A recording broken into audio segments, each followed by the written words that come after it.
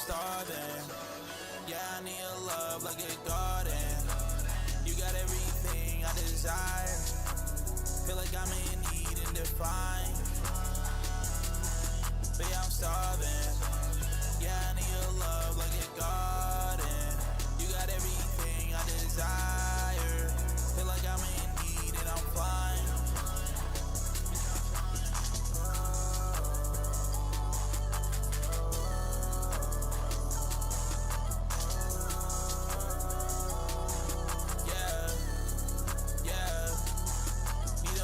From your apple, need a fruit from your tree. Yeah, I know it's forbidden, I just need you and me. All these things all around, I just need loyalty. We was made for each other like it's Adam and Eve. Seen it fall from the leaves, getting close to the sin. I just couldn't resist. If I fall, they don't leave. Now you staying here with me, guess it's follow the leader. Gotta hide with the fig, I've been dying to eat. Yeah, I'm starving. Yeah, I need a love like a garden. You got everything I desire. Feel like I'm in need and define. But yeah, I'm starving. Yeah, I need a love like a garden. You got everything I desire. Feel like I'm in need and I'm fine.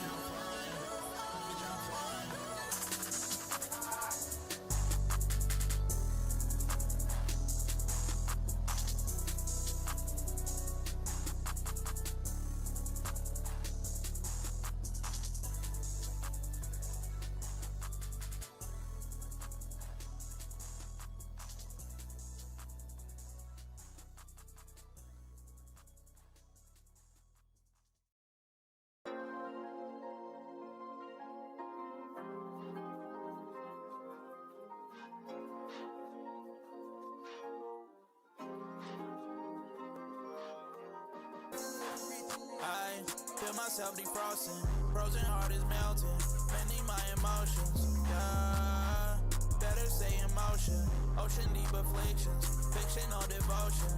Yeah, loving you exhausting, Austin, Texas freedom, dumb enough to forfeit. Yeah, giving up my losses, lost I broke between us, now it's all encompassed. Live and direct, I ain't dealing with no BS, twitchy when I see ya, acting like it's OBS, nervous around me, huh? Can see I don't feel the same, what you know about me, huh? Yeah, better yet, let's leave it alone. Babe, I ain't no vet, but tell me what you want. Avoiding all regrets, tell me what you want.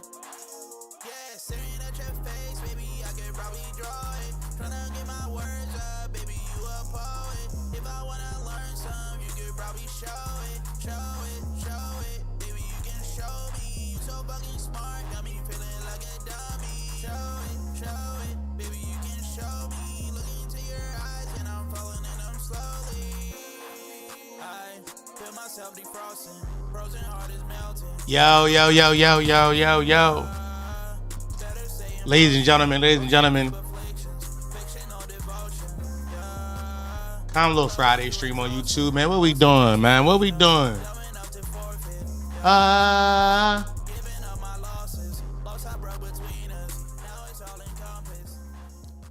Comlo Friday stream, everybody. Comlo Friday stream. I ain't really doing too much, man. I'm just here to catch a vibe. It's been a minute since I've talked into a microphone. Let me check the audio. Sound like I'm good. Yeah, I sound great. Perfect. Twin, first and foremost, how is y'all Christmases? Did everybody get what they wanted?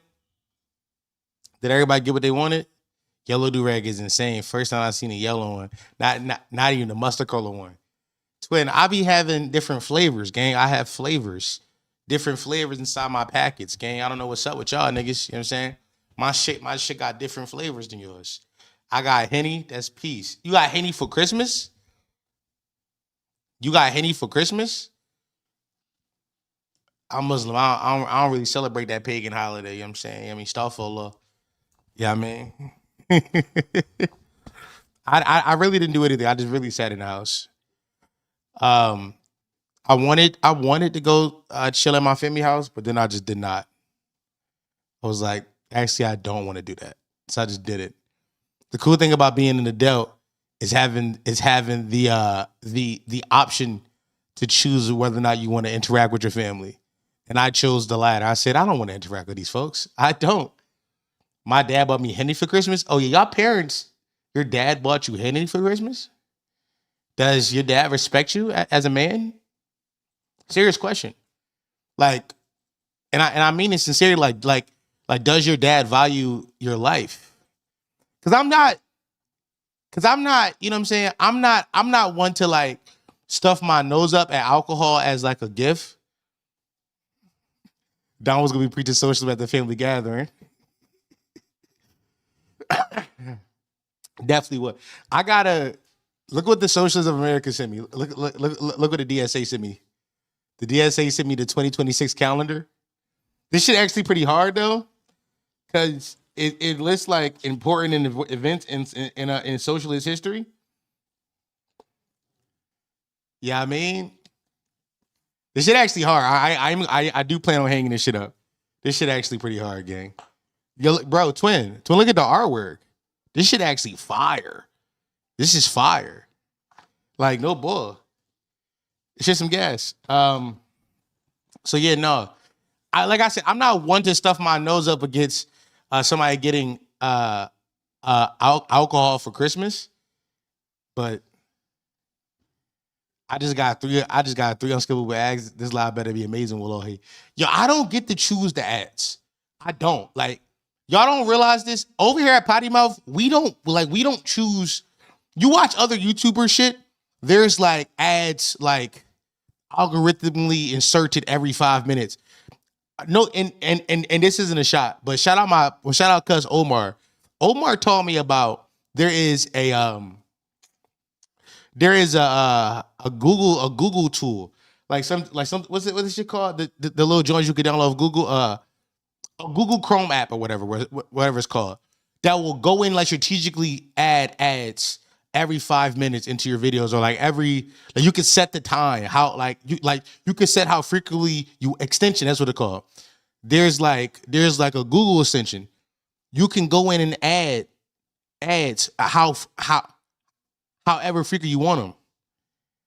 Damn, YouTube really be having his way. Like, yes, we monetize this shit because I deserve to monetize it, but I'm not overly doing it with the ads. I could overly do it with the ads though.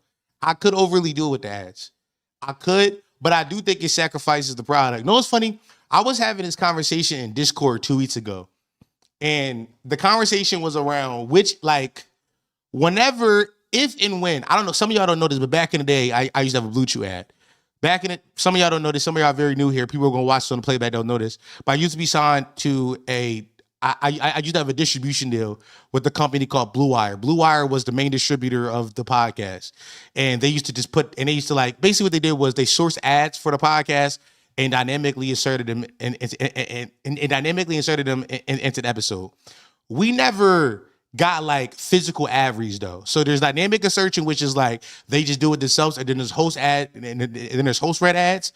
We never got host read ads. But I've always thought that whenever and if ever we get back to the point where somebody wants to advertise on this content again, what are the companies that I cannot advertise as somebody with my political leanings in life, with the things I say, my social beliefs. And the first one I joked about, I was like, all right, y'all, what's the big, like, I don't know what the big ad company is. What's this shit called? Not Steak. What's the other one? Let's say FanDuel. Let's say FanDuel calls up Foreign Eye. They like, hey, twin, we got 10 racks. We got 10 racks for 4 spots. I'm be honest with y'all, uncomfortable conversations gonna be had. I'm being real. Like, I don't want to sell like gambling to people, but if they call me with 10 racks, 10K, twin, that's life-changing money. I'm sorry. I might lose some of my leftist cards that day because I'm taking that jungle. I'm telling y'all right now. But 10K is the number. 10K is the number. Anything less than 10K, I'm saying no to. But 10K is the number. What else? I'm not doing no crypto, obviously. I'm not doing no crypto shit. None of that. It don't count if you got your fingers crossed behind your back. What if I do the ad read and then immediately kick the companies back in immediately after I do it? What if I did that? Does that make it better? DraftKings, that stupid money. I won't. If DraftKings, that's what I'm saying. DraftKings come calling. They talk about, hey, twin, we got 15. We got 15 for you right here. Noel Miller does shit ad reads for DraftKings whenever he gets an ad read for them. Donate a portion to Gambling Addict Support Group and write it off. Well, I can't write it off then, right? Like I can't do the wrong thing. Donate the money, do the right thing, and then write it off and do the wrong thing again. Because now we're just in a perpetual loop. It's like it's literally the snake is eating his own tail. Like, nigga, I can't. At some point, I got to be some good faith action happening there. Make sure the chest clears. Listen. I'm just letting y'all know there is. I'm willing. I'm able and willing to be bought. You know what I mean? We're getting Arab money. We're getting Arab money. Yeah, I mean, I'm willing. I haven't talked in a while. I haven't spoken to a microphone in a few weeks, at least 14 days now. So the first thing I want to talk about after my hiatus from talking is I want to talk about the new Dave Chappelle special that dropped. Dave Chappelle dropped a new special called the Most Powerful Nigger or some shit like that. The Most Unstoppable Nigger. It's called some shit like that. It came out the night of the Jake Paul and Anthony Joshua fight. And I watched that. And I gotta be honest with y'all, we gotta get Pop off the stage, man. That shit stank down. We gotta get Pop off the stage. Get Pop off the stage as soon as possible. He's out of his fucking mind, gang. He don't got it. For at least 2 to 3 years now, it's been a running joke that Dave Chappelle is obsessed with trans people, right? He did one special, which was like Lazy and Trans, got killed for it, doubled back and said, I'm about to do more trans shit. And then in his special, he's so obsessed with trans shit. There's like a 15-minute section of the jokes where the whole premise is like it's easier to joke about trans shit in Saudi Arabia. There's a bit he does where he goes out his way to kill a trans person. Get this nigga. That shit stank down. Now, granted, I'm not one of these niggas that's gonna sit up here and pretend that I don't find inappropriate shit funny. That's not true. I find a lot of inappropriate shit funny. I think it's funny to say the F word sometimes. I do. Sue me. That shit stank down. You know what I mean? Just last week or 2 weeks ago, I called fights gay in a video, and then I had a queer person in my comment section being like, why are you using gay as a slur? And I'm like, I think it's funny to say shit is gay. The queer person got me in line. They said, no, I feel offended. I said, fuck. Now I gotta find a new way to call shit weird. I can't say shit gay no more. So I'm not one to stuff my nose up and shit like this. I'm not. I find inappropriate things funny. But this isn't he rapes but he saves. Like this isn't that. Like Chappelle gave us he rapes but he saves. You see what I'm saying? He not doing that. He this nigga get up there and just waving his big ass I got more money than you dick around. Dave Chappelle, let me tell you something. I had a tough time watching this. I had a tough time watching this special because, as we know, I'm a known socialist. As we all know, I am a known non-monogamous socialist. This is things that people know about me. Well-known things I've talked about on the internet, right? So when Dave Chappelle opens up the special with, hey, bitch, I own a city, and verbally says, hey, I'm a capitalist. All right, twin, you already setting expectations for a weird spot for you to watch this shit right now. Like, the further I go down to this leftist pipeline, the harder it is for me to listen to niggas like flaunt their extreme wealth in my face. Just flaunt it. And not just flaunt it, but like be proud that he's a slumlord. There's a part of the special where he talks about our owning the town and how these poor whites, and he makes sure to tell us that it was poor white people. He makes sure it's because for some reason in Dave Chappelle's mind, he believes that being a slumlord to poor white people is not the same to being a thing to poor black people. Like I said, with many niggas, their politics stops at black and white. So he was like, oh, I can get this off because it's crackers. There's poor white people inside his little town in Ohio, which he goes out his way to say that the town he lives in is not a Trump town. He goes out. So these are good whites. These are good whites. By his own admission, good whites. One of the good whites comes up to him and be like, hey, man, I appreciate you buying everything, but like, there's some shit that need to be fixed around this town. Dave said, oh, I ain't fixing that shit. Actually, if it get worse, come talk to me. I'll buy your shit too. I'm like, nigga, what? Listen, I'm not expecting Dave Chappelle to redistribute any wealth, but to get on stage and flex his supreme wealth in my face was a sight to see. It was a sight to see. During watching this special, I had to ask myself, am I becoming the woke friend? I had to ask myself, Twin, are you too woke? Are you being a bitch ass, cuck ass liberal bitch? I took a step back. What Meek say? I had to pull myself outside of my body and look at my body and examine the situation. I said, am I being too woke? I came to the conclusion, no, I'm not being too woke. This nigga's a dickhead. That shit stank, don't it? This nigga sucks, man. Get him out of here.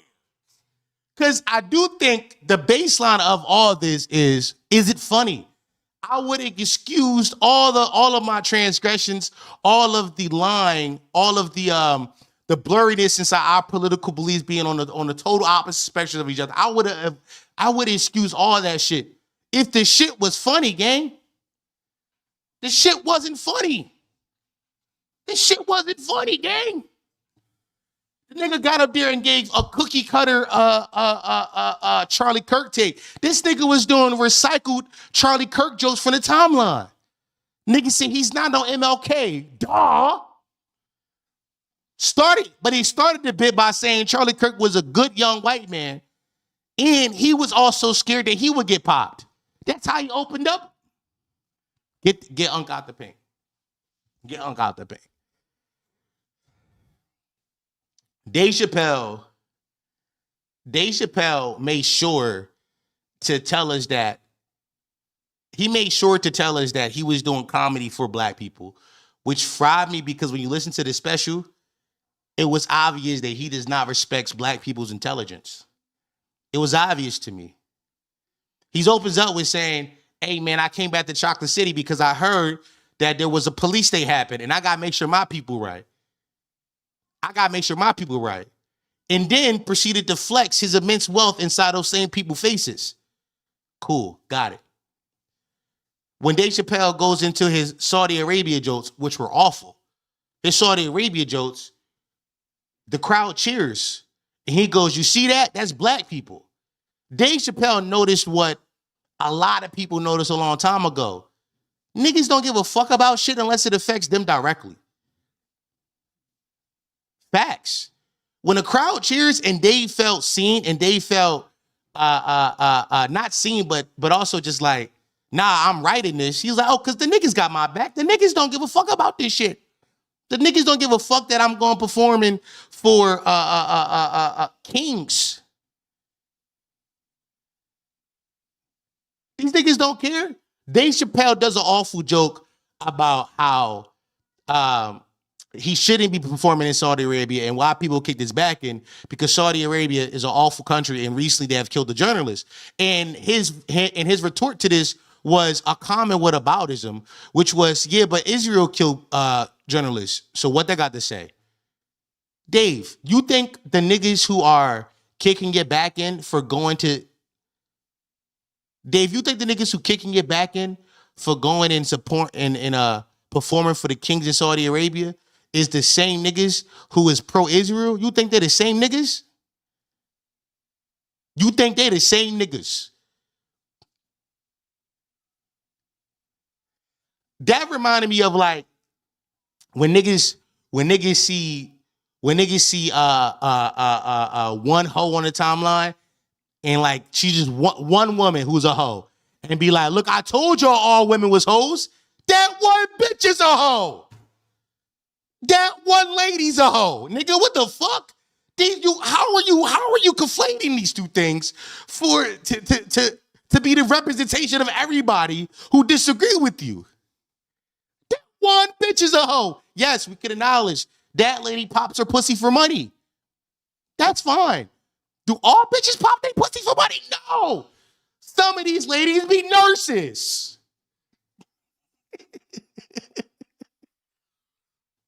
Shit fried me. Shit fried me. Shit fried me big time. Dave Chappelle knows what so many of us already knew, but are afraid to admit. You know, black community is dumb, and we're so gullible. We're so gullible. We're so willing to fall for seemingly politics that go on our side. We're so gullible for DI politics and DI comedy. Let's face it. Dave Chappelle at his big age is a DI comedian. That nigga ain't good like that, man. That shit stank down it. He getting that money because he's a nigger. That shit stank down it. That shit sucks, man. That shit sucks. That shit sucks. That shit sucks. That shit sucks. We're getting A-rap money. We're getting A-rap money. Shout out to the dono. The nurses be popping that puss. The nurses do be popping that puss. They do, man.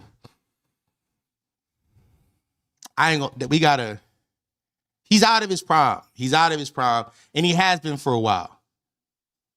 And he has been for a long time. And he has been for a very long time.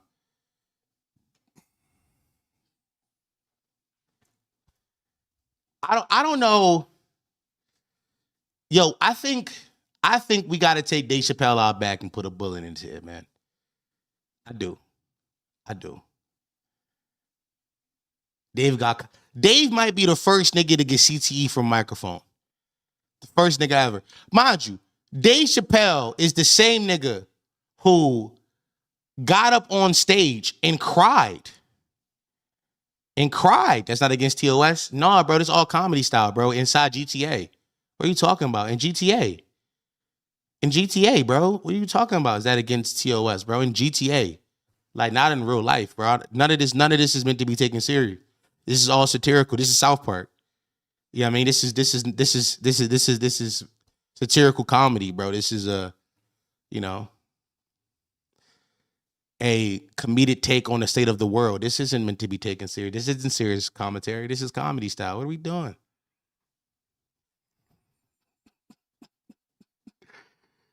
Like I said, Dave Chappelle is the same nigga who got up on that stage and cried. He cried to us because he could make no money off his show, and he begged us. He begged us to not watch Chappelle's show on Netflix. The same nigga. He got on that stage and said, "Ooh, they won't pay me for my show. The reason I left Hollywood." Did that whole song and dance just to come back and be like, "Actually, I own a whole town and I perform for Saudi Arabia." Huh? It doesn't make sense. Dave Chappelle isn't woke. This nigga woke when it cares about him in his pockets. Shit made me want to watch the only to see that I ain't gonna lie, Nancy, you right. I'm about to go watch exclusively the Wayne Brady episodes now. I'm about to exclusively watch the Wayne Brady episodes. Get this nigga out of here, man. Get this nigga out of here. That Dave Chappelle shit fried me big time, gang. I need Dave Chappelle put underground. Ain't no watching Wayne Brady. Hold on, not too much on those Wayne Brady episodes. Some of those episodes was good though. Hold on, not too much. I didn't even watch that shit. It's not good, to be fair. Like, you can watch it if you want, but that shit not good. It's not good. It's not. And I wish, look, I wish I can lie to y'all and be like, oh, it was funny moments. It wasn't, bro. It wasn't. It wasn't.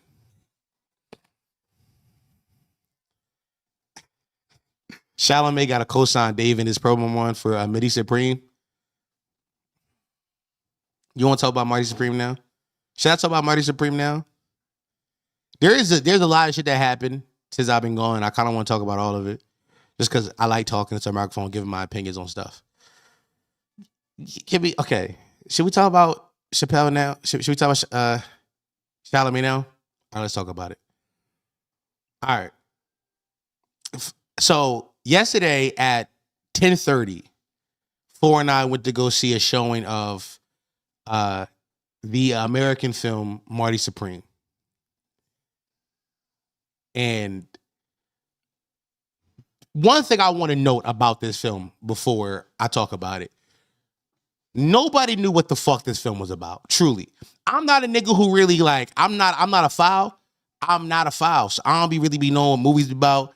I don't be watching The Town or listen to any of the Ringers podcasts. That's what Ford does. Ford watches those shows, and listens to those podcasts, all those Hollywood Reporter type shows. They report back to me about the inner workings of what's going on inside Hollywood. So I had no idea what this film was about. Not a single clue. But what I knew was Timothy Chalamet's in it.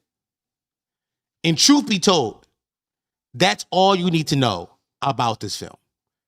All you need to know is Timothy Chalamet's in it. Timothy Chalamet been running around like Pac for the last 3 months promoting this movie like a bat out of hell. And to be fair, it worked. It worked. It worked. One thing that Ford and I talked about was Timothy Chalamet's,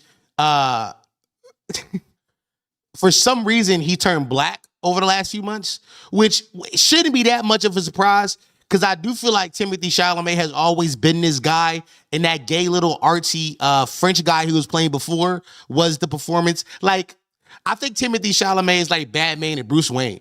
You know how they say Batman is who he really is, and Bruce Wayne is the character? That's how I feel about Timothy Chalamet. The nigga that Timothy Chalamet was for his whole career, the gay film guy who does the weird artsy films, that was Batman. That was Bruce Wayne. That was Bruce Wayne. That's who he had to be to get an audience. But he always been Batman. He always been this little wigger. And to be fair, top 4 wiggers. I can't really name too many wiggers better than him. I can't. You can't really name too many wiggers better than him. I mean, the nigga got it on a song with SD the Kid and floated. Can I play that SD Kid song? Because I never got to talk. Can I? Because I love that shit. Type 4 reboost, bro. He top 4 wigger gang. What we doing, gang?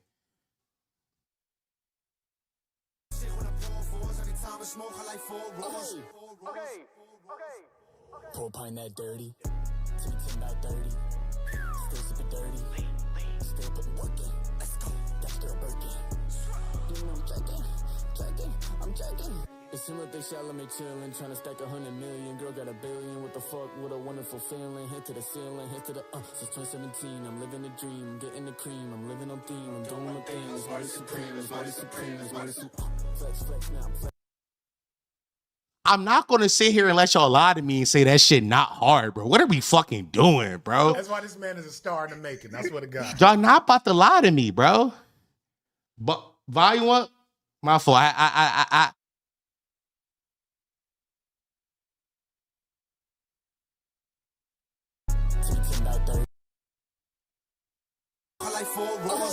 Okay. Pull pint that dirty. 10 by 30. Still sipping dirty. Still putting work in. Let's go. That's still working. You know I'm checking. It seems like they Chalamet chillin', tryna stack 100 million. Girl got $1 billion. What the fuck? What a wonderful feeling. Hit to the ceiling, hit to the since 2017, I'm living the dream, getting the cream. I'm living on theme. I'm doing my thing. It's Marty Supreme. It's Marty Supreme. It's Marty Supreme. Flex, now I'm flexing. Got Count Corp and I checking. Got model bitches and pecking. I'm Ryan Reynolds and Rexing. I'm having fun, just sexting. My dick is young and restless. When they say I'm too senseless, I respond like, bitch, you guess. My life is an op.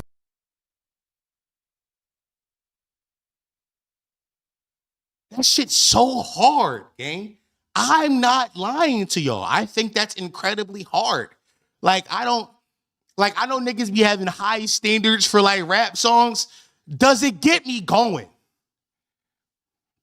Does it move my body, twin? My body was moving, gang. Who Ghost wrote this? Street saying he wrote that shit. That's what the street saying, by the way. The street saying that was all him. That's what I heard. That's what I'm hearing. Street saying that was all him. I'm just saying, gang. I'm just saying. Someone wrote this. Someone wrote this. The street saying it was all him. I'm good. I'm good, but go off. All I'm saying is Timothy Chalamet had to run around like Pop promoting this movie. And the marketing worked. When I say the marketing worked is, if you've been paying attention, it's been leading into like a lot of urban streetwear, black culture aesthetics. And like a lot of it is for sure black shit. But then some of it is just urban streetwear shit. Like the whole Marty Supreme jacket, that shit is hard. I wouldn't necessarily call that black culture. That is more like consumerist culture that was built off the backs of urban culture and like limited drops and shit like that. For that shit, the whole like we're aesthetic with the ping pong balls and the guys walk around with the ping pong heads. A lot of that shit is just like, okay, cool. I get you doing some avant-garde shit going on right here. And to be fair, you see all this marketing, you go, who is this movie for? I walked out the theater asking myself that same question. But when I walked into the theater, I walked in and I was like, it worked. Hella niggas there. 4 and I had a 10:30 showing on Christmas. It was Christmas night. Niggas packed out the theater. Like, it was none but niggas. And not just, it was also like a very targeted demo of niggas. All the niggas looked like me. Not like body-wise, but very much was like older Gen Z, zillennial type guys. You know what I mean? Where like that truly has like, you know, a passion for like the 2010s aesthetics and shit like that. It was a nigga in the theater who had an outfit on. I'm like, nigga, I would have wore the same shit. I'm like, oh, Timothy Chalamet got us. He got us, man. He found those niggas. Marty Supreme is an unction? Yeah, for sure. Hypebeast Uzi, not even Uzi. I want to say early 2010s. Like I'm like the niggas everybody who I saw was in the theater that night definitely had a Tumblr account. And not just had a Tumblr account, but learned how to code to put like music and like a GIF as their background on Tumblr. Like it was that kind of nigga in there. It was that kind of nigga. It was that kind of Negro. How many niggas walked out? No niggas walked out. I will tell you this. There was 2 niggas next to me that was not of the era that I'm speaking of. They were a bit younger than us. Well, younger than me. I'm 28. So I'm thinking these niggas might have been like 24, 25. But one of the niggas hopped on his phone halfway through the gym. I was like, oh yeah, he don't want to be here. Everyone at the theater owned a Tisa hat at some point. Exactly. Yes. Yes. Everybody in the theater had a Tisa hat, bro. Everybody in the theater at some point wanted some pink dolphin. Like it was that kind of nigga. Like it was like you wanted some pink dolphin, which kind of makes sense for who the character is, if that makes sense. And I'll explain it and I'll explain it in a second.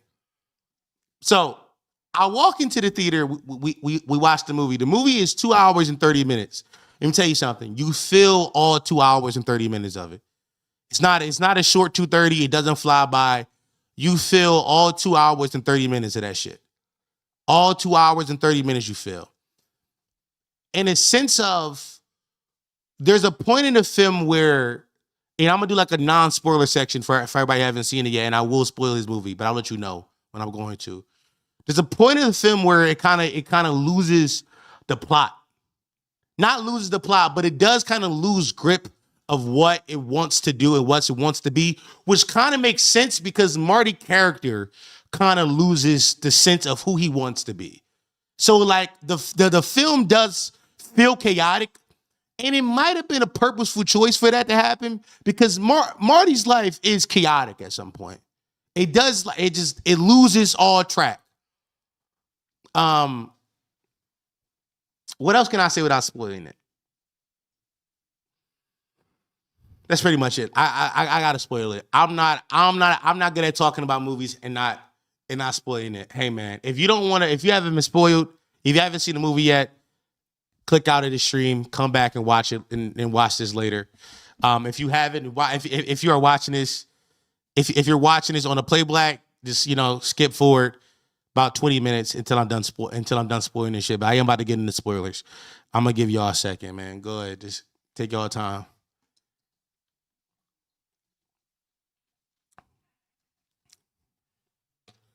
All right.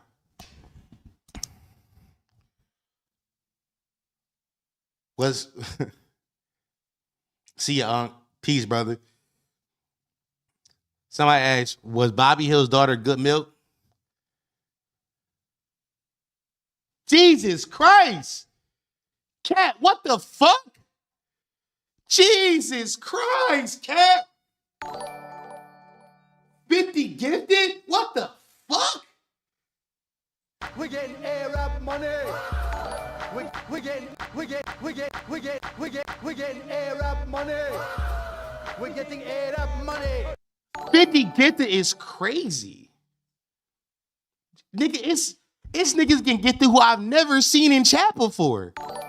Jesus, I'm gonna have to turn this off. It's about to go off for the next 30 minutes. That's crazy. Damn, Cat. It's how do I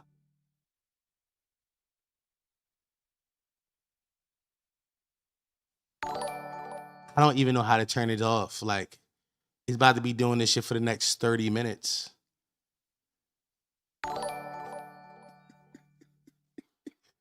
How do I turn that shit off?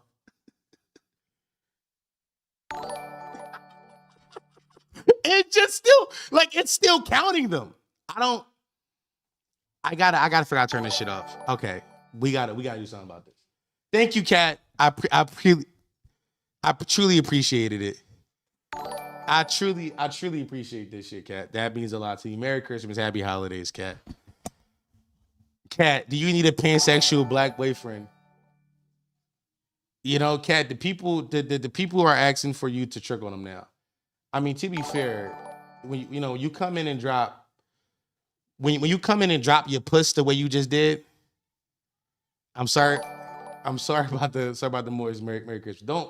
Kat, don't even worry about the noise. I'll figure that out. I'll figure that out. I'll figure that out.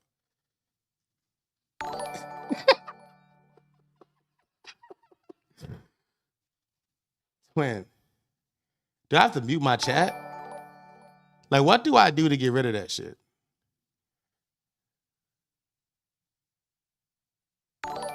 Okay.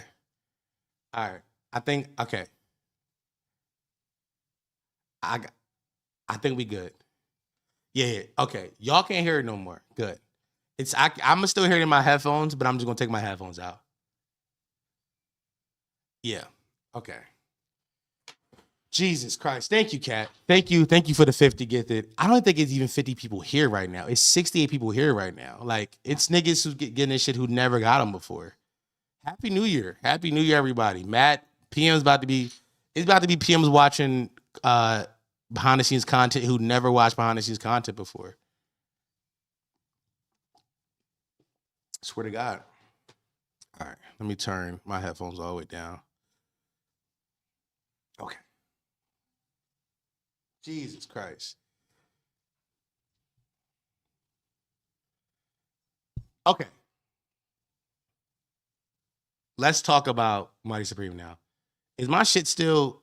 Am I good on stream? Yeah. All right. Yo, is Cat Marty Supreme? She might be. All right. Where the fuck was I going? Okay. All right, I got it. Marty Supreme is a movie about nothing. And I say this with love. Marty Supreme is the Seinfeld of movies. It's a movie about nothing. Four and I talked for 30 minutes after we watched the film, throwing ideas about what it could be about. The biggest thing we could probably piece together is the idea of like American idealism or American exceptionalism, which is the idea of like, you're an American, you're supposed to be the best, you're supposed to be, you know, the big bad, everybody loves you kind of thing.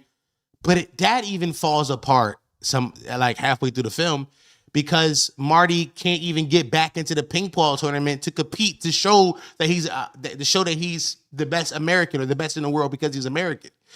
The movie is really just about a 23-year-old dickhead who doesn't understand that life is bigger than him, who lives life as if he's the only thing that matters. And I think why it resonated with those late 20-somethings, those millennials, the way it did, the way we showed out, because I do think a lot of us had that attitude, and I mean this sincerely. A lot of us from the 2010s who were like in our early 20s, late teen years in the 2010s, from that SoundCloud era, who grew up on like the Uzis and all that kind of shit, we did operate as if we were always going to be young. We operated as if the world was going to continue to revolve around us, as if we would never become the unks. That's how we existed. I think Marty Supreme is the character who has that same kind of energy, that same kind of like gall about him of like, I am who I am, and it doesn't matter. It doesn't matter about anybody else around me because I am the main character. I am the main character, and I'll forever be the main character. And the whole movie is about him having to realize that he's not that. But even then, he never even really gets his comeuppance. He never actually learns his lessons. He never does. Like Marty Supreme at the end of the movie, he gets Odessa's character pregnant, and then he got to find a way, and like he got to find a way to get back from Japan. And when he get back to Japan, he has to become a dad. But like just 20 minutes or 30 minutes earlier in the film, he was like, yeah, I'm not ready to settle down. The only thing that changed between that scene and him crying after his son was born was that he won the ping pong tournament. A ping pong tournament that was an exhibition match and does not matter. It was a match that did not matter against the guy he lost to earlier. It really is a movie that's about like a nigga flying too close to the sun. And like, I don't know. Like it's real. I sat down, I thought about this movie all day. And like, it's truly a movie about nothing.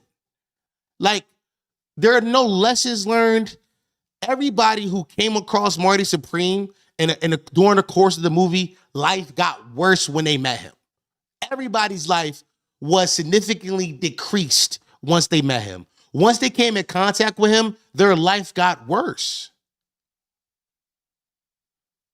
Your reviews make me want to watch it. To be fair, the selling point of this movie, and I think this is why I think the movie is not awful, but it's just like good to me. Timothy Chalamet dropped his fucking nuts, my nigga. Yeah, I can't. Oh, there it go. I just can't hear it because of the drops. Dom, the charismatic sociopath Marty Supreme wish he was. Nobody ever calls him Marty Supreme during the movie. His name is Marty Mauser. The only nickname he get is Marty Mouse. Nobody ever calls him Marty Supreme. The thing about the movie is they set up so many storylines that never fall through. Marty Supreme is just a snake oil salesman. He's just a fast talking, I can sell shoes to an amputee ass nigga. That's a line he says. At his heart, Marty Supreme is a salesman. That's all he is. He doesn't learn anything. Inside a perfect world, the story would have been Marty Supreme learns that, he cannot be the best in the world, but he has to like learn to be the best at what he can be good at, which is being a salesman. And he was a good salesman. That would have been the thing, but that's not even it. He's just a dickhead. But I will say this, like I said, I'll go back. Timothy Chalamet's performance in this movie is bar none. Like, truly, you get why he popped this shit. Marty Supreme is an unwatchable movie if anybody else plays the character of Marty Mauser. Anybody else. They give that role to anybody else. This movie is unwatchable. It's unwatchable. They sound like Uncut Gems. Some people have been comparing to Uncut Gems. It's not Uncut Gems. Uncut Gems was a good movie. What do you think of Tyler's debut in acting? So much of his work is cinematic. I'm curious about his acting chops. Tyler was okay. I mean, Tyler had, I want to say 20 minutes of screen time. And in all 20 minutes, he was okay. I think Tyler is charismatic. His line really didn't come off good.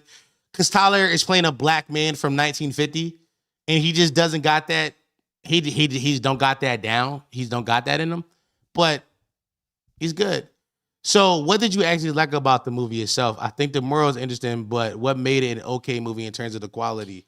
What made it an okay movie is like, okay, great question. What makes it a good movie? Timothy Chalamet.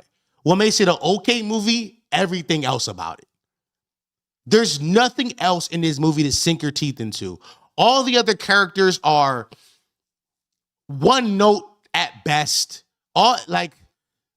There are no other storylines to follow. It's just Marty. It's just Marty's. It truly is Timothy Chalamet's coming out party. Timothy Chalamet is in like 95% of this movie. Earlier today, I was thinking about how many scenes was he not in. The only scene I can think about him not being in, spoiler alert, obviously, is one scene where his baby mom is going to go get some money for him by giving up this dog. It's a whole elaborate scheme they did earlier. You'll get it if you saw the movie. She goes and does it and try to get money for him, but that scene only exists because of Marty Supreme. Like everybody's motivation in that scene, everybody who exists in that scene. Everything happens because of Timothy Chalamet. Like literally, the nigga is only looking for his dog because at some point early in the movie, Marty Supreme took his dog. The lady is only there to return to try to get money. The lady, his BM is only there pretending to have the dog because she wants to get money, not for herself, mind you. She's 8 months pregnant. She don't want this money for herself. She's expecting a $2,000 reward. She don't want this money for herself. She wants this money to give to Marty Supreme so he can go to Tokyo and compete inside a tournament. Everybody in the scene, their motivations exist only because of Marty Supreme.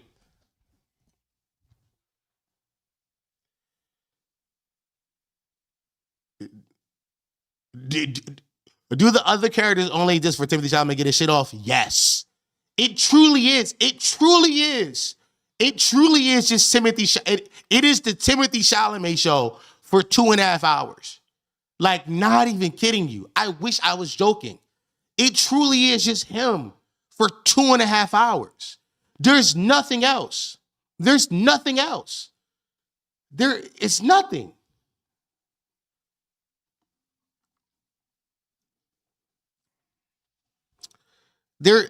What's fucked up is the Odessa character is an interesting character if they wrote her well. And the Marty character is interesting, by the way. I want to talk about the Marty character in a second. I want to go back. Put a pin in that. Put a pin in that for me. Since Erk is here. The Odessa character is Marty Supreme's baby mom, but She is married to somebody else and is cheating on her husband with Marty Supreme. And she gets pregnant by Marty and is pretending to be in this pretending to be in this loveless marriage for the sake of, for the sake of the baby, but she wants to be with Marty. Now, there's an interesting commentary to be had about this, of how women did not really have any bodily autonomy because the movie takes place in 1950. There's an interesting commentary to be had about this woman who probably had to marry this man because the man had like a real job and shit like that and like could provide for her, and she wasn't really allowed to have a fucking bank account or anything like that. She had to marry this man, but the love of her life was Marty Supreme. Interesting character there. Do they dive into that character? No. No. They don't dive into the character at all. They don't. Marty Supreme character is a Jewish man. 10 years after the Holocaust ended. He's a Jew. 10 years after the Holocaust ended. Do you think that is, and you would imagine that he will be dealing with some anti-Semitism? No. It's pretty much he's sexy. Like that's like he is just that we all believe that he's that sexy to evade anti-Semitism. And to be fair, or off the charts on the film. It truly is a movie about nothing. If you're it truly is nothing to sink your teeth into besides for how good this Timothée Chalamet performance is. That's it. If you're not enjoying this Timothée Chalamet performance, there's nothing to watch. Now, like I said, this Timothée Chalamet performance is amazing.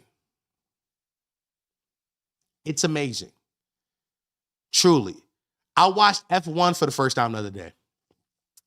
F1 is like a classic sports movie. It got all of like the sports trope that you want in a sports movie.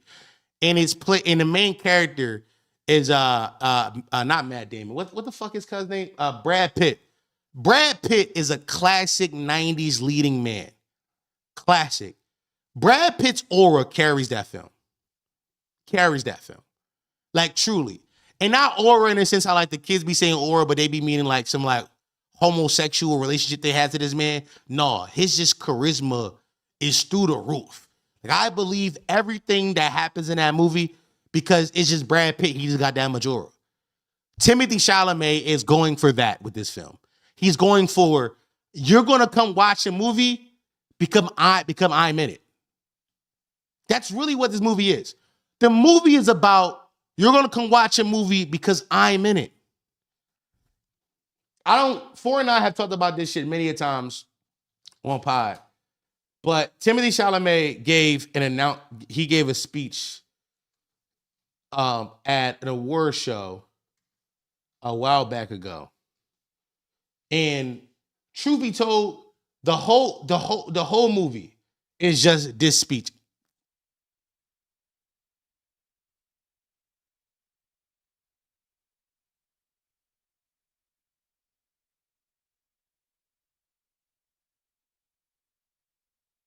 I'm really in pursuit of greatness.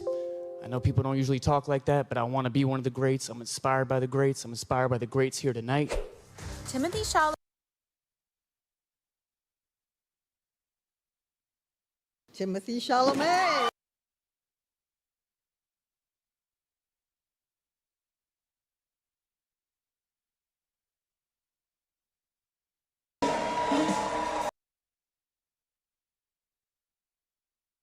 I know we're in a subjective business, but the truth is, I'm really in pursuit of greatness.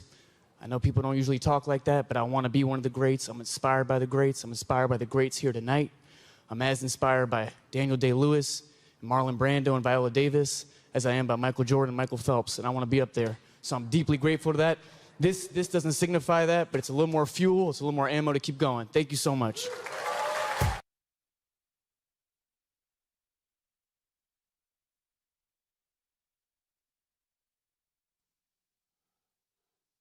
Nigga, Hold on, nigga. I don't know. Hold on, nigga.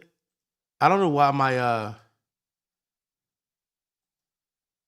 right, nigga. Am I all right? Good. All right, cool. My shit wasn't working. Here we go. The whole movie is just his speech, by the way. I'll play it again so we can hear it. I know we're in a subjective business, but the truth is, I'm really in pursuit of greatness. I know people don't usually talk like that, but I want to be one of the greats. I'm inspired by the greats. I'm inspired by the greats here tonight. I'm as inspired by Daniel Day-Lewis, Marlon Brando, and Viola Davis as I am by Michael Jordan and Michael Phelps, and I want to be up there. So I'm deeply grateful to that. This doesn't signify that, but it's a little more fuel. It's a little more ammo to keep going. Thank you so much. All right. Somebody said, I do like the movie. Somebody said, I like the movie. I like the movie being about nothing.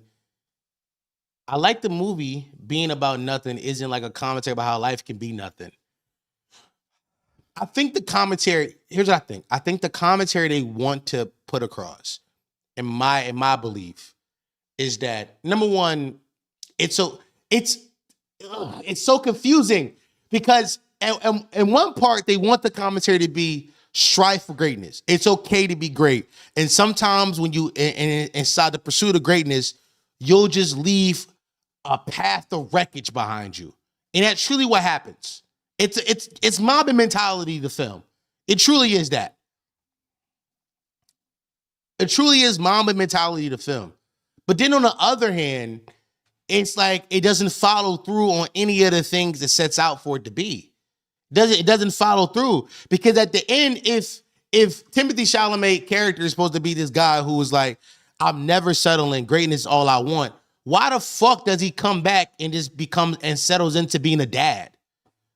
What that like it doesn't follow through on any of the premises it set forth. That's why I say it's a movie about nothing.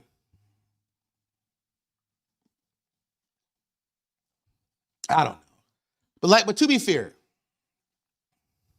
is it not a condemnation? I don't know. I can't say that word right now. I'm not even gonna try, but I know the word. Is it not them kicking it back in of the pursuit if it leaves nothing but destruction in his wake? Condemnation? Is that how you say that shit? Condemnation? I thought that's how you say it. Thank y'all for helping me. Condemnation. For some reason when I said it didn't sound right. You would think it is, but it doesn't get there to the very end. Good job. All right. Let's not treat me like I'm a special needs kid now. Hold on, y'all. Hold on. Let's stop. Hold on. Let's stop. What that mean, nigga? I don't like how you typed that just now. Don't. Whoa there. I appreciate the help. That was crazy though. Whoa, hold on. Listen. All right. Let's relax, gang. Whoa, hold on. Yeah, I mean, we all know I stutter, and also I am slightly autistic, and words be jumbled up in my head. But let's not. Okay. All right. But usually when that happens, when a movie doesn't follow through, it feels really bad. How does the movie avoid that? That's a great question. The question was, but usually when that happens, when a movie doesn't follow through, it feels really bad. How does the movie avoid that? How does the movie avoid being bad? Timothy Chalamet. It's the greatness. I truly think here is my theory. Let's tie it all together. Let's tie it all together. Let's tie it all together, y'all. Let's tie it all together. For the last 3 months or 4 months, Timothy Chalamet been running around like he pop selling his movie. And everybody was like, what is this movie about? What is this movie about? Every time Timothy Chalamet talks about it, he just says, Marty Supreme Christmas Day. Marty Supreme is an American film on Christmas Day. They didn't know how to market this film. the marketing of the film was Timothy Chalamet. Tie that in with Timothy Chalamet's speech of, I want to be the greatest. I want to be the greatest ever. This whole film, the only reason for it existing is for Timothy Chalamet to show us why he's him. Truly. I think Timothy Chalamet read this script, was like, oh, this is the perfect piece of shit for me to elevate with my star quality. Like, truly. I think Timothy Chalamet read the script to this movie, was like, oh my God. What a piece of trash. Every page just keep getting worse. And he thought, oh, I can make this shit, I can make it pop because of who I am. So you saying it's Hollywood trying to make the next big star? No. Timothy Chalamet is already the next big star. It is about the fallacy of American exceptionalism. I talked about that, but even that is a loose concept. Go back and watch the stream, by the way. I mentioned that. That is the theme I picked up, but it's so like small, and they leave it so quickly. They leave it so quickly. It's not even there. No, you're not kidding. No, you're not wrong to pick that up, by the way. It's there. They just don't follow through on it. Like, it's there. They just don't follow through on it. Timothy Chalamet is the next big star, by the way. Like, this is Timothy Chalamet movies make money. He's done Wonka now. He's done both the Dunes, and he did that white boy. Was it Steven Spielberg? Who was the white boy? That white boy biopic he did last year. What the fuck is that nigga name, cuz? A fucking complete unknown. Who is this about? Bob Dylan, the Bob Dylan one. So this is him being like, oh, this is Timothy being like, I'm gonna make something that is not connected to anything. I'm gonna make something. Did you watch Wonka? I actually have watched Wonka, by the way. I have seen Wonka. It's a piece of shit. It's a piece of shit. Only because I don't like musicals. But, you know what I mean? I don't like musicals. That's just me, though. Confusing Spielberg with Dylan in his peak. I'm a nigga.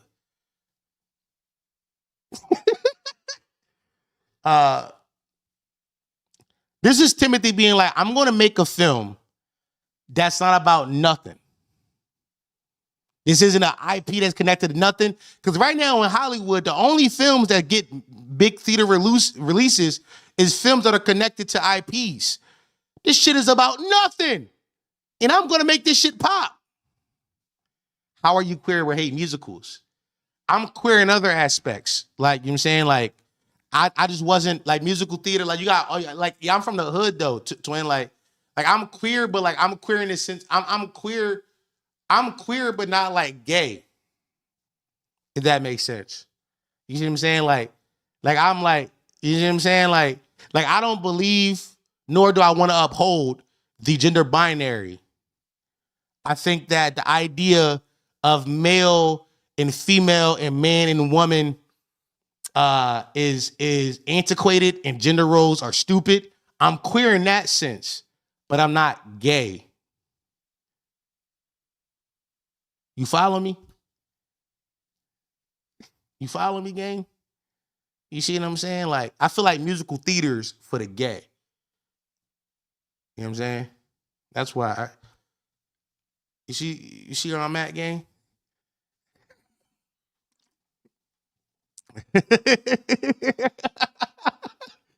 I don't pay all the bills either, twin. Come on, gang. Twin, what we have to do, we gotta destroy gender norms.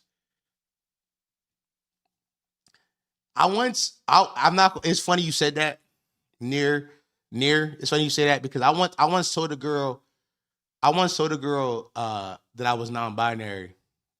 I once told her that, yo, my pronouns is he, they. And she was like, if you broke, just say that.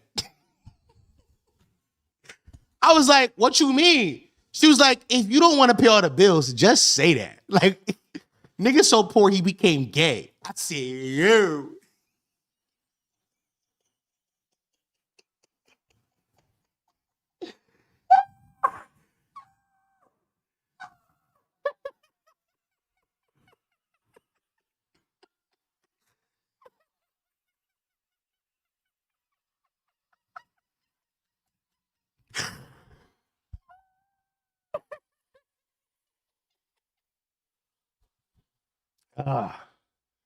Shit fried me, gang. Clocked him. No, she clocked my teeth. Nasty read. She rapped me to filth. Yeah. No. Yeah. My tea was clocked. Yeah, for sure. She got me. She ate that thing. That one little thing she ate. She ate it. She ate that. Yeah, I mean. I'm liberated from gender roles and financial liabilities. Yeah, she clocked my tea bad, yo. She clocked my shit. You know what thing? She deserved that. I think Four and I, maybe next week, are going to do like a real concise talk about Marty Supreme again. She slayed you. It's crazy. But for right now, all I got for y'all on Marty Supreme. This is Timothy Chalamet's coming out party, and he deserved it. Let me tell you something. My only recommendation for anybody who's going to go see, I want to talk about Odessa in a second. For anybody who's going to go see Marty Supreme this weekend or the next coming week, if you're going to go watch it, do not go into it looking for any themes or anything tangible to watch or to sink your teeth into. You won't find it. It's not there. And you're going to fucking lose your brain wrapping your mind around like, what is this movie trying to say? What the movie is trying to say is Timothy Chalamet is him and you should respect him. That's what the movie is trying to say. Truly. And if you go into it with that mindset, it's a great film. If you go into it with, yes. So Marty Supreme's hype moments of aura, I wanted to put that in the thumbnail today. I wanted to make that the thumbnail today. Do you got any plot? No. What y'all got? Hype moments and aura. I wanted to make that the thumbnail today. It's truly what it is. It's clip farming the movie. Yes. He's just clip farming for 2.5 hours. It is some of the best clip farming of all time. Like he's him, really. Like Timothy Chalamet is really him. When this movie when this movie hit VOD, the edits for this on TikTok are going to go stupid. Boy, I tell you. The TikTok fan cams, yes, this is a TikTok fan cam film. This is what it's made for. It's a TikTok fan cam film. And one last thing before I go on this topic. Down fanboy right now, and I love it. I'm keeping it to being. One last thing. Do not let, by the way, uncomfortable conversations got to be had about how swaggy Timothy Chalamet is as a white boy, because he about to have, a bunch of white boys trying to replicate Timothy Chalamet's aura. Let me tell you something, white brethren. You're not him. You're not Tim. You're not him, and you're for sure not Tim. You don't have that in you. So you come back down to earth, my nigga. Let's reel it back in. You're not him. Timothy Chalamet is, he's up there, like, he's trying to be out there with the Brads, the Leos. He's trying to be out there with the Denzels. We're talking about niggas who in films and you go watch it because he's in them. You're not him, random white boy on TikTok. You're not that. Also, all you white people who are going to try to tell me that this movie is as good as Sinners because white people are featured, and don't try to tell me, he's actually Jewish, so canonically for the time period, Marty Supreme would have been seen as a white man. Shut the fuck up. Because I seen somebody try to do that shit. Real quick. Can I pull that tweet up real fast? Real quick, can I pull that tweet up? This shit fried the fuck out of me today, bro. I saw this shit. Where is that? Here we go.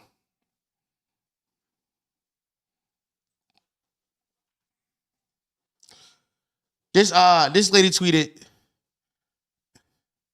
the entertaining Marty Supreme follows the exploits of an entitled white boy who scams through life, hurting those along his path.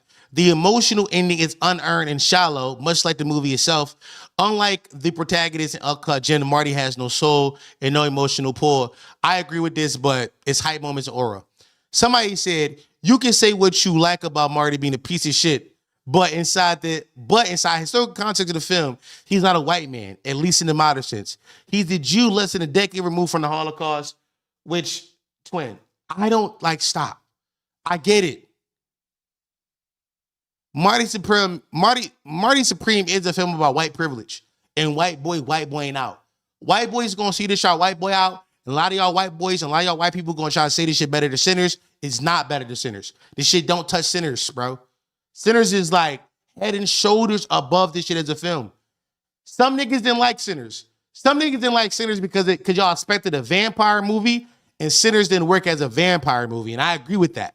As a vampire movie, Sinners sucks ass. If you're expecting Twilight, if you're expecting Vampire Diaries, that shit suck. But if you watch Sinners as just like a good American film, this shit amazing. Truly is. I just want to say that.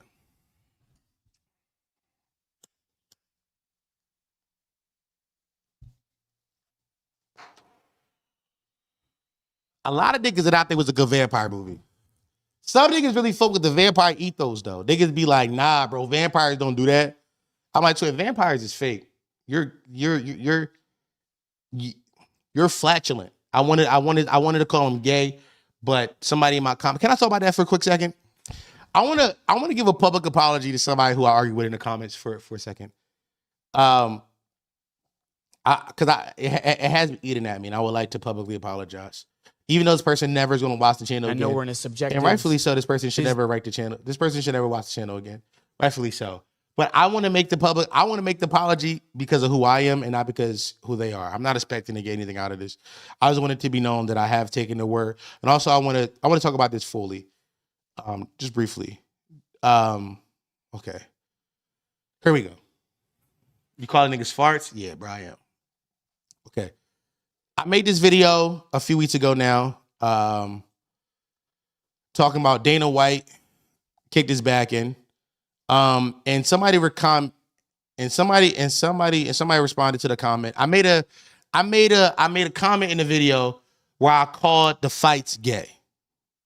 I said Dana White is throwing his gay little USC fights. And this person said, we still using gay as an insult? I said, because it's funny. # dark woke. He said, and where's the punchline? Okay. I said, you neoliberal performative woke beta cuck. I'm doing propaganda for a class awakening, and you're bitching because I said gay. This isn't the channel for you, wallahi.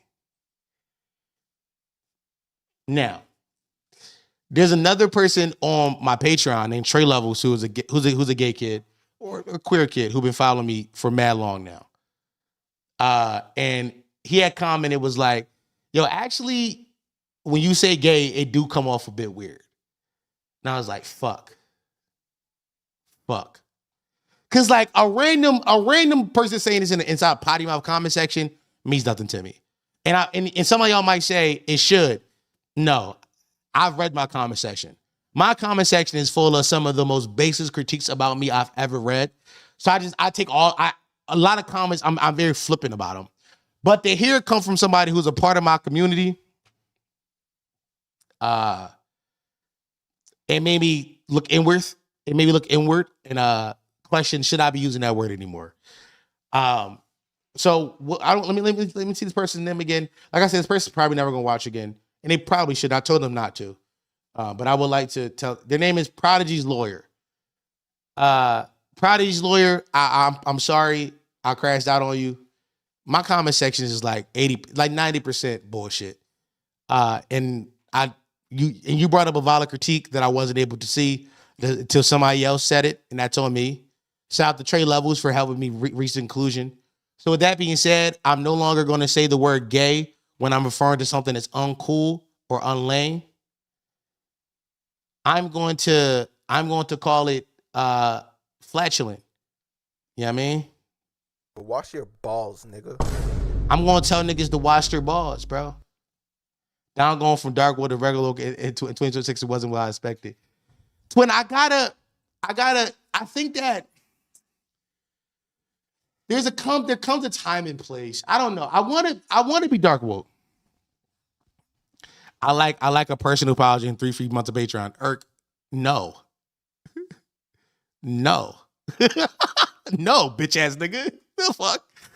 I don't know. I think there's a way for me to do dark woke. And I don't want to alienate people. I don't. Like, I can't. They're right. Like, I can't be for class consciousness. I can't be for class consciousness. I can't be for the betterment of poor people and working class people and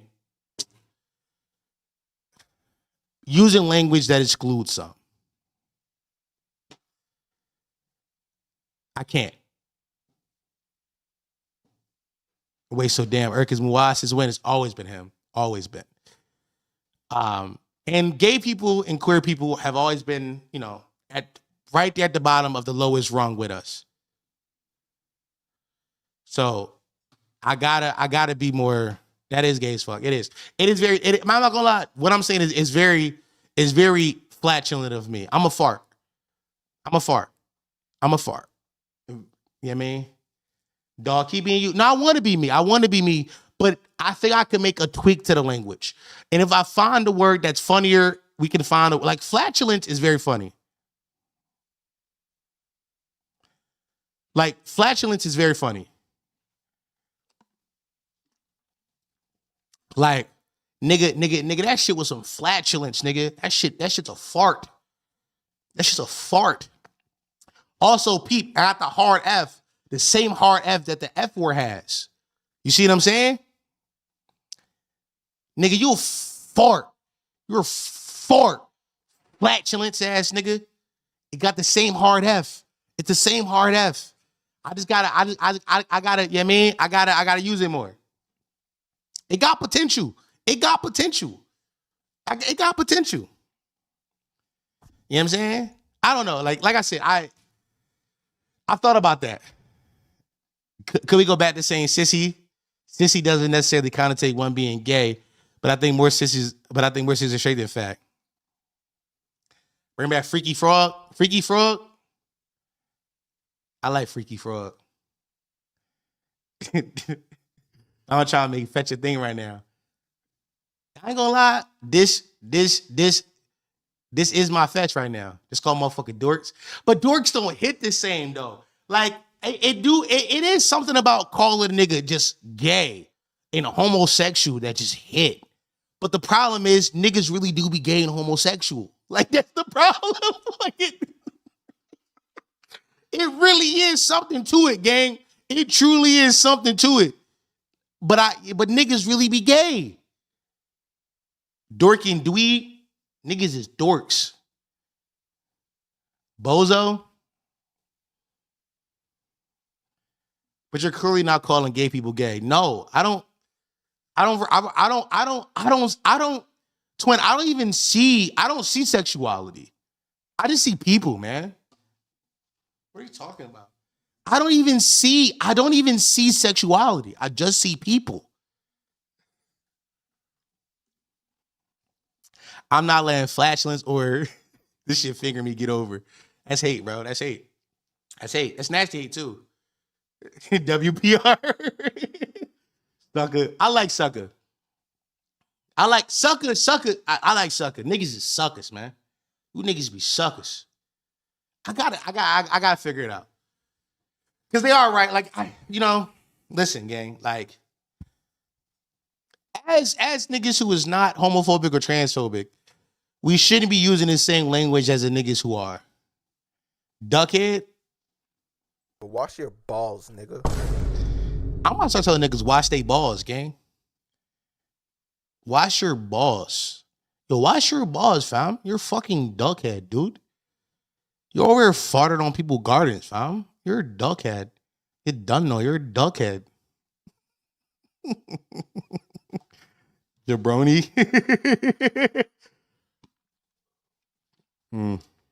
Jabroni is a good one. Jabroni is a good one.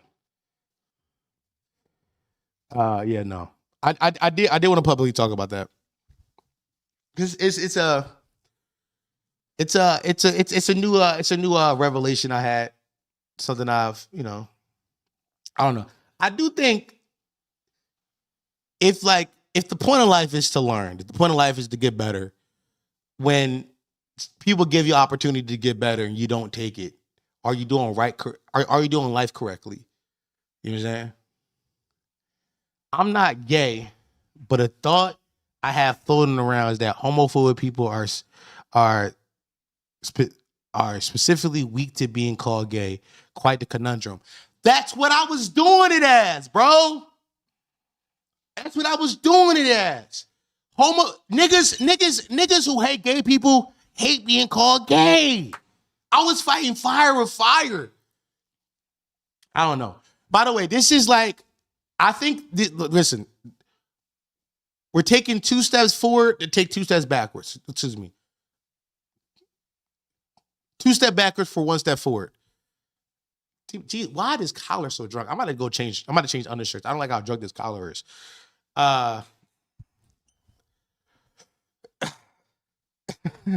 Because I do think that once we earn the trust of people, once we earn their trust, once we earn the gays' trust, maybe they'll allow me to say it as a slur again. Maybe they'll allow me to say it as a word to hit people hard. What I learned a lot is, bacon egg, I know, but this shit frying me, gang. What I learned a lot on the internet is like, you can't expect niggas to know your heart. You looking for a G-word pass? For sure, gang. For sure. You can't expect niggas to know your heart. You can't expect niggas to know where you coming from. You got to show niggas, and then once you show niggas will give you grace. A lot of what I've been doing is expecting niggas to get it, but no. Now I'm trying to get an invite to the gay cookout. You mean a rave? You mean the rave? That's just a rave. You think I'm not a fucking you think I'm not invited to the rave? You think I'm not invited to the drag brunch? You think I'm not invited to the drag brunch? Let's be honest, gang. Let's be honest, gang. Come on. You think I'm not invited to the Dominic Fike show? I'm there. I'm at the Dominic Fike show. Dom got a Ray necklace on right now. Word. Look at come on. Look at the jewelry. I'm at the Dominic Fike show after I left the rave last night. And then, actually, I'm at the rave at night, wake up off 2 hours of sleep, go to the drag brunch. Later that night, I'm at the Dominic Fike show featuring Steve Lacy, nigga. I'm all there, nigga. I'm with the gays, nigga. Whatever, listen. Wherever you see gays, you see Dom Sharp, nigga. That's, you know what I mean? You know what I mean? That's why I'm taking it. You know what I'm saying? You know what I'm saying? Listen, if you see some homosexuals, you see Dom Sharp right next to him. Yeah. If you see a trans woman, just know Dom Sharp been in her DMs, asking to love her, not seeing her as an object for sex. Word, nigga. Word.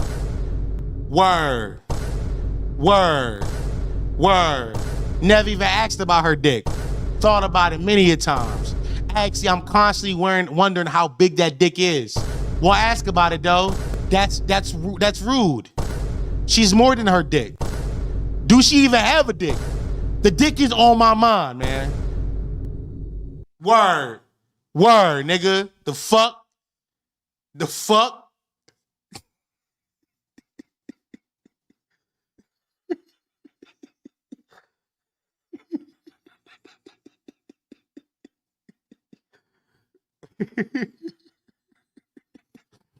Yeah, I mean, that's where I'm at with it.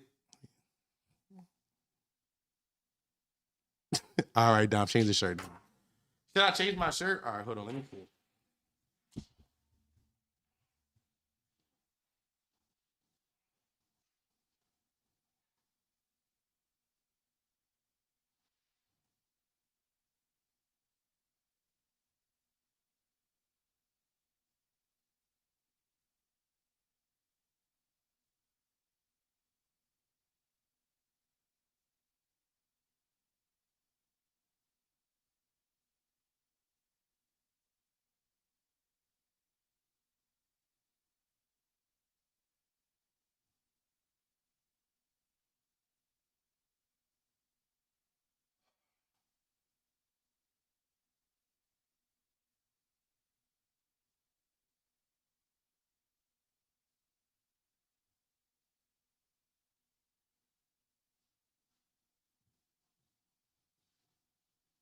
Change shirts.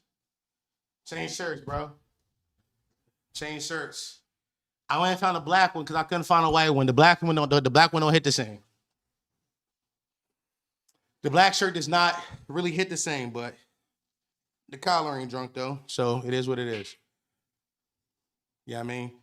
Also, really like this shirt. I just like. All right, nobody get scared by it. I'm going to raise this camera up for a second. Nobody get scared.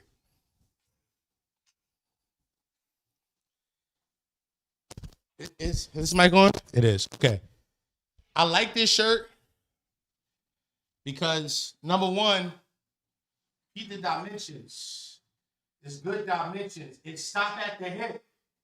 You know what I mean? It stopped at the waist right there, gang. You know what I mean? That's good sauce.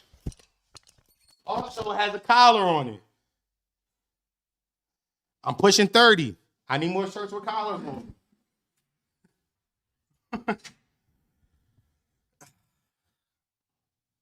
Chat over under on seeing Kyle.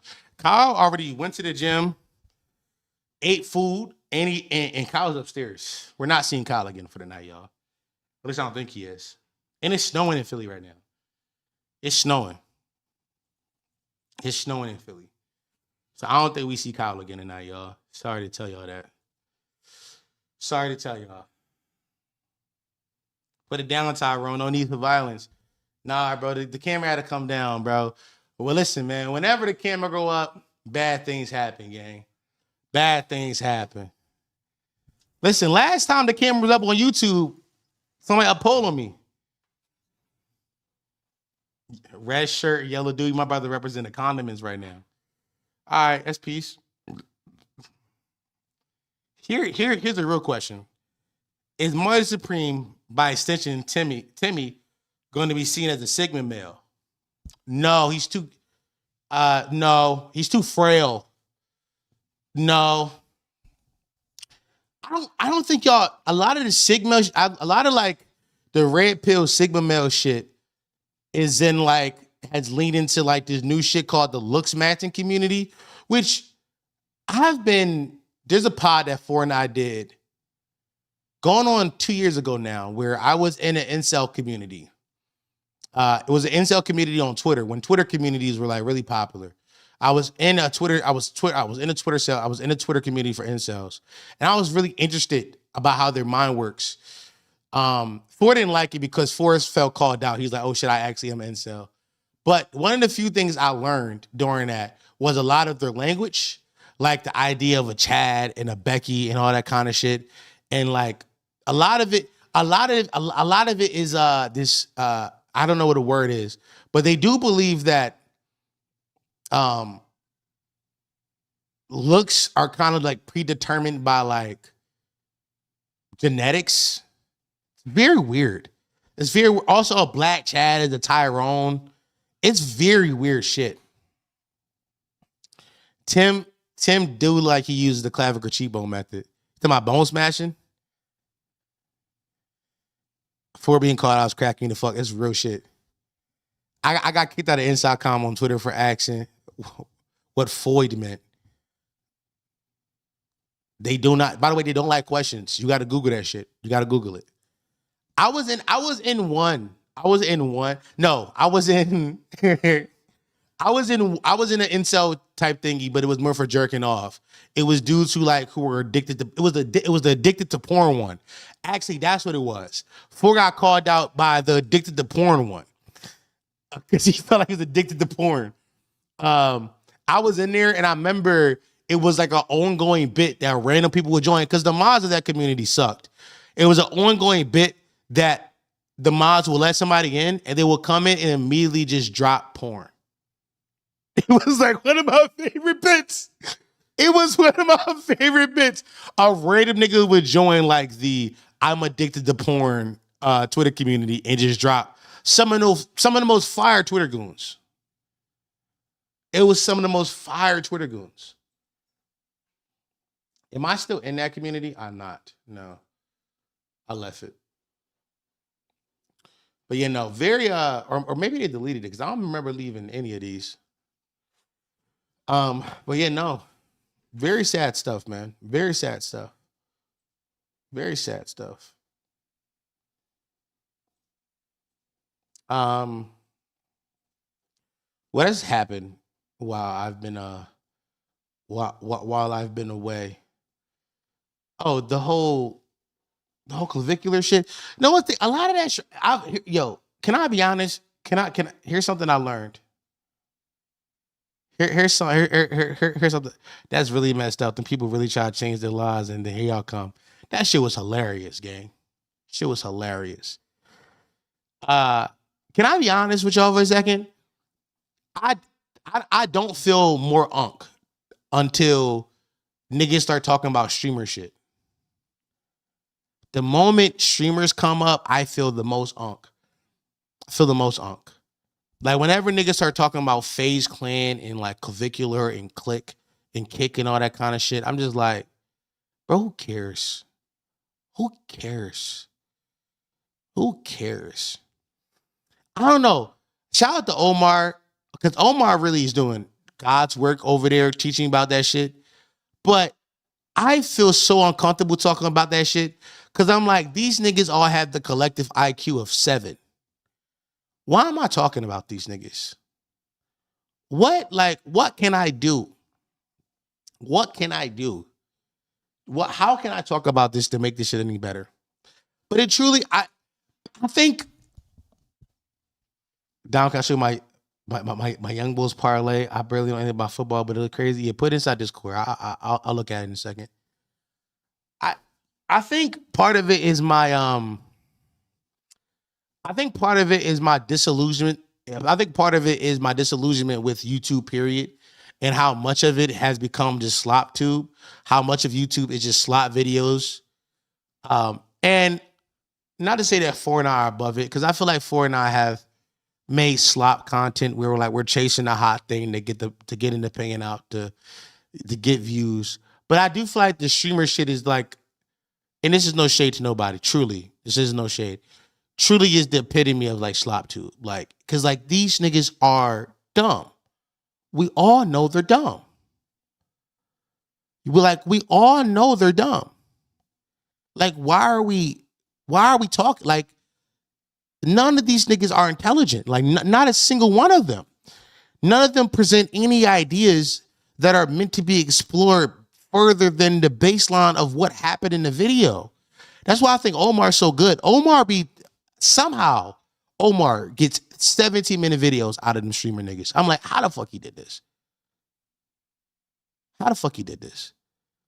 Like, what is there to say?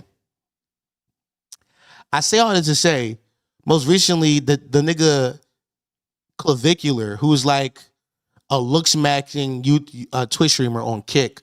The kid's like 20-something years old, looks like he's my age, fries me. Killed the nigga on stream, ran him over in his car.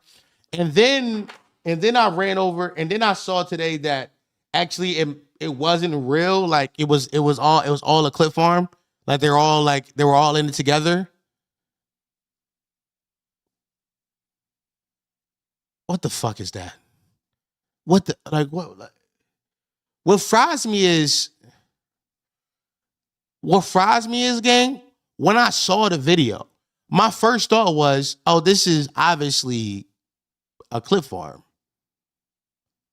But then I saw everybody talk about it. I'm like, oh, maybe I don't know. Maybe I don't know something. Maybe there's something I don't know about this kid. Maybe this kid is actually bloodthirsty. Maybe he is a crazy human and wants to kill people. But no, come to find out, I saw this shit earlier today. The clavicular run over the guy stunt was scripted. Nobody got hurt.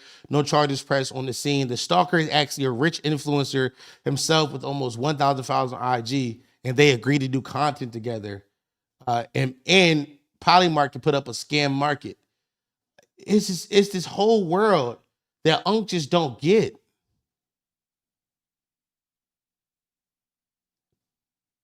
Dom got gaslit by the reaction to the rage bait. No, I did. Like I when I first saw it, my first thought process was, well, obviously this is a cliff farm. Obviously this is a cliff farm. Obviously this isn't real. What you mean he ran over a nigga, drove the car and said, I hope he's dead, and stayed on stream? Abba and Preach made a video about this. I'm like, am I losing my fucking mind? Am I crazy here? Like, no way, like, anybody's that dumb. Like, no way. Some might say I have the benefit of hindsight because I was able to, like, thank you, Gold Pedals. Appreciate the dono. We getting A-Rap money. We getting A-Rap money. There we go. Somebody say I have the benefit of hindsight because I was able to, not talk about it and then discuss it days after it passed. But even still, I'm just like, I feel like it was always there. Reactionary comedy channels be too quick to jump on the red meat no matter how fake it seems. It fries me. And then with the whole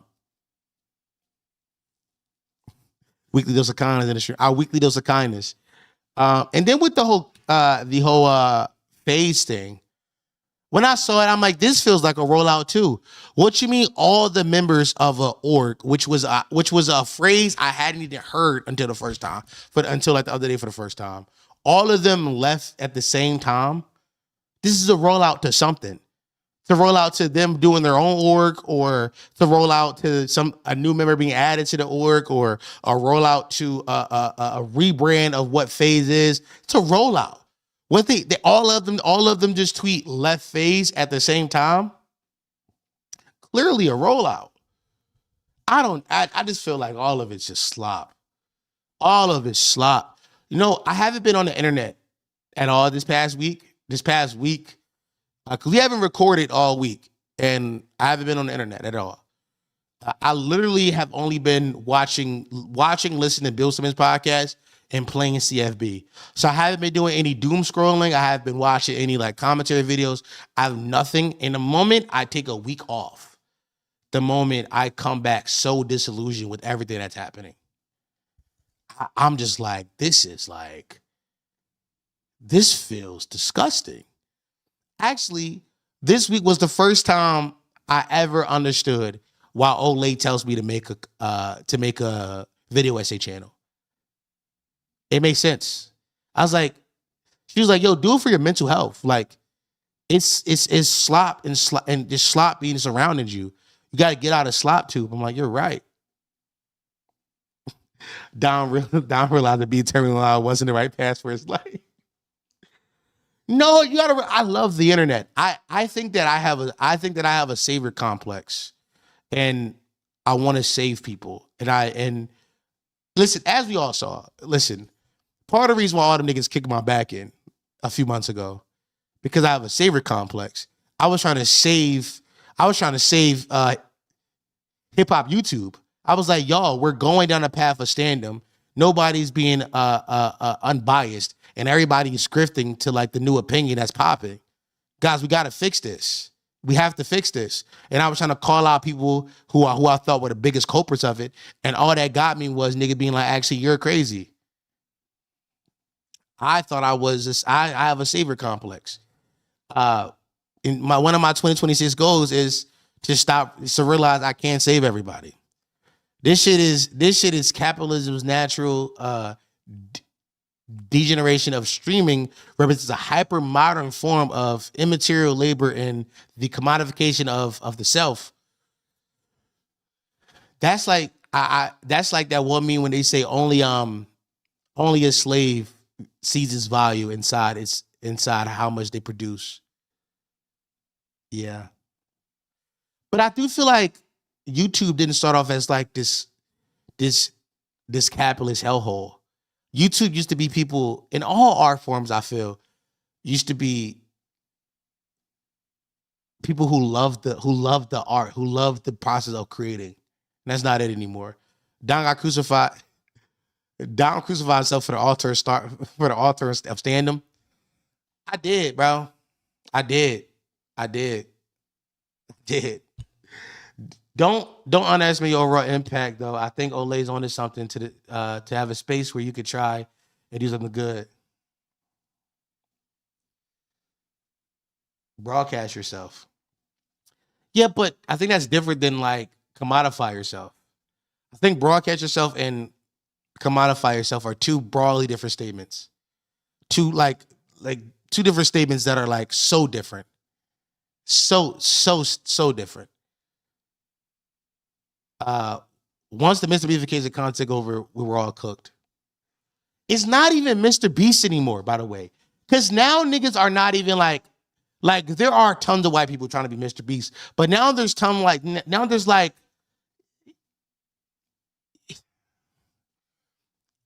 how do I say this?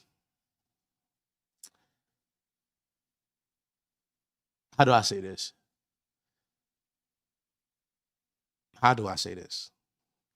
I think that, stay with me. I think academics did worse for what YouTube is today than Mr. Beast. Stay with me when I say this. Like, at least with the Mr. Beast videos, those are people, and sometimes money doesn't equal a better quality, but money can sometimes equal a better production. And those people who are trying to make Mr. Beast videos are putting in like tons of like money to make a better produced product. Academics doing his style of commentary, which was just like brain rot, quick 6-minute videos about whatever topic was popular, is the formula that almost every commentary channel follows today. Truly. It was almost that's the form that everything follows today. He didn't read the whole line. I wasn't looking at chat. What I said. And pointed to individual creators is wrong-headed. The change really with the technical infrastructure of the platform naturally favoring humans' innate content preference and slot. Mr. Beast over commodification, academics over centralized rhetoric.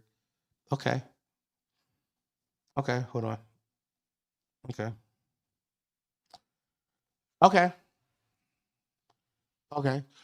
No, okay. I have a retort for that.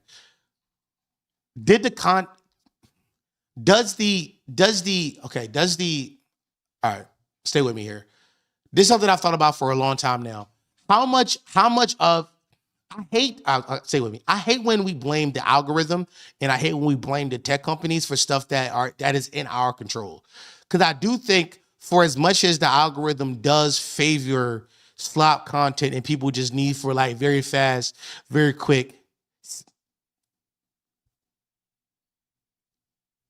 sensationalized forms of content, I do think the creators who make it are just as liable for how it should turn out. Because I put it like this. I always believe this, and I believe this truly about consumers. And some of y'all might hate me when I say this, but I don't think consumers actually know what they want. I think consumers I think consumers click on what they see in front of them. Consumers do not go into the world looking for this certain kind of content, this certain thing, this thing and that thing. And I think over time, the social media apps has proven that by being like, oh, we're not even like the most popular form of content it is 9:16 waterfall, TikTok, IG Reels, shorts kind of content. We're not picking and choosing what you watch. Here's what's popular.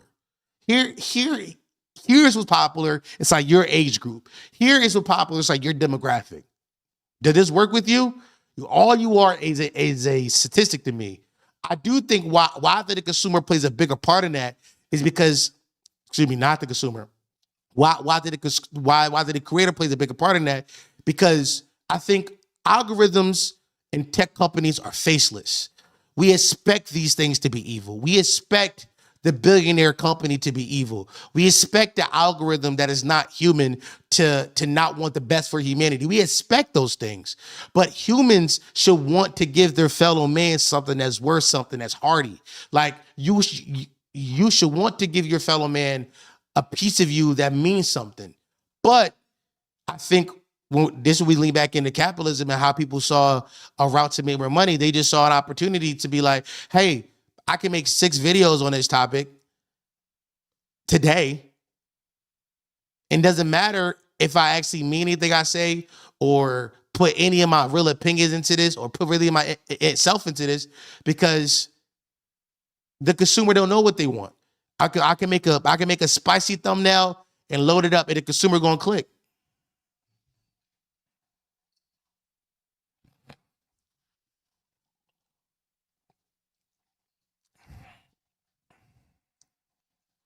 But the human element is what it sells. I don't think. Have you ever watched the Poetic Flacco video? And shout out to Flacco. From all accounts, great guy. From all accounts, from everybody I've ever spoken to who knows him, he's a great guy. Great guy. And I'm not kicking his back in. Shout out to Poetic Flacco. But I've watched a few Poetic Flacco videos. There's nothing human about those videos. AI could write those videos. Like, you could literally make an AI avatar and make those videos. And I say that because there's no consistent, the same way, like anybody who's ever used ChatGPT, right? You know ChatGPT will just bend to whatever will you want it to bend to. Like if you're sad, ChatGPT would be like, you're right for being sad. If you say, ChatGPT, I don't want to be sad, ChatGPT will be like, you're right, you shouldn't be sad. ChatGPT will bend to whatever will you need it to bend to in those moments to get you through it. Because truly all it is just to pacify you. That's the same thing Poetic Flacco does. He's just pacifying them. You'll watch 3 Poetic Flacco videos, and within those 3 videos, there will be 3 different opinions stated that are all antithetical of each other. These opinions do not align with one person's worldview. Once again, I'm not kicking his back in. I'm just saying that these videos they don't have any human aspect. To be a human, to be a person, is to like know oneself, is to be somebody with morals and a point of view. These videos lack those things. Those videos are rooted in whatever I need to say to get people to like me.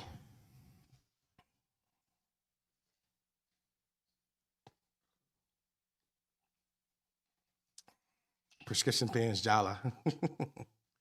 Once again, I'm not kicking his back in. From all accounts, he's a great guy. He's a great guy. Everybody who I've spoken to who knows him confirmed that he's a great guy. Yeah, the passivity is economically viable. I think that, I don't know.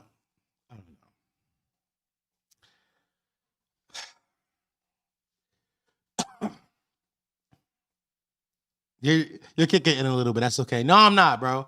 I'm not kicking his back. He's a great guy. He's a great guy from all accounts. From all accounts, he's a great guy. And you know what I mean? So is that Flacco faults or the sentence that cultivates the type of content? does Flacco have to make that kind of content? Like, it's like, I don't know. This is me once again trying to be a savior and realizing that. Let me step back again to be like, everybody morals are mine, and I can't be a savior. I can't try to place my morals onto everybody. Everybody doesn't have my same morality.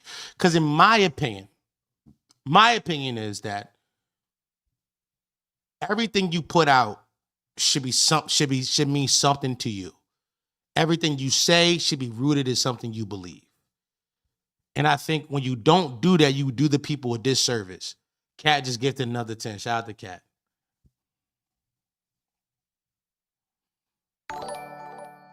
Jesus, Cat.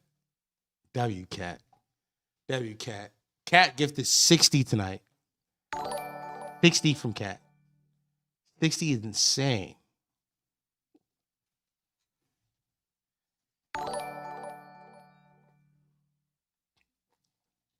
Cat got the paper. Can't let the clip off again. You Kendrick Lamar. Big Santa energy. No, Cat for sure. Thank you, Cat. I appreciate that, man. Thank you, Cat. We're getting A-Rap money. We're getting A-Rap money. Thank you, Cat.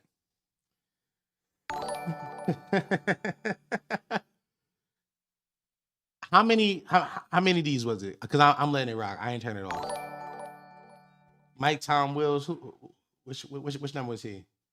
Oh yeah, we got like 3 more pings. Just 3 more pings, 2 more pings, and then we keep talking. Yeah. I'm gonna like this black.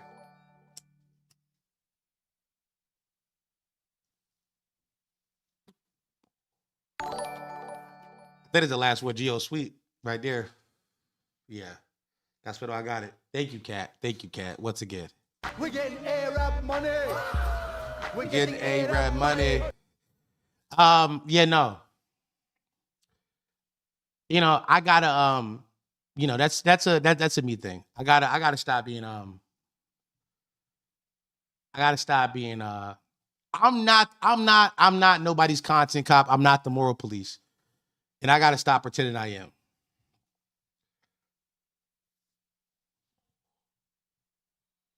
Is it fair that the system set? Is it fair to say the system? Is it fair to say that the system incentivizes the opposite? The opposite being people who are doing the slop content and making content that goes to the algorithm. Yeah. Is it fair to say this? Yeah, the census definitely incentivizes that. The system does.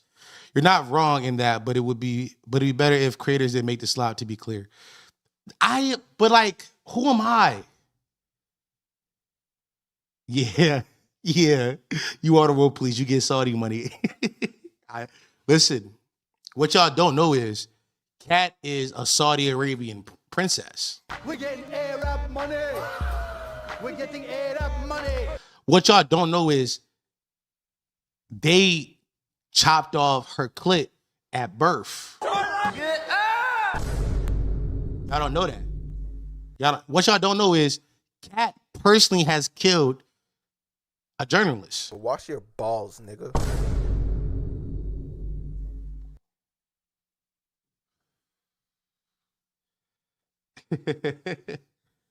Yeah. You're a responsible consumer of content. That will be at the next Riyadh Comedy Festival. Nah, I wouldn't. I won't be there. Trust me.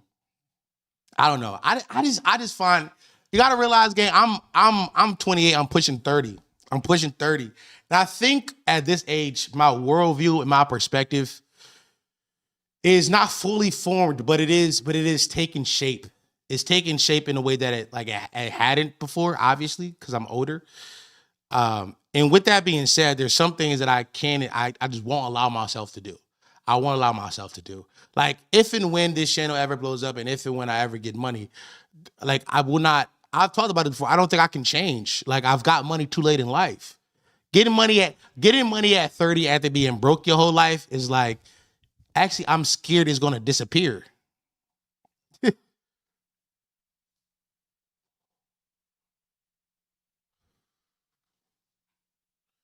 But also I think that's why like I have a very particular view on content because I love it so much. I love this shit. I stole this from the guys over at Homeroom. Shout out to the Homeroom boys. But they call it talking language arts. They called it language arts. I've always said this is language arts, bro. I'll make sure you change. We gonna make you one of them Jack and Jills for sure. But I'm not changing, gang. I am who I am. But talking is language arts, bro. This is real. Oh my God. I used to just live in the same town in Ohio with Dave. Fuck no.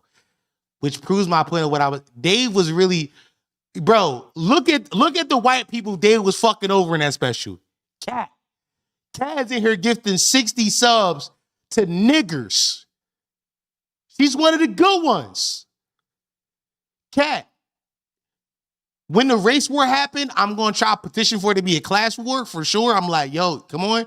But if the race war happens and I'm out rude, Cat, I'm gonna have a tough time killing you. And I'm a high cat. Me, Cat, and all the other socialists, we gonna duck and then we gonna do like COINTELPRO, some real counter shit, and make it like a class war. Yeah, I mean, we gonna be like, nah, we gotta stop. Yeah, I mean, we got a rainbow coalition with these racist white folk that want to kill us during this race war. We gotta do some shit. Down gonna make Cat his Ain't Frank. Cat is going in my basement. I don't have an attic. I have a basement though.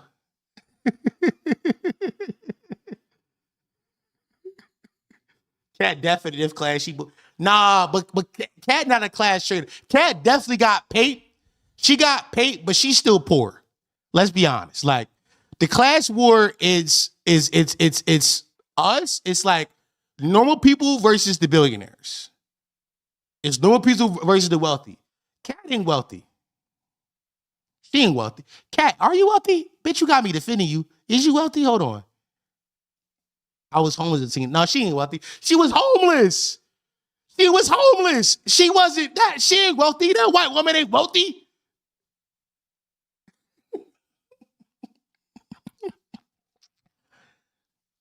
She ain't wealthy. I can't wait to turn him. Cat got out the mud. Nah, word, got out the mud. Got no fucking asses over here. Yo, Cat rent, yo. Are you wealthy or playing with your bag? Yo, Cat also looks at the housing market and say, I'll never own a home, y'all. She's fine. Cat doesn't own the deed to the factory. We're good. She's one of us. One of us. She wanted to go. I told y'all she wanted the good ones, gang. She wanted the good ones. Cat's out, Tony Hawk.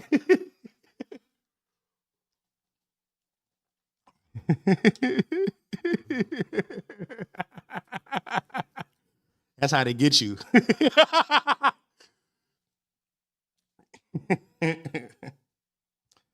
I got more of the story is Unc be lost, gang. Unc be lost, and Unc gotta figure it out, man. Unc gotta get away. Y'all listening to? I've been listening to Bill Simmons. By the way, Bill Simmons is my favorite liberal. If I had to make, I've thought about it. Bill Simmons is my favorite lib for sure. 50-year-old white man from Boston who's liberal, my favorite liberal. Because Bill could easily been Dave Portnoy.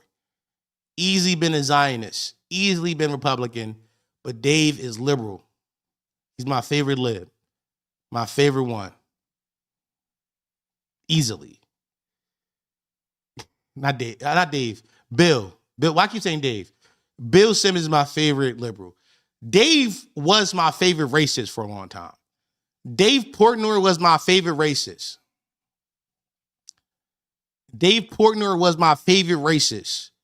For sure. I'm going to be honest with y'all.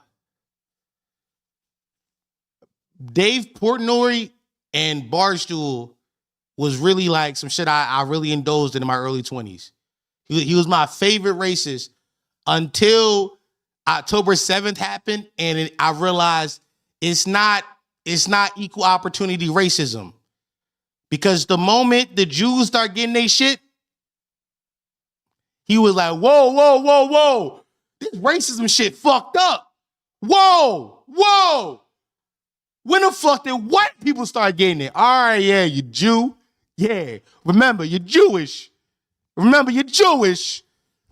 So Dave used to be my favorite racist until October 7th happened, and he was like, whoa, whoa, whoa, hold on. Come on. October 7th and Angel Reese. Now, where I'm not going to lie, the Angel Reese angle was the shit I expected. I'm not going to lie. That Angel Reese angle is the shit I expected. I expected that. It was October 7th for me. The Angel Reese shit made me tap out. I was like, I can't watch because she fine shit. Can I be honest? I just want to be. I'll be honest. Twin, last night, I ain't gonna lie to y'all. Last night, I had a dream I fucked Angel Reese, man. What we doing? You ain't thorough. I had a dream I gave it to her. Not only did I give it to her, I didn't come. It wasn't a wet dream chat before you start going crazy. But we were in a loving relationship. We were in a loving relationship. A loving relationship. Loving.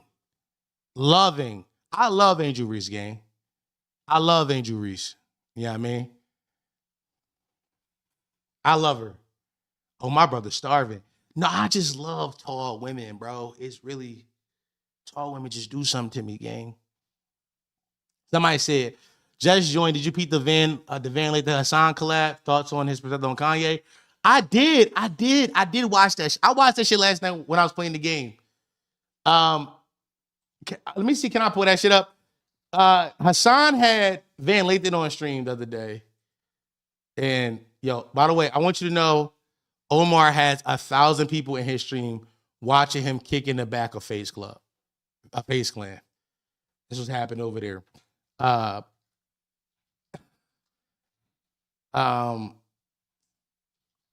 Y'all wanna can I pull up the Van Lathan shit? You know what fried me? It was some stuff that I learned watching this that I didn't know before. Which video? What are the rules? Because I don't think Hassan posted a clip of it. So I gotta go when the clip no first. rules. I'm 45. 30 this was like you were one of the first in mainstream media to just like straight up be like, this is ridiculous. Yeah, to Kanye, Yeah. Like the fact that he loved President Trump and he did all of that. All coming in, Harvey goes, Kanye West is coming here today. I was like, no, bullshit. No, hell no. Why? Get the fuck out of here. Why would Kanye West come to TMZ? And legitimately, 20 minutes later, he shows up with Candace Owens. Yep. I was about to say, Candace Owens was there as well. Slavery for 400 years. First of all, what fried me is them saying that Candace Owens was there at the Kanye TMZ meltdown.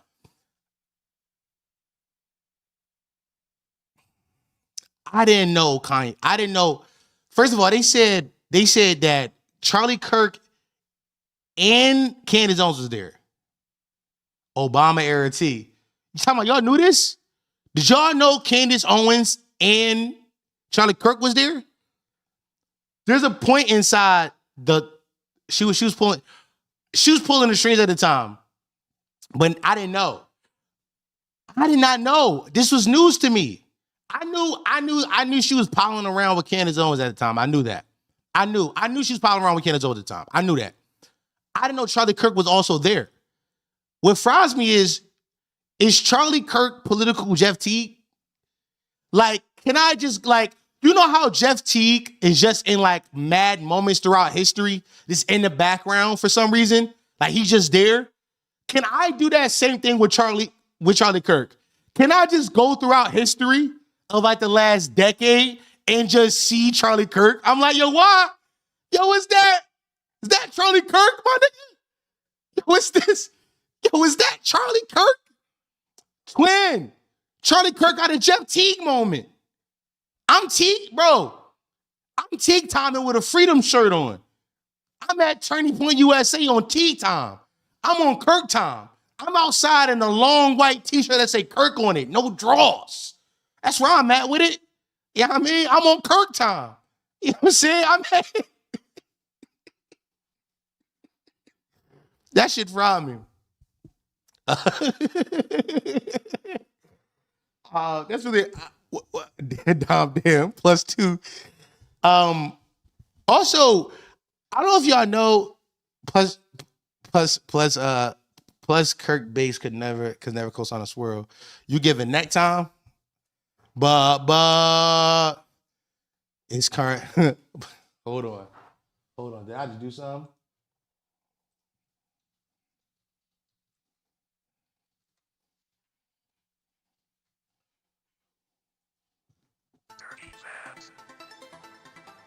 But it's Charlie Kirk time. Every time you see me, wanna know me now. But it's Charlie Kirk time. Every time I see my neck is blowing out. My wife is home now. Fucking JD Vance, I gotta go to hell. But it's Charlie Kirk time. Every time you see my neck is blowing out. My wife is hoeing now. And I'm in hell and she fucking. Nah, come on, twin. It's Kirkaroni time. I like that. It's Kirkaroni time. Ooh, Kirkaroni time. Ooh. Oh, hold on. It's Kirkaroni time? Nah. But it's Kirkaroni time.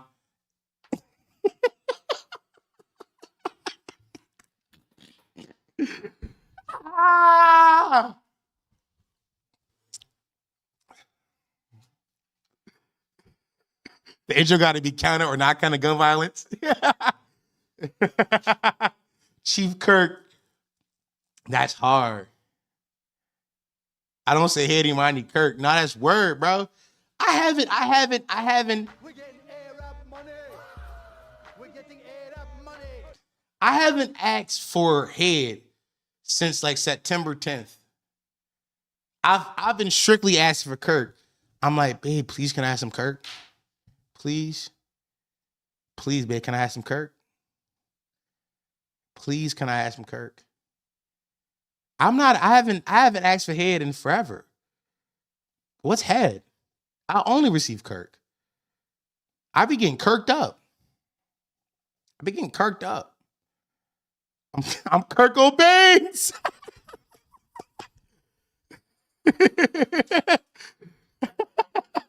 I can't ever reinsert they didn't pull. I'm cooked, yo.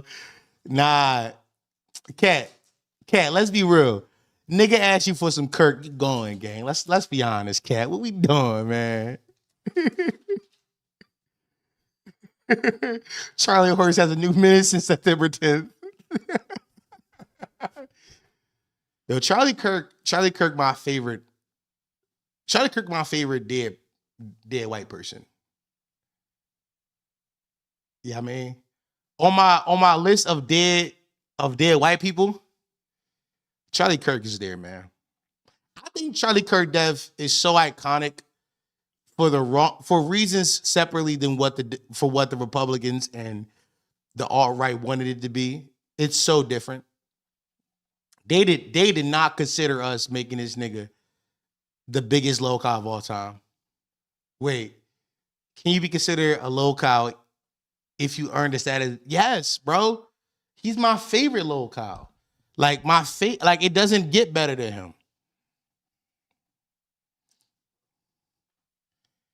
That make that Kirkaroni sound. Yo, I ain't gonna lie. She gotta give Kirk if she wanna be down. You know what I mean? She gotta give Kirk. She gotta get some Kirk up. I'm not gonna lie, Nicki Minaj was on that stage giving some Kirk up, gang. She was on stage giving that Kirk up. Nicki Minaj on that stage giving up Kirk to Turning Point USA, man.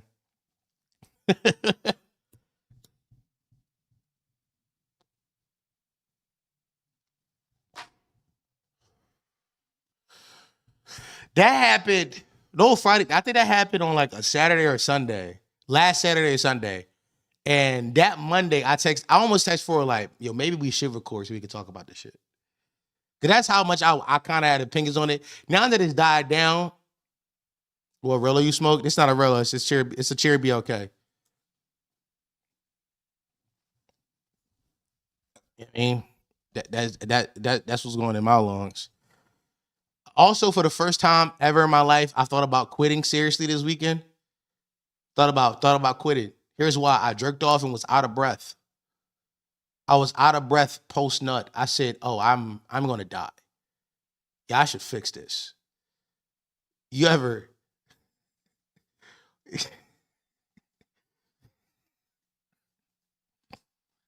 You ever come and you couldn't breathe? Like I was distraught, gang. I was like, I was laying down. Like, how is this affecting my breathing, gang? This shit don't make sense. It fried me, gang. I was real life distraught. Never actually.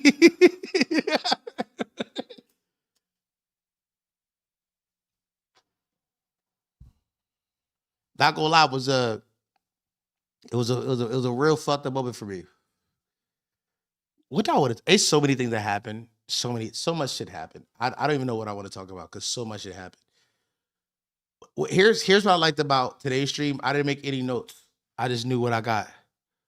Well, how many times did you come? That's a great question. Once. It was one time. I came one time.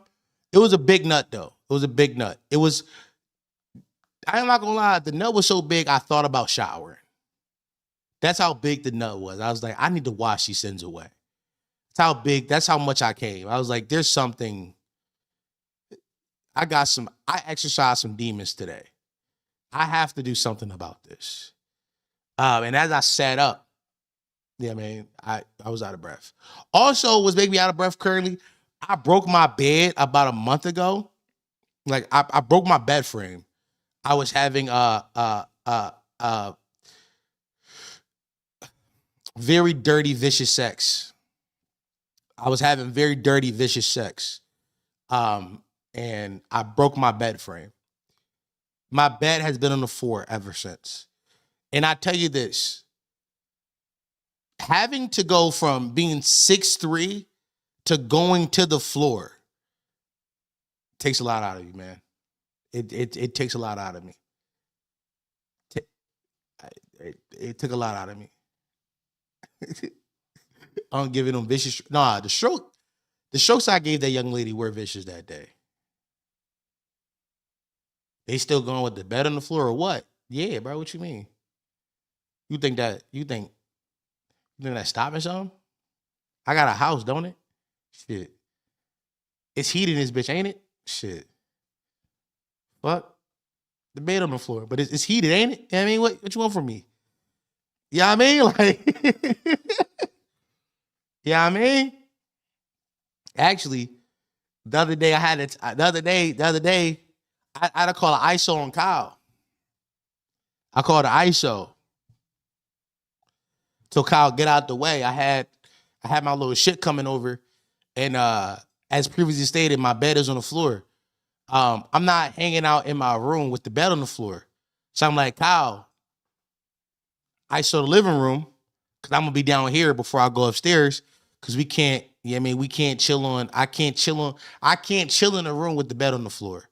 That's crazy. That's crazy. We got a couch, gang. That's crazy. We got a couch. So I called ISO and her and I was there watching Knives Out. All three of them. Fried me because I didn't want to watch the second one. I told her the second one was bad, and the second one kind of halted our momentum. First one she enjoyed, and I was like, let's skip to the third one. She was like, no, let's watch the second one. I said, the second one is awful. You don't want to watch this. She said, no, but like, what if I like it? I'm like, I promise you're not going to like it. I promise you're going to hate it. It's bad. She said, no, I'm going to like it. I turned the second one on. Within 30 minutes, she was looking at me with a sour face. I'm like, this shit ass, ain't it? She said, yeah. I said, you want to turn it off? She's like, we got to finish it now. I was like, we actually don't. Like, we could turn this shit off right now. But she's like, what if it get good? I said, it's not going to get good. It's not going to get good. I promise you it's not going to get good. And then we proceeded to watch the whole 2 hours and 30-minute film. It did not get good, as expected. And then after that, her and I just talked about shit for like an hour. At this point, it's like 3 a.m. We're kind of fucked up the schedule of how I wanted the night to go.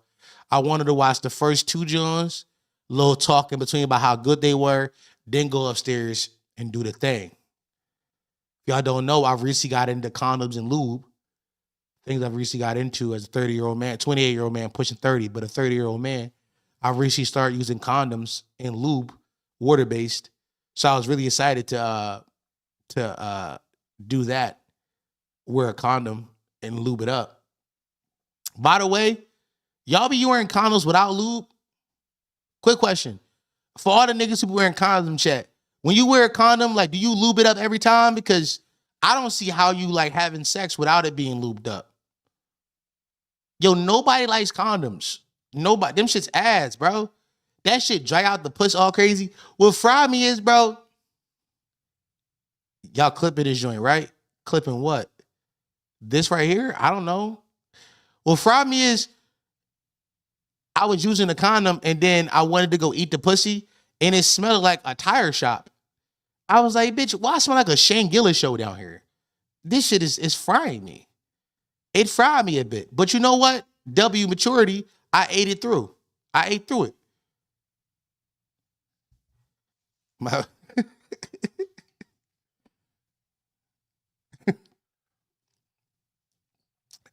lube is a must because I be fucking dudes. You know, DL, we know. We know. I have a question. Do boy butt get wet? I saw on Twitter that when the bottoms be creaming, that's just doo-doo. And I thought the same thing. And I thought to myself, like, how do like it boy butt be creamy or get wet? Yes, truffle butter is the thing. What's truffle butter? Okay. Okay, hold on. That's just doo-doo. Nah, it's not. So boy butt do get wet. What's it get like?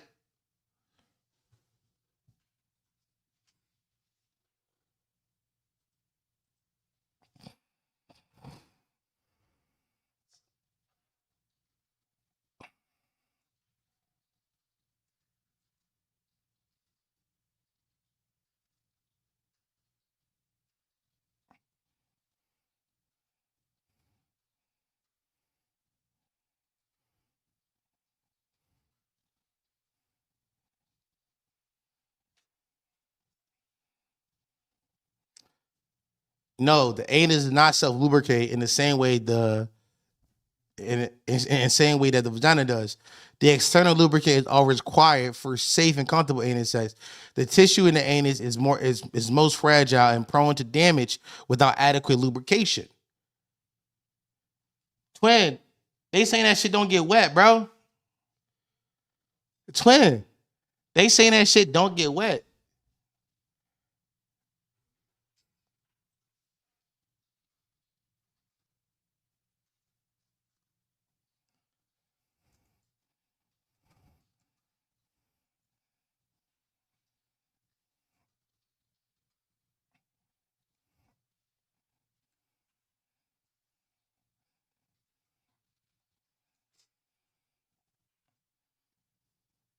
Okay.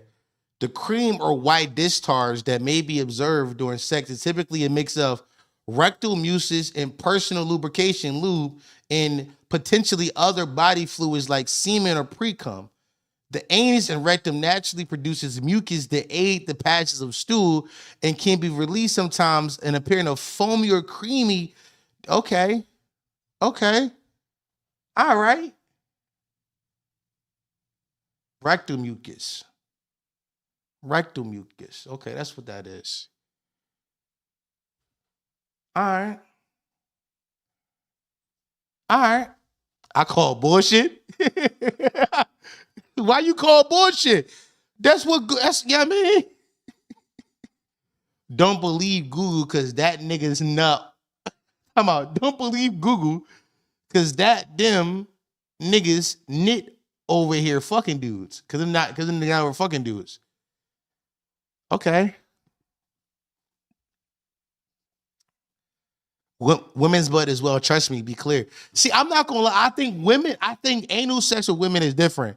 As the guy who do a lot of anal sex with women, I've done a lot of anal sex. People who've been here for a while may know I've previously stated on the internet that I have the perfect size penis for anal sex. My shit not too big, my shit not too small, my shit just right. You see what I'm saying? Like my shit, I got the Goldilocks of dicks, truly. So I be doing anal sex. A lot of times when I'm doing my shit, like I be thinking it get wet because of like the pussy juices, like the pussy just so wet, the juices slide down to the butt. Word. Yeah, like that's how I perceive it. That's my thought process. The whole shit just like the whole operation just wet. The whole operation, you know what I'm saying? And when you get doing it, it does its thing. Nah, it's their ass saying thanks, God's plan. God did not plan on us having anal sex, gang. First of all, every time we have anal sex, we are spitting in God's face. Straight or gay.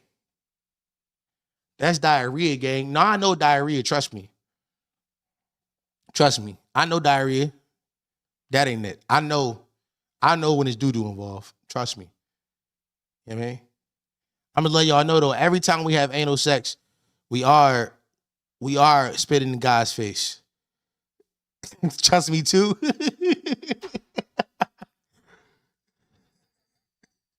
At this point, get you some boy bet and figure that shit out, dog.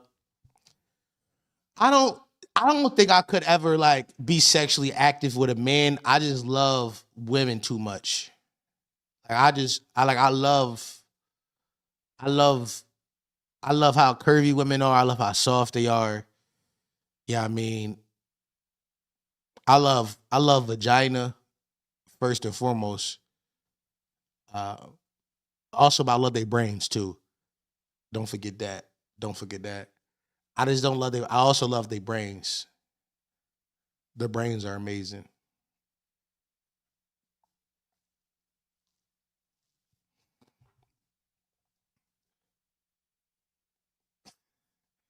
Dom, as another bi man, go watch Heat right now.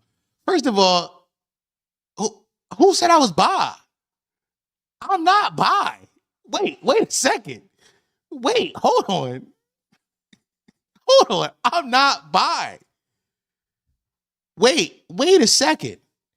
I want y'all to know if I was gay, y'all would know I was gay. I've thought about being gay before. Y'all think I haven't thought about being gay? Be for real. I've batted the idea around plenty of times. You give, but I give bi though. What does bi even give? Like, Obama had gay thoughts. Not just gay thoughts. I've had gay fantasies. I've thought about it like deeply. These ain't just I fantasize like, could I fuck that boy right there? Could I fuck that boy? And no, because I think that here's what I think. Yeah, it get kinky over this side. I thought about it. I think the problem is that the things I would like about a man are things I like about women. Like, if I was to fuck dudes, I would only fuck twinks. I will only fuck twinks. That's how I feel about girls who only fuck studs. Like, if you're a lesbian and you're only fuck studs, you like dick.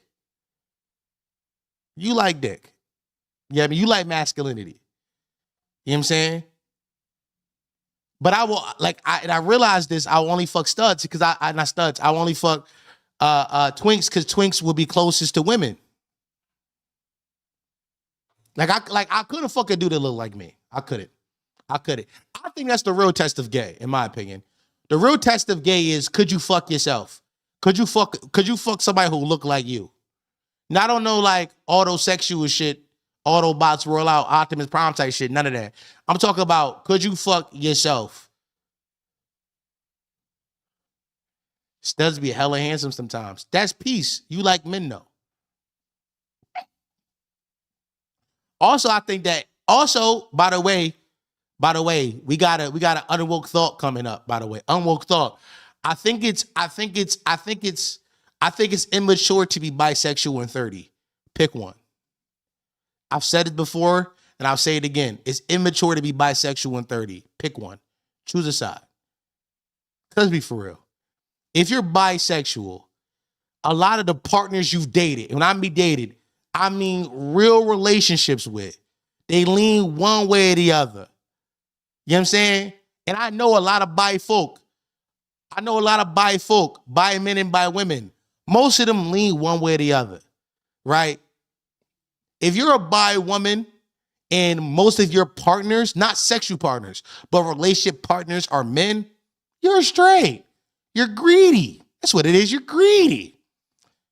If you're a bi man and most of your relationship partners have been men, not sexual partners, real relationship partners has been men, you're gay. You're just greedy. You're just greedy. And I'm not blaming you, because if you can fuck both, to have your way, Mickey D's. Ba-da-ba-ba-ba. You know what I'm saying? I feel you. But at the same time, at 30, you got to lock in.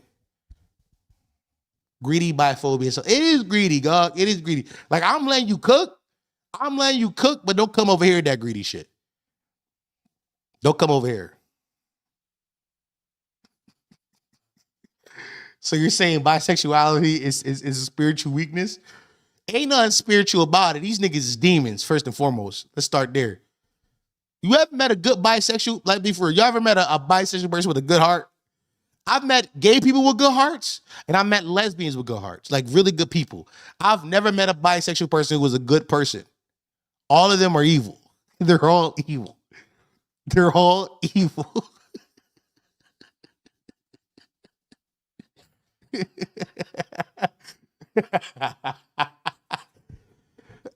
Fuck. Oh my God. Fight Me 101, bro. Cat want fuck, y'all. Look at her. Talking about Fight Me 101. She want fuck. Look at her. Look at her. Bisexual and greedy. Look at her. Being bisexual and greedy in chat. You see her? Bi and Pan are cousins. I know. Here's what I think. Pans is you like everybody. But I ain't gonna lie, if you pans, you also got to be, what's the joint where you attracted to people like brains? What's that shit called? What's this shit called if you when like you attracted to niggas' brains?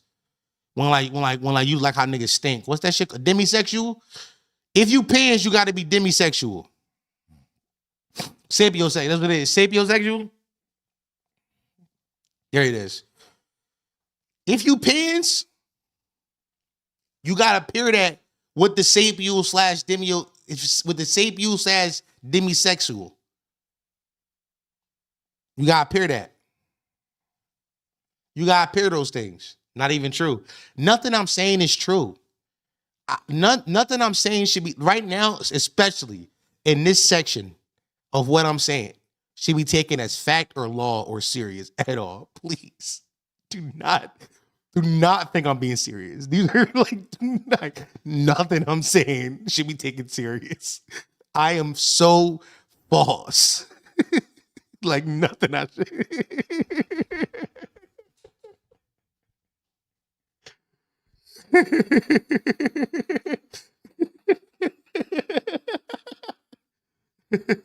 Nah, I'm clipping this right now, twin.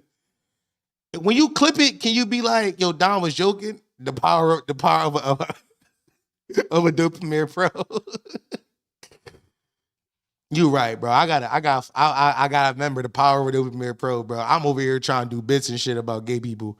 Now niggas about to have me being like the face of biphobia. I'm bisexual. Remember, y'all? Remember? I'm bi.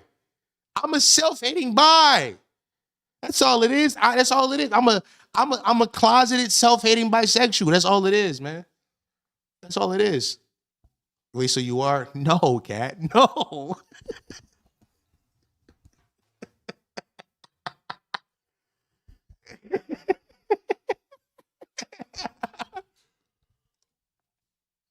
No. No. No. I've never had any nigga said sure.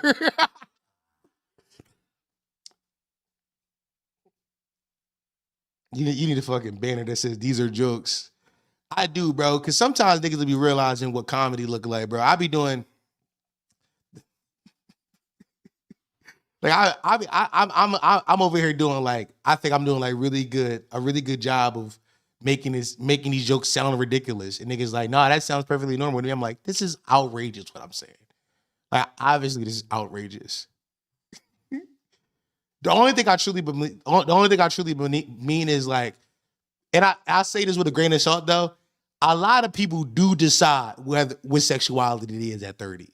Like bisexuality in the real world does have a shelf life. Like, I'm not saying people can't be bi after 30, but niggas do choose up. Like niggas do choose up. Niggas do choose up. I'm not saying you can't be, but niggas do choose. And I've seen it happen. I have a homegirl of mine, no bullshit. I got a homegirl of mine. I'm not gonna say her name, but I got a homegirl of mine. Homegirl of mine, when I met her, she was bisexual. When I met her, she was like dating women, have relationships with women, all kind of shit. A year and a half ago, she had a baby with a man. They are happily married. People choose, man. They choose. Like, you know what I'm saying? Listen.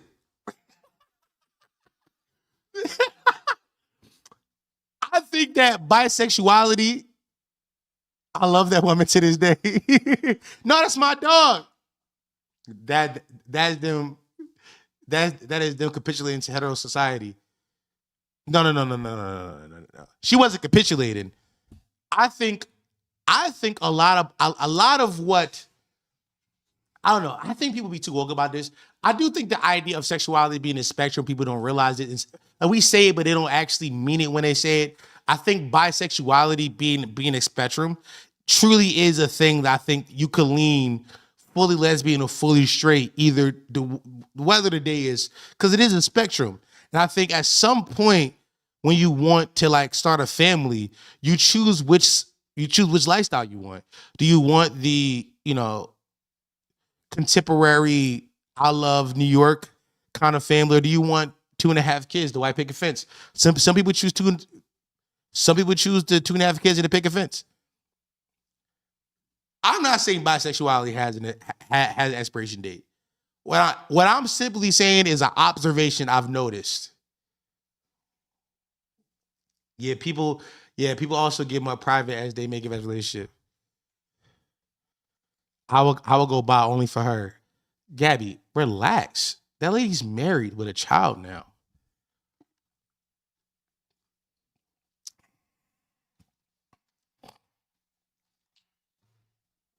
I don't know. I think it's fine. Like, listen, if you're, you are. Relax though. Shout out my bisexual people. Can't be paying at 30. Do you want me to be serious or be joke about this when I answer this? Y'all tell me this before I go forward. Do you want to be serious or make a joke? I'm not answering until I get an answer, man. Be dead ass. All right, to be dead ass, yes, obviously. You can be pans until you're 70 and dead. Yeah, like sexuality isn't a thing that like where sexuality isn't like the idea of being who you are sexually doesn't expire at some point, right? It follows you to the grave. It is who you are. Now, can I be funny now? 40. You get to 40, be pansexual. At 40, you got to lock in. At 40, all that, oh, I love everybody. Like, I love their minds. All that demisexual, sapiosexual shit work till about 40. Your ovaries drying up. Let's make some decisions now. Come on. All right? 30 is the cap to bisexual. 40 is the cap to like, you know what I mean, pansexual. You know what I mean? Because at some point, you know what I mean? Make a decision. Because what you mean you 55? What you mean you 55 in poly? Come on. You're lonely. Let's be real. Like, as somebody who is ethically non-monogamous, who's somebody who believes inside the poly lifestyle, at some point, come on, man. The rooster's gonna come home to lay the eggs. You know what I'm saying? The rooster's gonna come home to roost. Yeah, I mean, I gotta pick one eventually. Like, nobody gonna let me be ethically non-monogamous until I'm 45. I got into at least 35 with fun shit. After 35, it drops significantly. It drops significantly. When I say drop, I mean, you know what I'm saying? You know what I'm saying? I know a guy whose grandfather came out as trans. He wanted attention. Yo, grandma wanted attention, yo. Nah, hold on. Real quick. If my grandma, like, how old is grandma? Because if grandma like 70 and she come out as trans, grandma want attention. Grandma, just die. What we doing, grandma? Like we lock in. Oh, I'm trans. Bitch, you're dying, is what you are. What you mean I'm trans? You don't get to live 7 years of life and decide you're trans. Fuck that. I believe in transitioning late in life. 50's the cutoff. 50's the cutoff. 50 is the cutoff, man. At 70, grandma, you want some attention. You want somebody to visit you. Nobody been over to your house in a couple weeks. Yeah, I mean, that's all, like, grandma, you're not trans. Grandma, you think, for 70 years, a man been living inside you. Is what you expecting? Grandma, you never even have a relationship with a woman. You never even been gay. And you expect me to leave that you trans now? Granny want attention. Granny want attention. That's all it is. How old is Bruce? Bruce Shitter wanted attention. You know what I mean? Shout out to Bruce. And I get to say that. By the way, my new shit. If I disagree with your politics, I'm not respecting your social standard. Like, that's my new dog shit. That's my new dark woke shit. By the way, I'm in joke territory, guys. I'm joking. But I'm serious. I'm joking, but I'm serious though. I'm not going to actually put this into practice because I believe in like respecting people's boundaries. But I believe this. All the gay barbs who are currently supporting Nicki Minaj's alt-right shift, we should be able to call them slurs. Not aggressive ones. Just call them like sissies and gay boy aggressively. Like, the F word feels still too crazy. But if I see a gay person being like, I love Charlie Kirk, I should be able to call you gay in all capital letters. Aggressively. Like, aggressively, I should be like, you're fucking gay. You know what I mean? I think that's fair. I think that's perfectly fair. I'm going full Radio on Breakfast Club. I just, you know what I mean? Yeah, I don't believe these things, but these ideas I'm tossing out. None of this should be taken seriously. None of this should be taken seriously. As the gay that's far. Are you saying fear or far? Or you say I'm going too far? Is that fear? You gotta DL fix that. Is that fear or is that far? That's fear. I think so too. I think the F word is too crazy. F word too crazy. Also, it aligns yourself with somebody who get me with the other side. But I believe you should be able to aggressively call them gay and gay boy. I believe that if you see a gay garb on the timeline being like, oh my God, Charlie Kirk was such a wise man, you should be able to quote tweet them in all capitals and be like, shut up, gay boy. I believe that. I believe that. I believe that. I believe that. Just give them a taste of what the other side is going to do.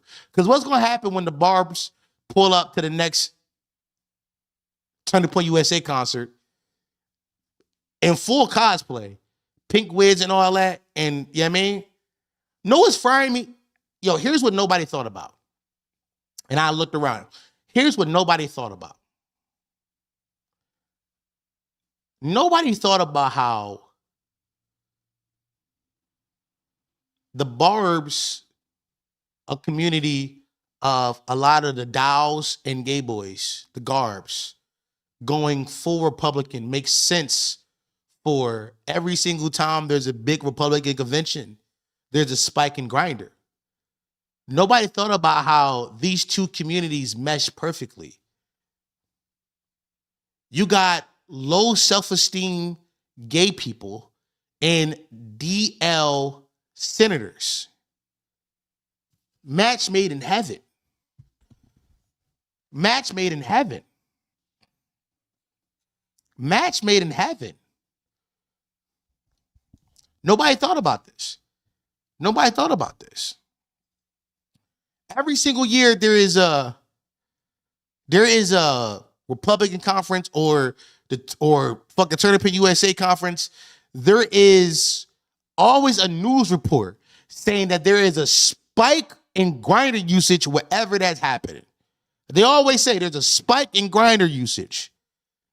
Does it or does it not make sense for the Barbs to join that community? It does. I'm just saying. If anything, why would they be mad? Nicki Minaj just opened them up to a whole new brand of dick. Racist Republican senator dick. The Garbs? Yeah, that's what they call them. Gay Barbs, Garbs. You know that? No Grindr alert necessary.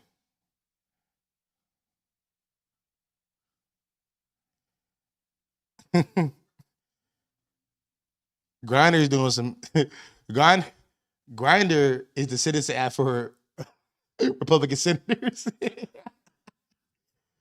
I'm saying though, nobody thought about this. I'm doing the knowledge today. I'm doing the knowledge today. Today the knowledge is being done.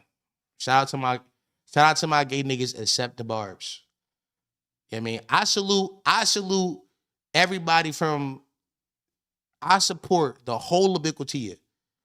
Everybody from the community except the Barbs. If you are a Barb and you are changing your whole political identity to be on the side of Nicki Minaj, you got me fucked up. Got me fucked up, gang.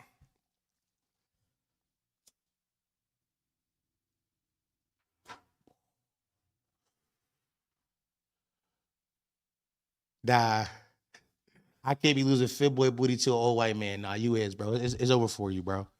It's over for you, bro. It's over for you, bro.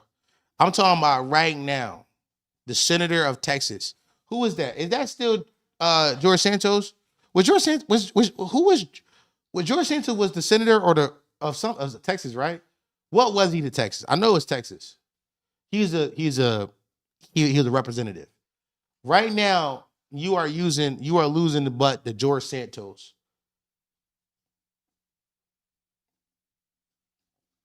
First of all, This pick of George Santos always fries me. Hold on. Twin.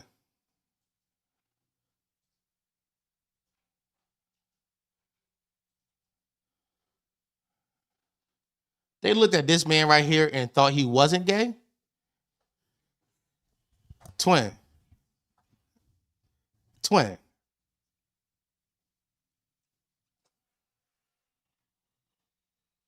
I don't think I have the best gaydar, but twin. Santos a podcaster now? Yeah, but I'm this kind of ilk of man. I know Santos is packed up. I know they packed him up. I know. He did. I was looking for that, by the way. I was about to type in drag. That was my next time to type. He did do drag. Yeah.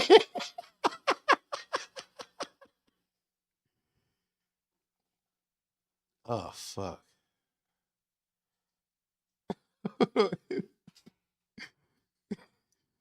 GOP rep George Santos denies claims he performed as a drag queen. But this picture is so funny to me. Bro. This nigga denied he did drag when this picture is floating around. Twin, you're dialed up. Twin, I've never seen somebody more dialed up than you. You're slaying. What are you talking about? You're eating the girls. Like, I'm fucking that. That's peace, bro.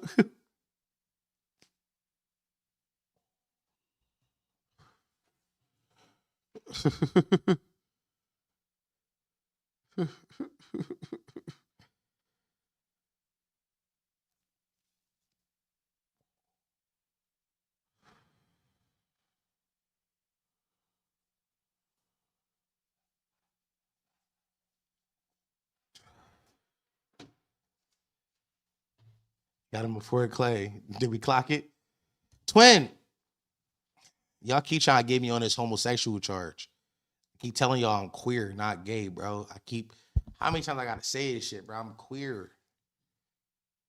That's a solid 70. George Santos? Yeah, bro, you're starving. George Santos can't be a 76ers, bro. You gotta relax, bro. I'm not gonna lie, bro. You can't, because at this point, you're no better than the guard. You've already been convicted, dog. Look at the charge y'all getting me on. I'm going down on homosexual charges. Fuck it, bro. Listen. Fuck my butt and call me baby, bro. I'm going down. You know what I mean? I'm going down. Fuck it. Listen, fuck it. You know what I mean? Come on. Come my face and I call you daddy, nigga. I'm going down for it. It is what it is. Give me those charges, nigga. Give me those charges the same way you giving me that dick, nigga. What we doing? Yeah. Yeah. Yeah, nigga. Yeah, nigga. That's where I'm at with it. I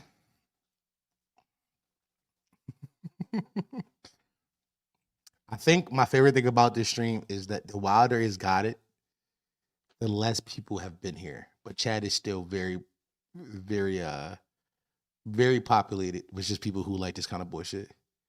Well, I just got here, LOL. Listen, they've gotten me gay. They've gotten me on homosexual charges, gang. I can't fight it. Like, if I'm homosexual, I'm gay. Fuck it, I don't care. You know what I mean? I'm just not homosexual. I'm ahead of the sexuals, nigga. I'm the first gay nigga. What we talking about, nigga? You ain't thorough.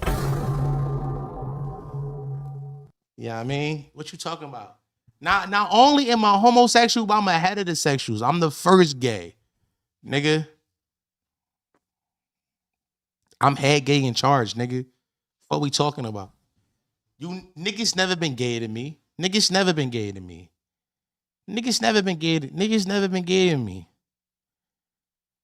I mean, HGC, nigga, that's who I am. Come on, lightning. Come on, you see it. I'm ahead of the sexuals. Top gay boy. All hail Dom the gay lord. Dom the Lord and gay. Yeah, I mean, Soulja Boy, he was gay. I'm the first nigga to ever cream on the dick, nigga. It was me, bro. I'm the first nigga to put my anal mucus. I'm the first nigga to ever put rectal mucus on a penis, nigga. It was me. Whoa. Use that word, bro. You can't use that word. You type HFIC. I know what that means. You can't say that, bro. Hold on. You gotta let that go. Well, you can't say that, bro. That's bad. That's bad. Lost 2 viewers. As expected.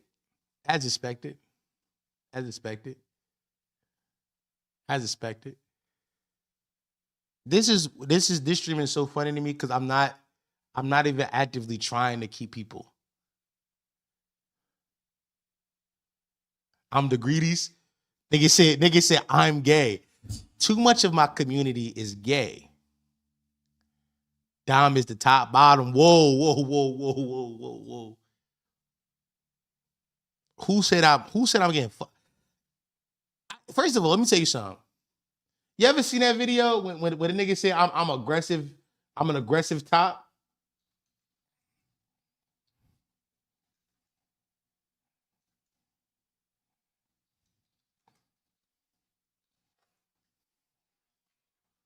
What his name? Daddy DeMarco?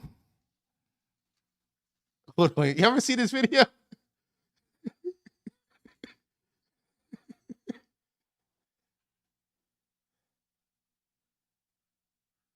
Where's the first Daddy DeMarco video? Hold on. I gotta find it. Here, I found it. What's your name? My name is DeMarco Fleming. Are you gay? I'm bisexual. Okay, we love this. We love bisexual. Out of 2 of us, who would you bring home? Both of y'all. First of all, I'm too old to be bisexual. He gotta pick. I'm gotta pick immediately, gang. You ain't thorough. I'm gotta pick, bro. I'm gotta pick. Unk in his 50s, bro. He gotta relax. Out of 2 of us, who would you bring home? Both of y'all. Because I'm a dom top. I'll out of both of y'all.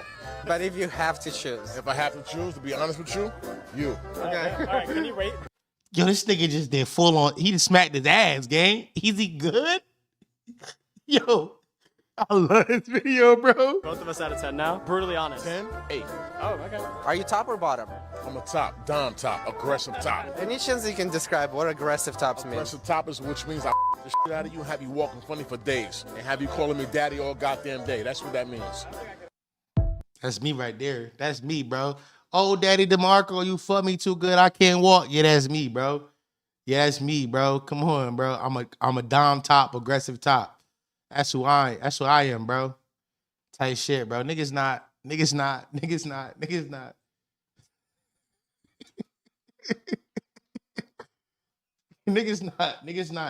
gay as me, bro. Where can I find the full video? What's your name?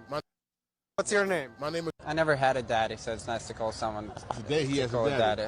Call him, tell him that he's Daddy DeMarco. You used to it right Daddy. now. So what makes you so special, huh? The way I fuck, the way I position my body, the way I know how to operate my bottoms, the way I satisfy you, the way I know how to give you a massage when I'm dicking you down. 6 hours later. The way I know how to eat your ass out. Day 2. Feet massage, calf massage, thighs massage. Day 3. And not only that, but I know how to relax the mind too at the same time when I'm talking to you. Day 4. I do something with my hands to try to give you a massage. So all this plays a part, you know? You just got to know how to finesse it. Okay. Yeah, I mean, bro, different, bro. Your Unk way too freaked out. Unk way too freaked out. Your Unk is too freaked out. Apparently he was gay in jail. Can we talk about the title is Surviving Prison is Gay, Twinks and Open Relationship. He definitely turned gay in jail. Scared of you. I say I was more like the easygoing guy until someone messes with me. Why did he get in jail? I actually had a gun and I had bullets and everything and I got caught with that. If you were in jail again, would you Luigi Mangione? I would break his back. Yes, I would. Daddy DeMarco. Is he good, bro? First of all, that's a double entendre. Don't ask me how. Luigi Mangioni's already dealing with back problems. Luigi back already fucked up. That's why he shot the nigga in the first place. His back was fucked up. Cuz said my back fucked up and I can't afford health care. Nigga said I'm gonna break his back. This nigga out of his mind?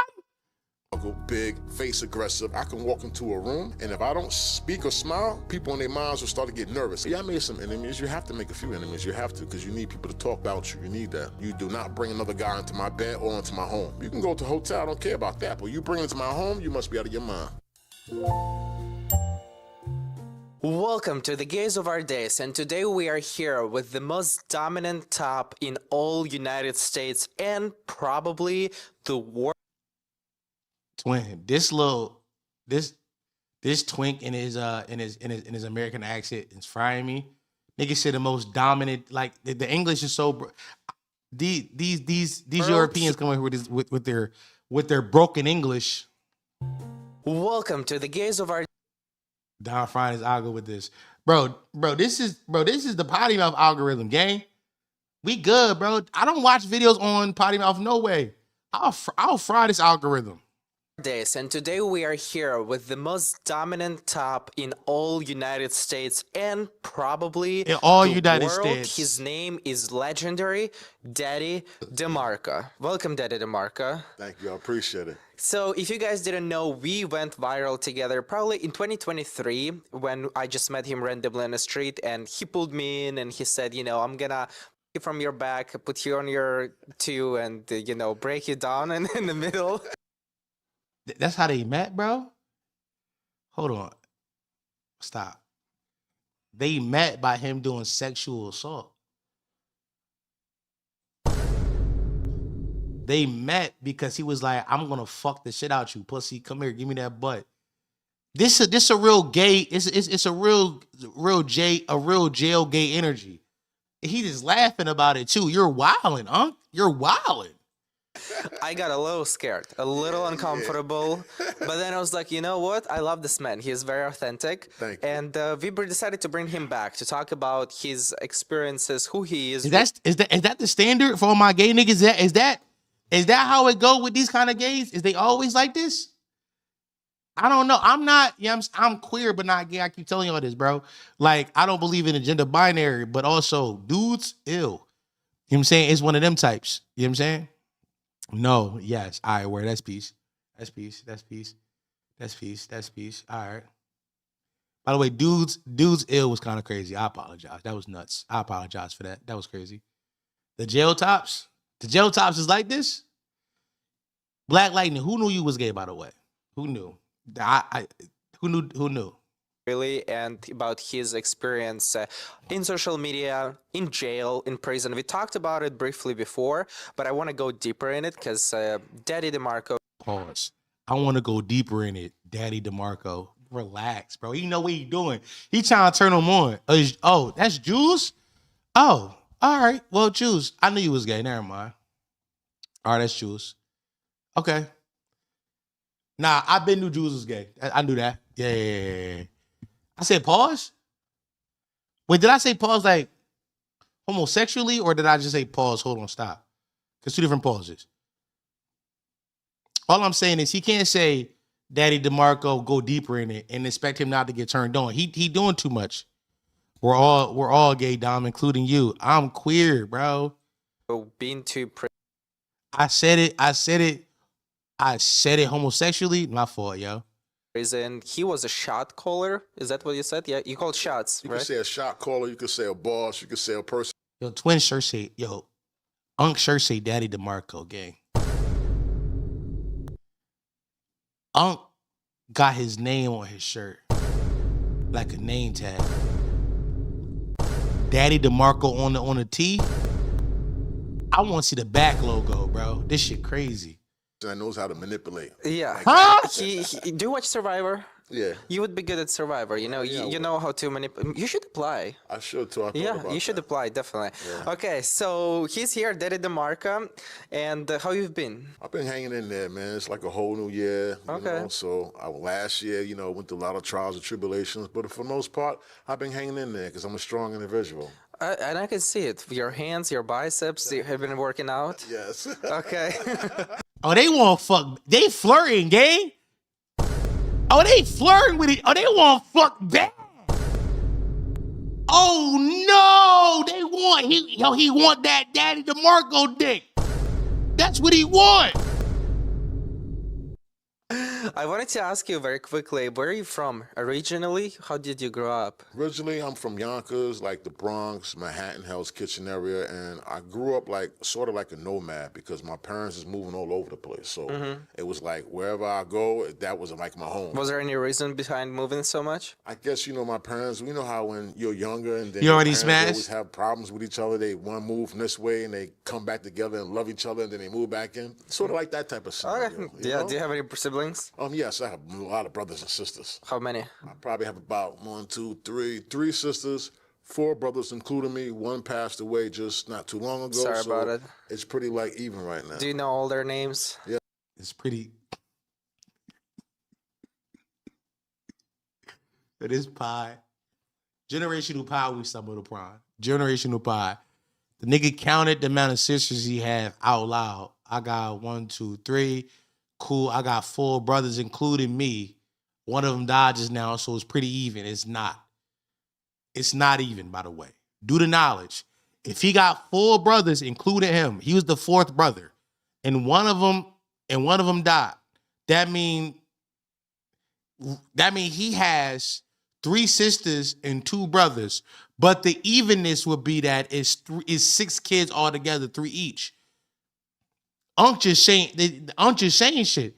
By the way, you can't include yourself in your own brothers. Unc on some nut shit. Yes, I do. Yes, I do. They're in my immediate circle, so yes, I know. I contact them every day. Okay, you chat with them every day. Yonkers got the Philly education Cool. So system. you grew up all over New York. Yes. Okay, and what was your experience here, like growing up? I say I was more like the easygoing guy until someone messes with me. Okay. Or until someone messes with somebody that I associate with. Then it becomes a whole other problem. It would be scary. They would be scared. Okay, yeah. When did you realize you were gay? Here we go. I ain't gonna lie. This is the question I wanted to know. When did he realize he was gay?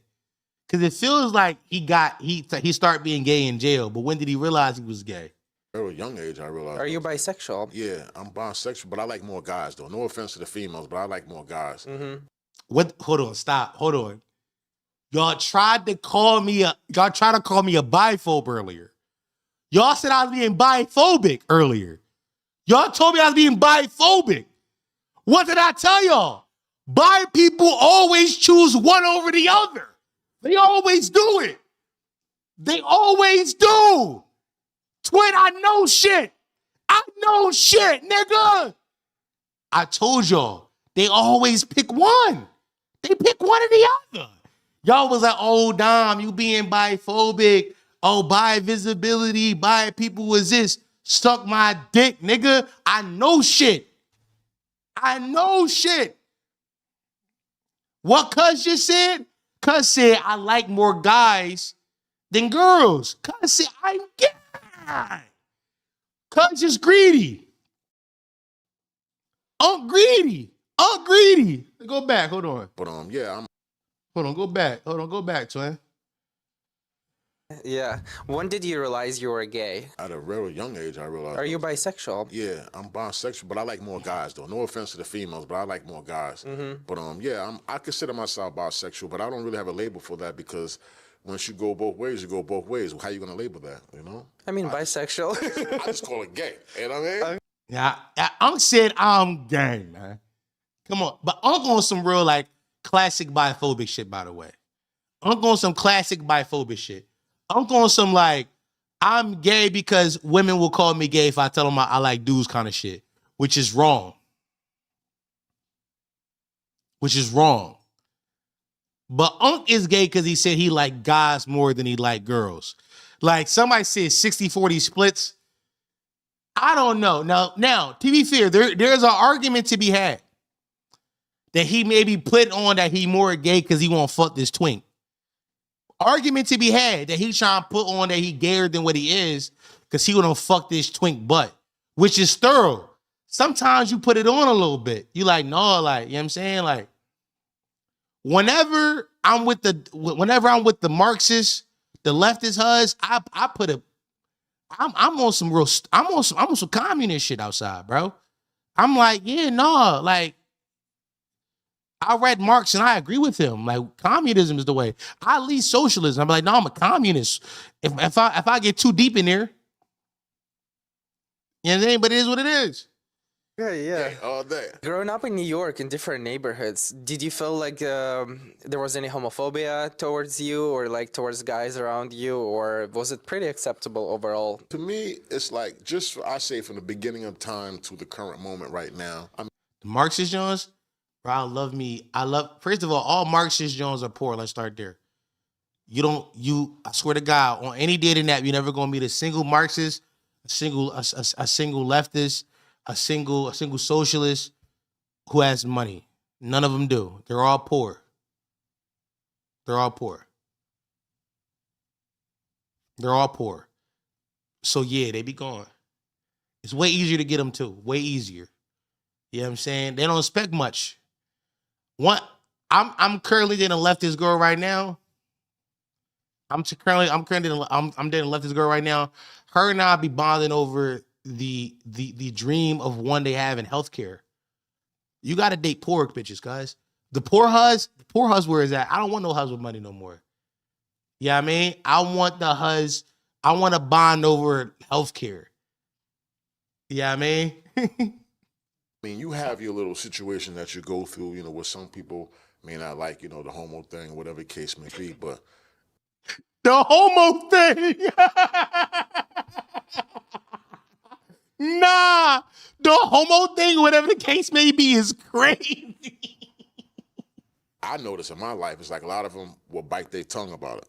Or Yeah. a lot of them will whisper behind their backs, but when I appear, they won't say nothing. You know, hey, DeMarco, what's going on? And it's, you know, appears all love. But I have my little problems. But for me, I guess I'm respected by all. I don't know how you explain that when it comes to that. Did you have any like coming out story to everyone, or you never came out? Nah, I just naturally did me. They figured it out by watching me. And a lot of people ask me, yo, you gay? And I'm like, yeah, I'm gay. They're like, oh, okay. And they was, oh, you still my friend. All right, cool. You know, and that was about it. You have a very, very dominant character, I would say. Like you said, that people were like scared of you. Where does it come from? Do you think it's just you were born this way, or? To be honest, Drew, I used to ask my mom that when I was alive. I used to ask like, yo, I don't know what it is about my demeanor. It's like I can walk into a room, and if I don't speak or smile, people in their minds will start to get nervous because I had that before. I seen people told me that after they met me. It was like, you know, when you walked into the studio before, I was nervous of you. But when you start... Yo, Unc really just, he was a real dope criminal turned gay. Hold on a minute. Gay life in jail. Here's what I want to learn. Gay life in jail. Let's talk about this. Let's get there. How does the jail function? Like, do you like go into cell by yourself or is someone else? Is there a toilet inside it? What was it inside when you were spending there for 2 years? Well, certain jails are set up... Stop. He only did 2 years. Okay. All right. This is putting me in a totally different light, gang. Totally different light I just got on cuz. If you would have asked me how many years I thought Unc did in prison, I would have told you at least 10 to 15. I would have told you Unc was down for 10 to 15 on some shit. And that's what he really had his real gay awakening where like he was jacking that gay shit.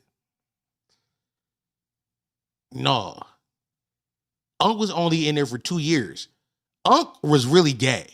Cause different than prison gay and real life gay, Unc was really gay. He really fucked with boys differently. Like the boys was really like, that was his sauce before he got in there. This is what y'all be doing in lives? Bro, Billy, this is a tangent off of a tangent off of a tangent. This is what the lives is, man. I just be doing tangents and now somehow we here.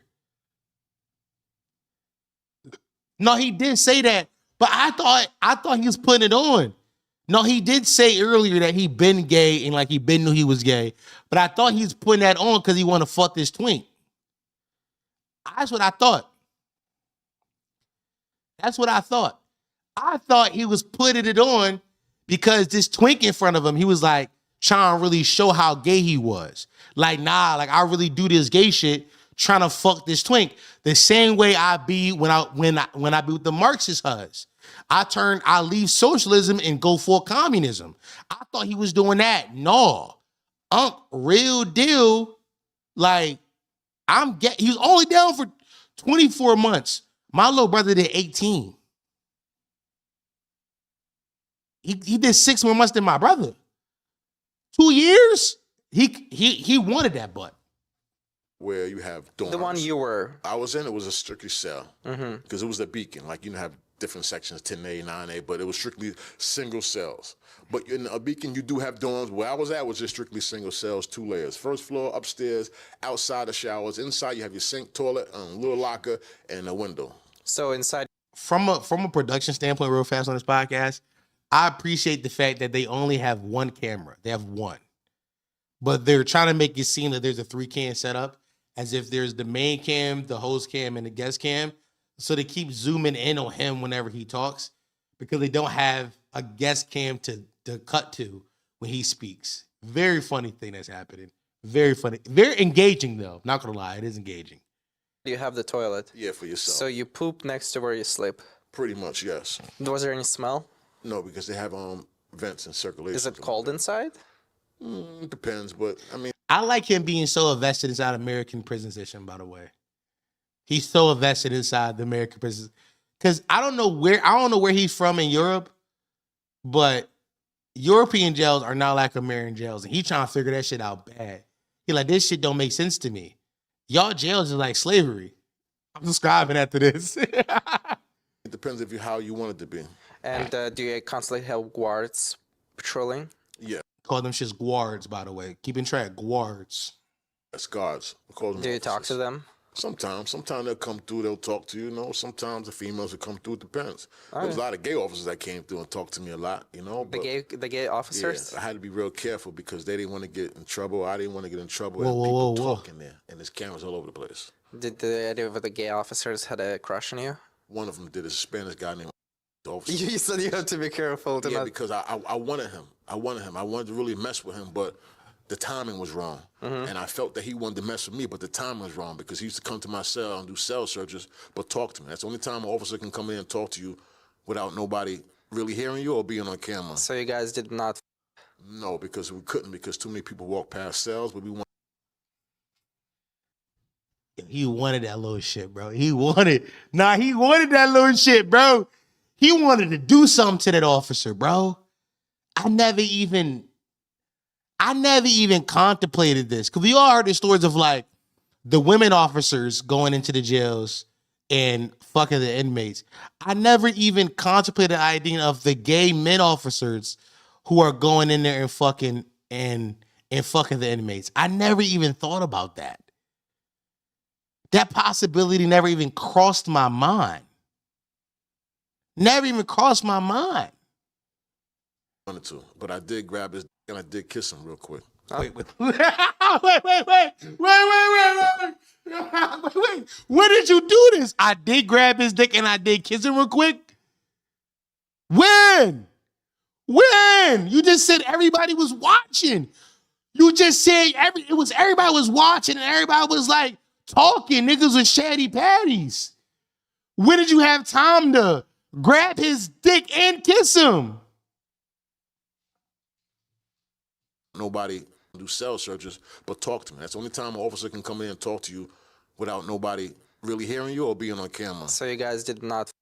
No, because we couldn't, because too many people walk past cells, but we wanted to. But I did grab his and I did kiss him real quick. Okay, so that was kind of hot. Yeah, that was kind of hot, but we would do more. And I'm sorry I didn't follow pursuit after I got locked up with him, but I really wanted to. That would have been a good move for me. Yeah, that would have been a good move for me. Niggas say, nah, that was some good. Niggas said, I fumbled that fine shit.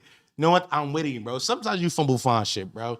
I'm with him, bro. It's just, I ain't gonna lie, bro. This is a girl I worked with at Raising Kings 3 years ago. She was a tall, light-skinned joint, man. I remember her. She was some good shit, man. Every day I'm like, I fumbled that. Cause her and I was technically her boss. I was a manager. She was a team member. But I thought we had a little rhythm going on. We would joke and play. I'm with you. You know what I think? I'm feeling though. Sometimes you do think about the misconnections. That's what was that? Craigslist?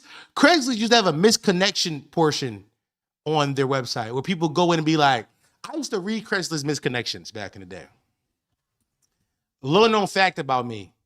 Unks know this, by the way. The unks and the uncties would know this. Back in the day, I used to read Craigslist misconnections. What it was inside your city, people would go in there and type about a person they saw at Starbucks or on the bus or the sub or at the market. and be like, hey, I saw you there. We had a little conversation. I thought it was rhythm, but it didn't go anywhere. If you see this, hit me up. Back in the day, I used to go in there and read them. And if they left their email or phone number, I used to hit them up and pretend to be that person. Dickhead thing. Dickhead thing I used to do, but it was very fun. It gave me hours of fun. Hours, if not days of fun when I was like 19, 20. I was just bored doing shit. But this is what Misconnections was made for. Yo, I was in jail 10 years ago. You was the security guard. You and I had a little rhythm. What happened? Where you at right now? I'm looking for you. Nah, you are slimy. I never said I was a good person. Never did. I've said many times, I'm not a good person. POV. I used to go on Misconnections part of the problem. First of all, the lady you looking for is not on Misconnections wondering if you typed about her on Misconnections. She's going about her day. That doesn't happen. Yo, by the way, the 2025 version of Misconnections is now like the videos people post on TikTok. They be like, TikTok, do your thing. Where they record like a random service worker and be like, oh, help me find her. She right there, nigga. Go talk to the lady. That's how I felt about Misconnections. You didn't miss a connection. You was too pussy to say something. You didn't miss. You're a bitch. You're a bitch. You're a bitch. You're too scared to say something in that moment. The connection wasn't missed. If you used to read them back in the day, used to be like, hey, you and I had a conversation at a fresh grocer. I was in line. I had 2 avocados. You said, oh, I like avocados too. And then I left and I never got your number. Could have got a number at any point. You're a bitch. Be like good scene. I would have made money through him, through jail, just by sending cigarettes to him, the people in jail, and I would have made money. One pack of cigarettes like $100. Time out. Hold on. Stop. I said all this thing about Misconnections because I thought that he was about to talk about how like, oh, I missed that. That could have been a real thing for me. That could have been like real love for me. Whole time he was trying to hustle this nigga, bro. Whole time he just wanted to use this nigga for a cigarette transfer. What the fuck? Cigarette 100. Hold on, go back. Grab his and I did kiss him real quick. Okay, so that was kind of hot. Yeah, that was kind of hot, but it would do more. And I'm sorry I didn't follow pursuit after I got locked up with him, but I really wanted to. That would have been a good move for me. Yeah, that would be good scene. I would have made money through him, through jail, just by sending cigarettes to him, the people in jail, and I would have made money. One pack of cigarettes like $100. He just wanted a mule, bro. He didn't really want love. One pack of cigarettes like $100. I think $100 in commissary. In commissary terms, you gotta. Yeah, I mean, there's a conversion rate you gotta do. Like, I don't think he mean literally $100, but with all the products he could have got back in return, with like the cakes and the noodles and the soups, he could have got $100 worth in return. I think it's like, I mean, we got to think of jail terms right now. This ain't real. This is not American USD. This is jail currency, my nigga. Lock in. Pocket cigarette, $100 in jail. I was in jail. That's just How crazy. do you get money in jail? Easily. You have many ways of doing it. You can just get it from the visit. You can just get it. Well, they used to do packages, but not no more. You can get it through the visits. You can get it through officers. You can get it different ways. So people can just give you money while you're. No, can't give you this money. You just got to sneak it. Okay. And usually they'll put, they'll probably ball the money up in something and put it inside little balloons. I'm so naive. I was just like, you just bring 10 grand. They'll probably put like a $300 bill, $400 bills in little balloons. Mm-hmm. Fold it up, tie it up, layer it up, and then they come see you. You swallow the balloon. Interesting. So you swallow the balloon, and then you have a matter of I give it a good take 2 days before it comes out. How do you get cigarettes in jail? Easily. You either work through the officers or you work through loose tobacco, the same form that I told you about the money, but they'll take all the tobacco and they'll put it inside the balloons tight. Hold on.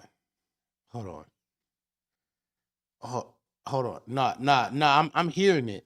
I think is he trying to tell me that niggas was sneaking like American currency, USD, inside the jail? What does that even do? hey everybody, that I missed the Marty Supreme. You did. The Marty Supreme talk was about 30 minutes or so into the stream. 30 minutes. Brianna, you can go back and watch it. I'm gonna be here. Go watch it. Just go back to about minute 30 or so. It's there. We're on a totally different topic now, where we've totally left Marty Supreme. I'm trying to figure out why. This is the whole reason I came here for. Twin, that was the first. Usually, number one, I don't usually talk about what I put inside the thumbnail. Most times it be clickbait. I be putting about whatever I put it. Most of the thumbnails is like whatever I think will get people in here to watch, and then I do whatever. Today I actually did it. Yeah, I mean, so you can go back and watch about 30 in. I'm trying to figure out why American currency will be useful inside the American jail system. Because from what I understand about prison,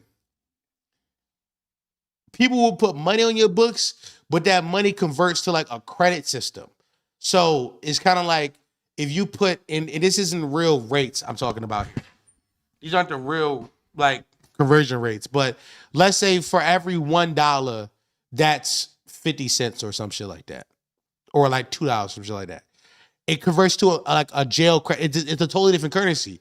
So bringing the real American money into the jail wouldn't necessarily help unless like you're trying to pay off the guards, which I guess would work. But as a guard, they make pretty good money. Why would they take that? They got vending machines. Yeah, but the vending machines also operate on that same jail currency. This is my... Now, granted, there might be some federal shit, but I know in like local state penitentiaries, it's not that same. It's not the same. This shit don't make no sense. You can buy phones. But okay, think about it this way. If you're in jail, okay, who are you buying the phone from? Are you buying the phone from an officer, or you're giving the officer the money to bring you the phone? And if so, if I'm an officer, why would I bring you the phone? You're a fucking inmate. I can just take your money and you can't do shit to me. You a bitch ass nigga doing 15 years in jail. You can't do shit to me. Now, if I'm an inmate who got access to phones on the outside, I can get you that. But if I'm also doing 15, 20, wouldn't it be more advantageous for me to take jail currency instead of American, like real life American currency? Like those soups in those cakes, in those chips, in those noodles will give me much, in those teas will get me much farther along than American currency.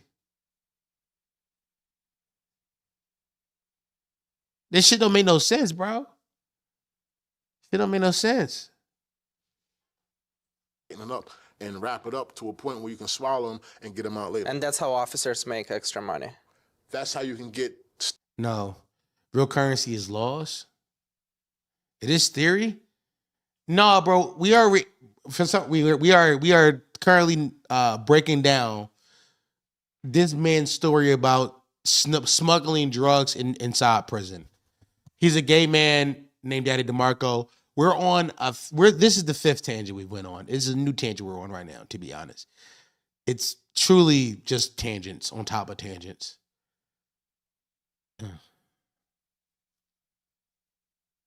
We gotta do a deep dive into jail currency and jail trading. Y'all want to do that? All right, hold on, let's go. I'll do that right now, bro. I don't care.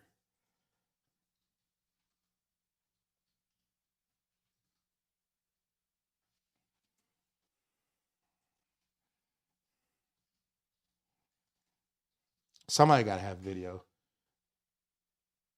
Okay. Does money really work in prison? Let's talk about it. Hey everybody, Larry Lawton here. I got a great video for you today. I have a video about what... Was he about this way? Or hold on. Stuff on a visiting room or your family come to see you. Oh, no. He's explaining how he gets stuff into the jail. He's not expanding the actual currency and like the hierarchy of everything. From what I understand, What I understand, tobacco is the highest thing. Then it's soups, and then it's like cakes, and then it's chips. But tobacco is number one. That's my understanding. For number one for movies and like niggas who've been to jail. Money, and how do you buy things, currency, in prison? People have been asking me the different ways things are done. Well, before I get started, everybody, let's check me out. All the member programs, YouTube, Patreon, all of the different services. Please check us out. If you have not hit that subscribe button, please do that. Check it out. I have friends tell me, oh, I forgot to hit that subscribe button. Get to actually work. How does prison money work? Now, you know, when I first went into prison, I went to prison in 1996. And in 1996, this nigga went in jail before I was born. Let's start there, gang. I was born in 97. He was there before I was born. They were just getting off the yards in federal prison. Actual money. They used to have coins. People would hoard coins, and you're not supposed to have over a certain amount of. Holy shit. Wait for a second. They had literally their own money. That's what they did on fucking plantations when our people were sharecroppers. The American government just was running back recipes. What the fuck? Money. Then they gave what they call an amnesty to get all the coins off the yard. This is coins, actual money. In today's world, there's zero money in the prison system. How the prison system works with money. There's a number of ways, but we're gonna go over every one of them. Okay, first of all, in prison, you have a card. I wanna say it looks like a credit card, but it is an ID card. We'll put a picture up right here. Now, that ID card, as you can see, 522240004, has a strip on the back, just like any other card. It is and it tells all the information about Larry Lawton. Also, it has what they call my commissary account. Whatever money is sent to me in prison, I can use that money to buy stuff off the commissary or put money on my phone. You know, in prison, in the federal system, they say the people call collect. You can't call somebody collect in federal prison. You have to have the money on your account. You then take the money from your account and you put it on the phone. Now, in the system, it's about $3.75 for a 15-minute call. So that's what happens there. Now, $3.75 for a 15-minute call? That feels insane. That feels, so what's that? We're getting up to what, 4, 8,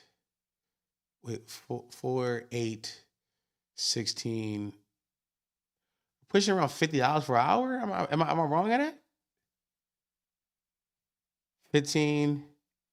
No, I'm wrong. Holy fuck. 15, 30, 35, 45 an hour. So 5 times 4 is what? 18? No, I'm wrong in that. Why can't I do math today? Why am I shit at math? 4, 8, 16, 12, 4, 8, 16, 12, 18. Right? Yeah.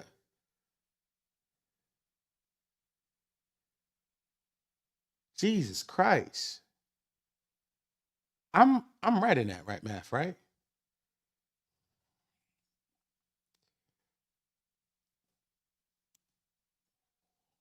what happens is you have X amount of dollars. Now, you can have as much money as you want in your account. In fact, one of the guys who got caught stealing from Unicor, which is the prison industries, he literally had a $30,000 check sent to his commissary account or prison account number.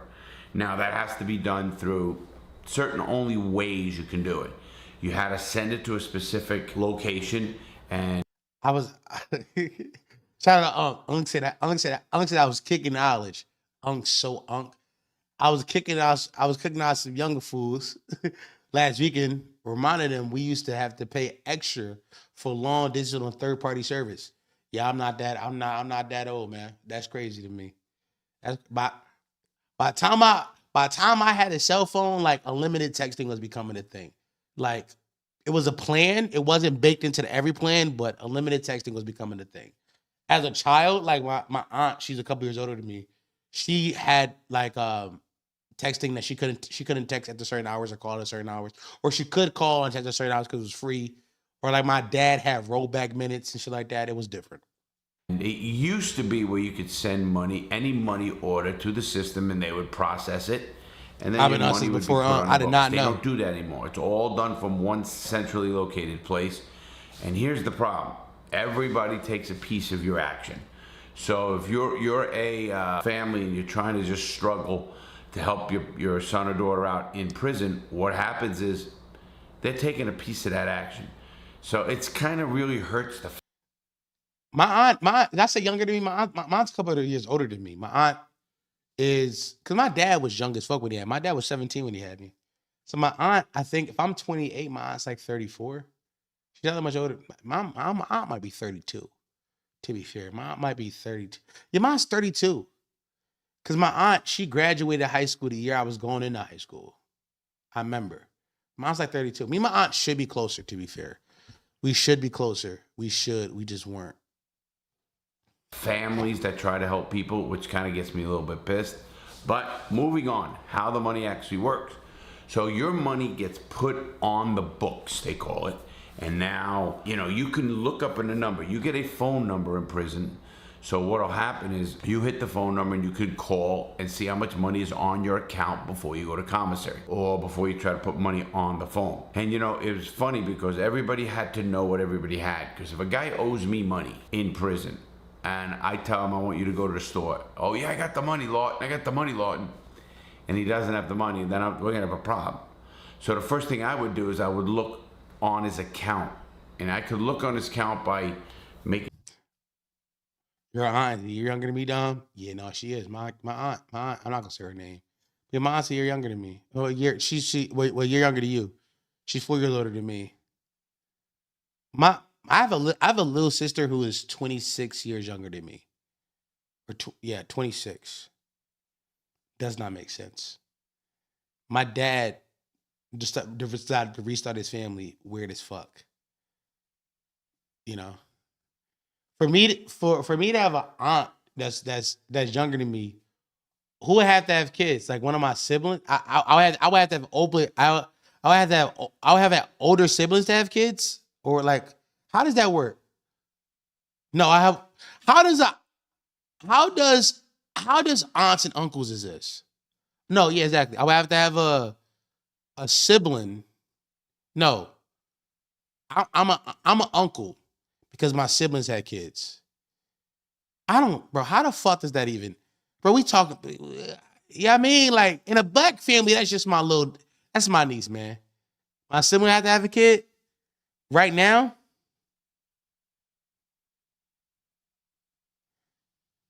Huh? Your grandparents would need to have another child for me to have an aunt? Your grandpa or grandma would have to have a kid. For me to have an aunt younger than me? Oh, yeah, you're right. That's what it is. That's what it is. Yeah. Yeah, that ain't happening. I'm straight. Yeah, I'm straight. I'm straight. I'm straight. Yeah, I'm straight. Yeah. Uncle GH.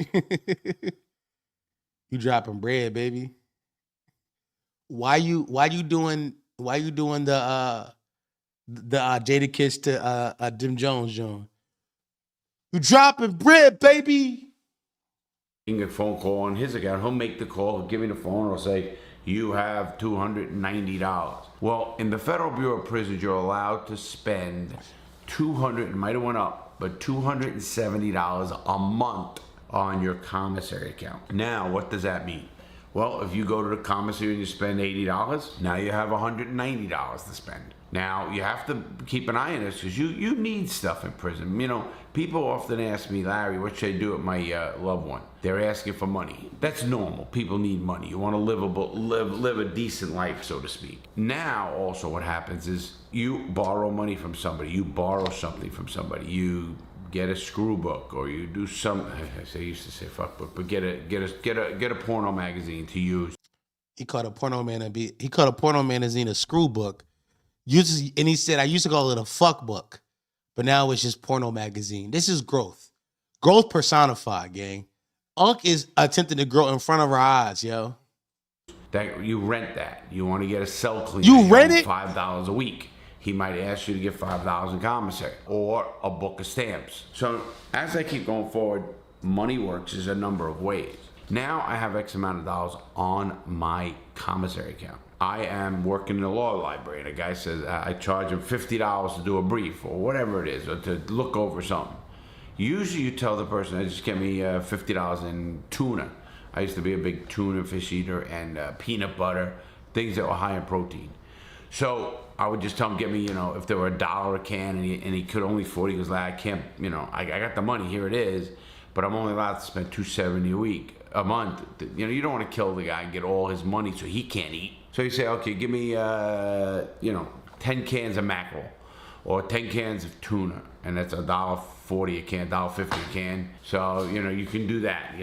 By the way, my I'm not gonna lie, my brother was right. It is, the conversion rate is crazy. $1.40 for a can of tuna is crazy. In the free world right now, I think a can of tuna is still 99 cents. I think it's still $1. Like right now, if Poppy's closed right now, but if I went to Poppy and got 5 cans of tuna, it would cost me $5. That shit $1.40. So your money not going as far as it could inside there as it would in the real world. $1.09? Is it? Not in VT. Yo, everybody shit fucked up. HR said $1.09. Cat says $2.50 a can.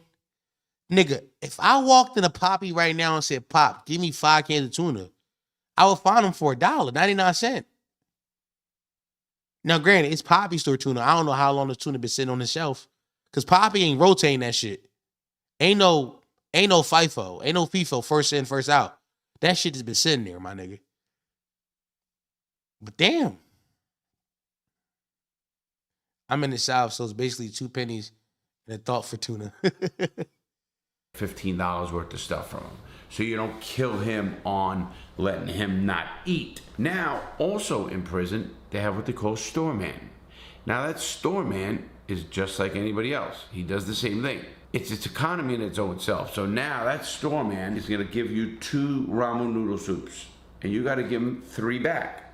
That's the usual exchange rate for candy bars. You might buy 2 Snickers. Also in prison, they have mackerel money so he can't eat. So you say, okay, give me 10 cans of mackerel or 10 cans of tuna, and that's $1.40 a can, $1.50. I'm not gonna lie, I'm blowing this spot, but every time you break down the cost of living in the biddy, the gentry start rubbing their hands like Birdman. No, I'm not gonna lie. Philly is a relative like cheap city to live in still. I think it's gonna be keep killing niggas. Like niggas still dying pretty consistently here. And I ain't gonna lie, like, keep dying as long as my rent stay low, man. Fuck that shit. Like, my rent here currently is like out of pocket. It's not out of pocket. It's I live in a 3-bedroom home.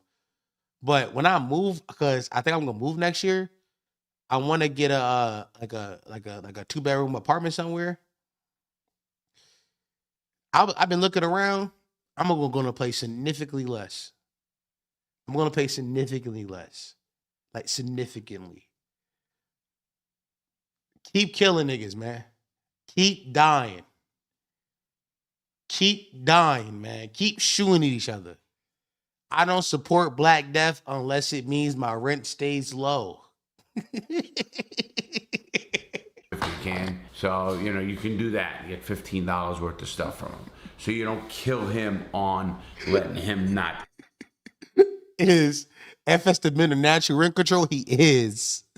Eat. Now, also in prison, they have what they call store man. Now that store man is just like anybody else. He does the same thing. First of all, the apartment prices are getting vicious. I'm not gonna lie to you. It's out. But you gotta realize, bro, Brandon, West is like a real local Philadelphia talks happening right now. West is Philadelphia's Brooklyn. I don't know if you realize this, but you live in Bushwick. Like, if you live near Baltimore Ave, like, I'm talking the whole Baltimore Ave. I'm talking about from like 40th Street all the way down to 63rd, where in 63rd where the trolley depot is. If you near Baltimore Ave, you live in Bushwick, Brooklyn, my nigga. Like, all of the transplants are moving to West. They're not moving to North. They're not moving into Fishtown. They're not moving downtown. They're not moving Spring Garden. They're moving into West Philadelphia, which is very funny to me because West Philly was where all of like our gang violence was happening. Like FS the Bender and Mr. Disrespectful, all them niggas was from West. So like a lot of like the niggas who was dying was from West, which made sense why white people moved in there so fast, because it was so cheap. It was cheap because niggas was dying. And then white people moved in, those crackers moved in, and then developers saw that and start developing like white people infrastructure, Whole Foods and things of that nature, coffee shops and things of that nature. That's what happens. If you live in West, you live in, you know what I'm saying? I'm near City Line Ave. I've been here for years. This shit nasty. But City Line Ave is crazy, by the way. City Line Ave is different, by the way. But all you gotta realize about West too, West Philadelphia got mad colleges. Drexel out there and Penn out there. So you out there next to two colleges. I know a girl. I'm currently dating a girl who live in West. She live off like I'm not gonna say that. That's crazy. But she lived close to like the action. She lived close to the action.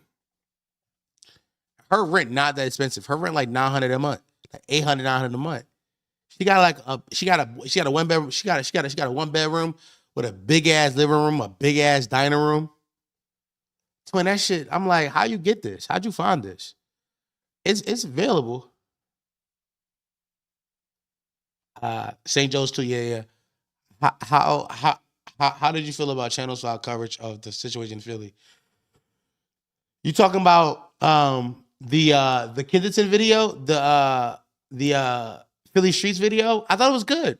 I didn't think they were. I think they understood the historical context of why Philly got the way, of how Philly became Philly very well. Like when they start talking about Levittowns and the Great Migration. I think number one, I gotta say this. I like Andrew Callahan. I think he does good work. I know a few years ago, niggas said he was a sex pest, but he's, you know what I'm saying? None of that shit was ever confirmed. Well, he did confirm, but he's like, all right, my fault, I was drawn, I disappeared, came back, you know what I'm saying? But I like Andrew Callahan. I do. He's a sex pest, but I think he's grown from his sex pest ways. With that being said, I think number one, he's from the area. He's from like the Philly area. So that video was very like he understood the politics and the economics of Philly very well. Like I said, when he started talking about Levittowns and start talking about how the great migration of Southerners from Virginia moving to Philly and how that caused white flight to the suburbs and the creation of Levittowns, he understood that shit perfectly, and how the city is currently doing something similar with the open air drug market in Kensington. Great video. Link to the video.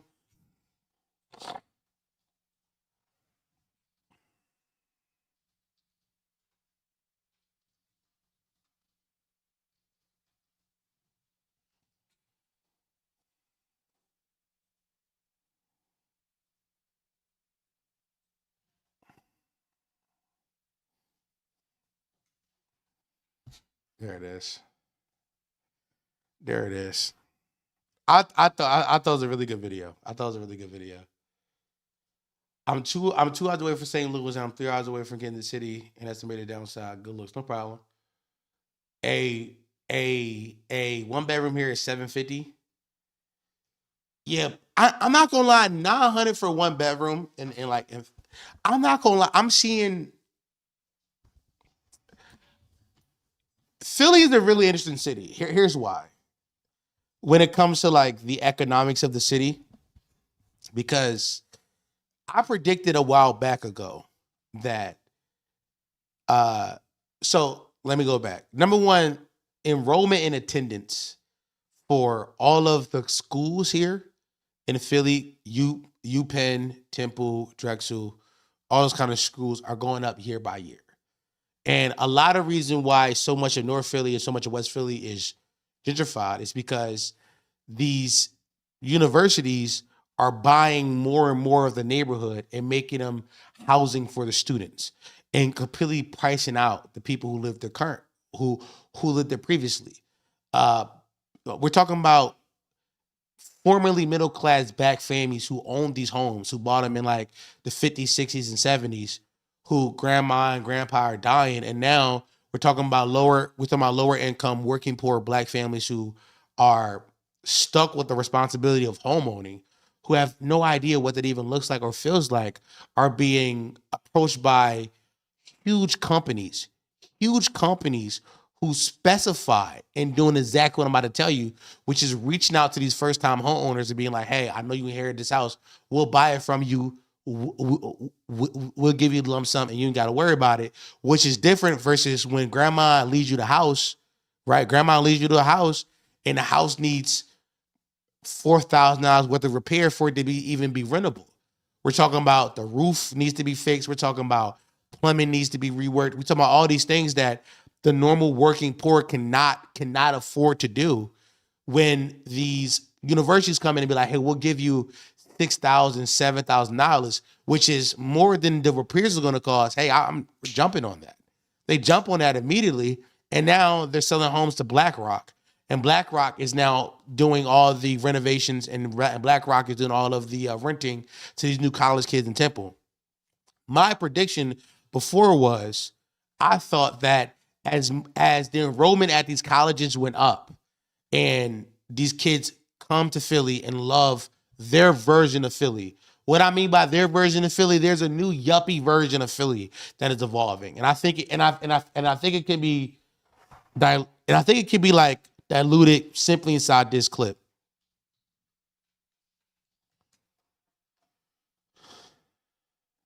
Let me see. Let me see if I can find it.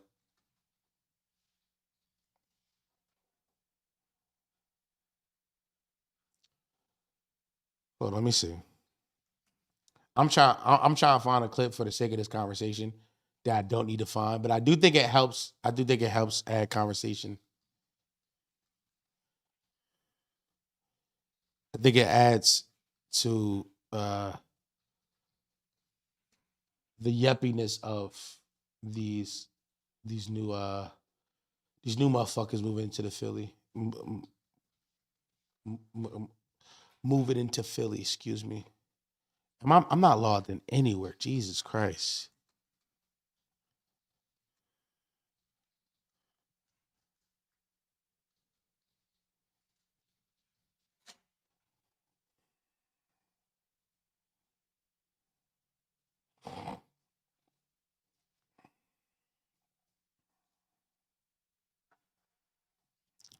Where's my phone?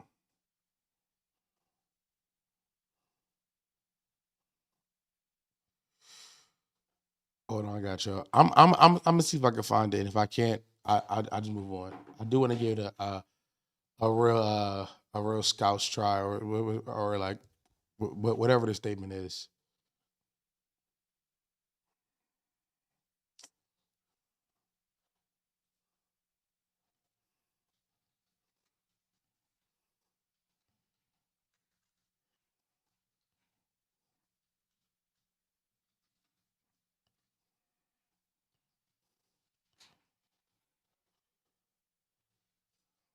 I can't find it. All right. Wait, hold on. Wait.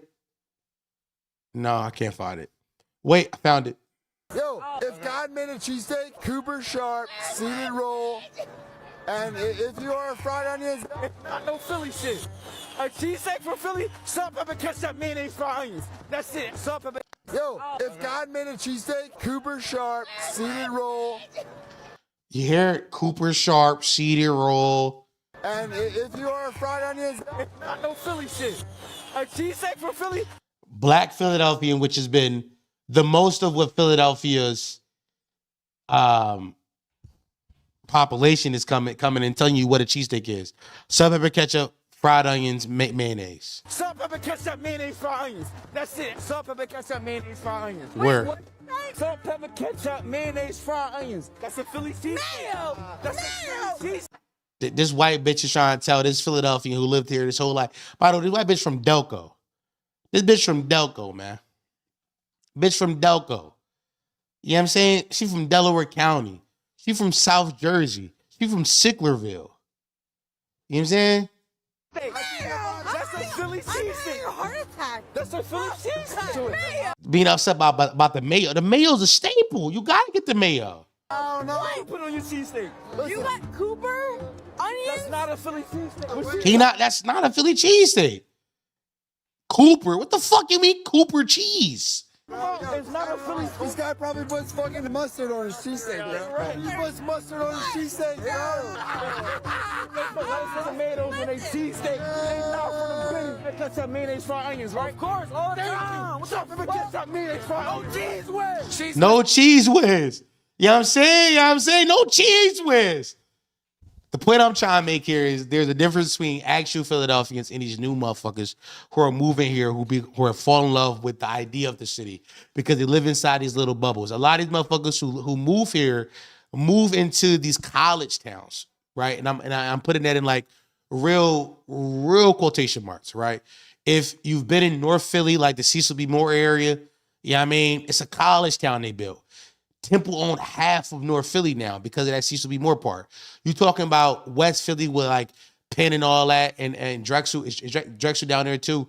They own everything from like 30th and Market all the way down, 30th and Market down, and we talking about like 40th and Baltimore. Like we talk, and it goes down. Like, you know what I'm saying? All these motherfuckers who are not from here, me and you would damn near cook. You see what I'm saying? We talking about niggas who not from here who live in these college towns who fall in love with the idea of the city where I thought was going to take over the city's population. I thought that they were going to become, what I thought was it was going to force a second Great Migration. So what happened during the Great Migration was white people who were from Irish and Italian motherfuckers who were from Philly, when black people moved up here from the South, like Virginia, they all fled to the suburbs. And those people who fled to the suburbs then commuted into Philly, which still happens today. If you know anything about this, SEPTA is currently SEPTA is fighting against the bulk of its population who uses its transportation system every day, which is people inside Philadelphia, versus the suburban line, which has higher taxes. And SEPTA is like, oh, well, these niggas in the suburbs got more money to build more shit versus us in the bitty. We're just poor and we can't really, our tax money doesn't really mean anything to them. I thought what was going to happen was those motherfuckers from the bitty, from Delco, all that was going to move back into the city and force the black people who lived there into the suburbs because it was going to drop the pricing of the suburbs and we're going to move there. The suburbs now become the slums, and now the city is like this neoliberal white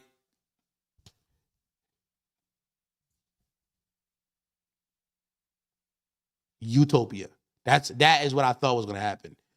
I'm seeing now that these white folks are moving into the city, buying houses or renting, and realizing, oh shit, actual Philadelphia is different than this bubble, different than these college towns I lived in.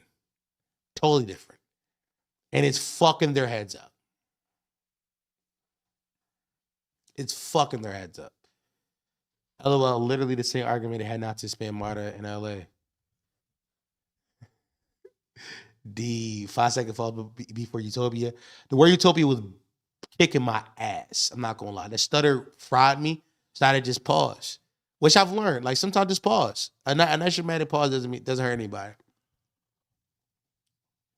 So all that to say, Brooklyn is ground zero. Brooklyn is ground zero. Brooklyn is ground zero, but what I mean West Philly is is ground zero. Brooklyn, the same way a decade ago, had a bunch of those hippie types, those what we called them back in the day? What we called them? Not hippies. We called them what? I forgot what we called them. But those niggas who wear fisherman hats and shit like that, all those types are currently moving into West Philadelphia because they're poor. Beatniks? No. Gay? Yes. Hipster. That's what it is. Hipster. That's what it was. Hipsters, we called them. Currently inside West Philly, all of those hipster types are moving into West Philly, right? They're moving there and they're settling in, right? Because they're poor. They're poor. They don't have a lot of options or mobility. To be fair, when it comes to class solidarity, they exist on the same side of the spectrum as most black folk. But what they don't realize is that their skin color means it's safe. This is where gentrification comes along. And this is where gentrification comes along. Gentrification doesn't care about class; it cares about race. It is intentionally an assault on black people, right? So when white people move in, whether they're poor or not, the developers see that and be like, "Oh, it's safe for other white people now." Now, these first white people who moved in are usually the Marxists, leftists, blue-haired, like those kind of people. People who kind of bring culture to a city. They bring culture. They bring identity. What comes after those white people are the tech douchey bros who work 9-to-5 jobs for Lockheed Martin comes in. See what I'm saying? That is the next step. Do they bring culture? Yes. I know it's fun to like shit on white people, and I'm with y'all. I'm not here to stop you from shit on white people. But yes, poor white people, especially the leftist ones, do add a lot of culture to the city. Lockheed got offices in Philly for real? No, we don't. I said that as like a thing that people understand. Like people understand what Lockheed Martin represents. So I said that as like you understand the type of guy. They don't have all of it. Not to my knowledge, they don't.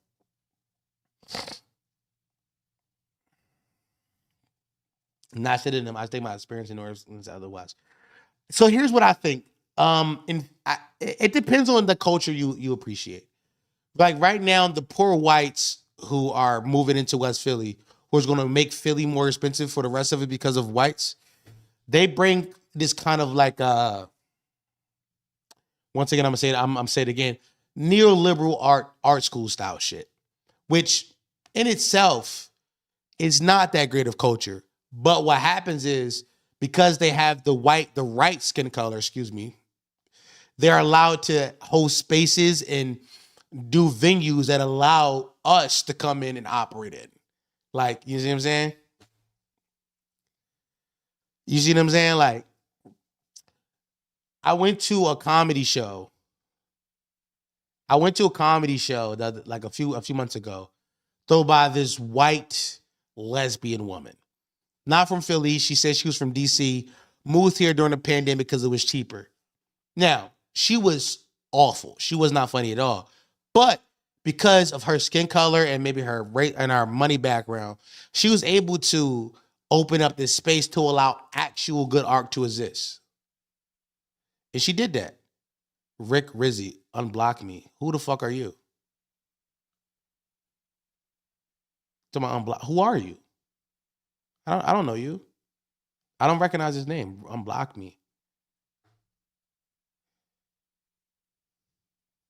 I don't know. On Twitter, who are you? Like, who are you? Like, first of all, if I blocked you on Twitter, I probably blocked you on Twitter for a good reason. Like, I'm gonna be honest with you, no. You probably tweet something. I'm gonna be honest with you. You probably tweet something that pissed me off.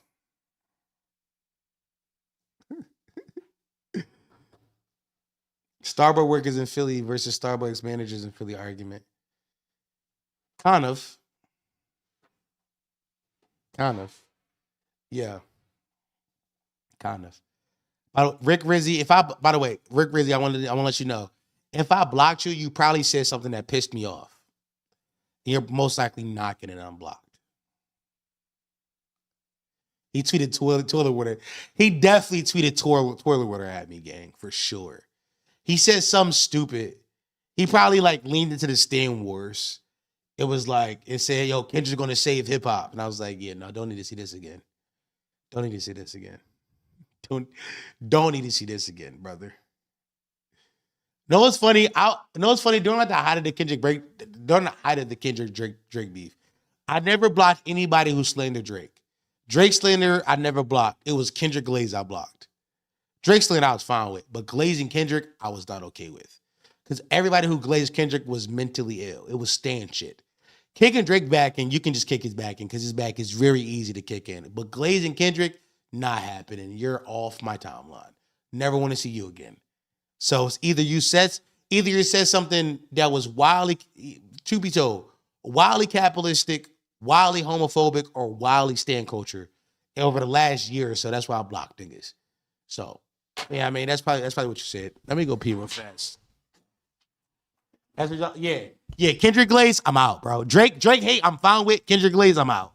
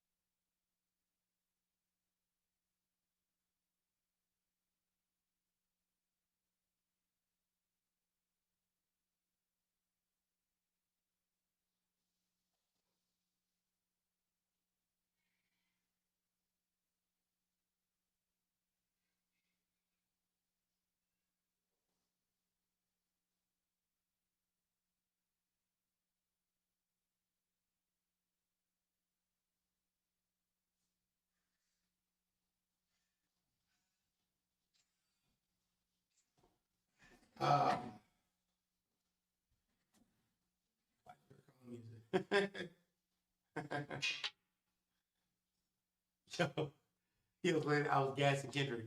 Yeah, no, I assumed. I ain't gonna lie, I assumed you was gassing Kendrick, gang. I assumed. I assumed you was gassing Kendrick. Yeah, I mean, did you wash your hands? No, I peed, bro. I didn't even touch my dick, bro. I'm gonna keep it a bean, bro. I popped the dick out the top and just let it go, bro. I didn't even touch my dick, bro. I just, you know what I mean, bro? I ain't even touch my dick, bro. I'm not washing. Yo, I hate you. No, fuck that, bro. Bro. He home alone. He's not watching. I'm not home alone. Kyle upstairs right now, bro. I'm not home alone. Y'all niggas is crazy, man. Y'all niggas is out y'all minds, man. Y'all niggas out y'all minds, man. Fuck y'all niggas. 4-hour stream though. I feel like I just did a lot of yapping. I do miss talking. What did Olay send me? I see Ebro was copping please, but Rosenberg held it down. Hold on. Olay texting me while I'm on stream is frying me. Did she expect me to not talk about this? Like, did she know I'm on stream? Like, I know she subbed, so I don't know if she got notification bell hit though. I'm not gonna lie. If you my dog and you don't hit the notification bell, is you really my dog? Let's be honest. Nigga, look at the lines in friendship I'm drawing. Let me see. Tell me why you think right now is the time that you want to jump on Twitter and go after Nicki Minaj's Monster Verse. Because she wants to disrespect all of us. So guess what? Here's some disrespect. You're not as great as everyone says you are. Why is she disrespecting all of us? Yo, she lied and told us Donald Trump was dashing and handsome. You are lying to our face. I couldn't even take it serious. But that's what I'm saying. So I feel disrespected that you are all of a sudden pulling this overt a grift in everyone's face at a time when people are being deported. What are you talking about? She has an axe to grind. She wants something while people in this country are suffering, particularly people of color, and is saying, F you people who made me a millionaire. I don't care about you people. I care about me. I'm going to stand next to these racists. I'm going to kiss up to these white supremacists so I can do something for my brother or for my partner or for my citizenship or whatever her axe to grind is. You are lying to the people who made you rich, who line up online and make you a superstar. Well, guess what? If you're going to be that disrespectful, I'm not going to call you out your name. I'm not going to say nasty things. But you did say something nasty. No, you're overrated. I'm going to say you're overrated. Yeah! Yeah! I'm with him. You saw that Pitbull video? Which one? The one about Coons? I saw that. Yeah. True either. You're But lying. it is. She's not one of the greatest MCs of all time. She's a really good rapper. No. She doesn't have a classic album. She's never made a classic. Yeah! There's a lot of good songs. Nah, hold on. I'm with him. Nah, hold on. Hey, Rosenberg, I'm not gonna lie. You top 3 Jew right now. I'm with you, my nigga. Not even on no anti-Semitic shit, but like you really stated on it right now, my nigga. You top 3 Jew right now. Wallahi, gang. I'm fucking with that. Cause I ain't gonna lie. One of my takes I had about that Nicki shit, my first opinion initially was, thank God I can finally stop lying about Nicki Minaj. Thank God. Thank God. Thank God I can finally stop lying about her. Nicki Minaj is a subpar rapper. I'm saying it. I'm going there. She's not good. Nicki Minaj existed in a time where women rap wasn't prevalent, where we didn't have women rappers. Right now, today in hip hop, there are about 70 girls who can out-rap her. I know a girl right now from North Philly who will give Nicki Minaj a fucking headache with her bars. She's not good. She's not good. She be tricking y'all with voices and shit like that. We called her a legend because she existed when there wasn't anybody else around. I've been saying let's get her rid of. I've been saying this. Get her out the fucking plate, man. Get her out. I'm cool. I'm fine standing on this. But listen, I'm cool if I'm on a ledge by myself with this tape. I'm cool. I'm fine if I'm the only one who says that, oh, Nicki Minaj is overrated. She's not that good of a rapper. But let's be honest. She been on decline. Nicki Minaj is a never was. You know how a lot of niggas be like, oh, he's a has-been. Oh, she used to have it. She never was. She was never that girl. She was never that good a rapper. She existed in a time where there weren't other women rappers. But right now in hip-hop period, if I'm calling somebody for a verse, hey, I'm calling Meg first. Hey, I'm calling Lotto first. Hey, I'm calling Mona Leo first. Hey, I'm calling Tierra Whack first. I'm calling mad people before I call her. And Nicki Minaj's downfall truly as a rapper can be traced to the moment where the industry and the consumers started to see there was other women rappers available on the market. The moment we saw there was other women rappers for us to listen to, we said, oh, we don't need her no more. Get her out.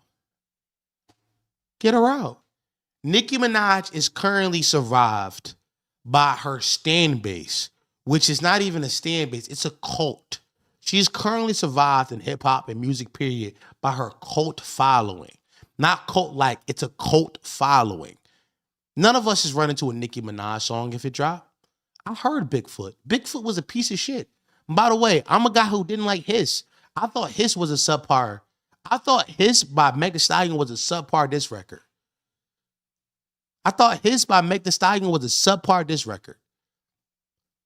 But Bigfoot made Hiss look like not like us. Not even lying to you, nigga. Bigfoot made Hiss look like not like us. Bigfoot made Hiss like hit him up. Bigfoot made Hiss like Ether. That's how bad of a rapper she is today. I'm done lying about her. She doesn't want the favor of us. I'm cool. Get her out. Bye. Bye. Bye.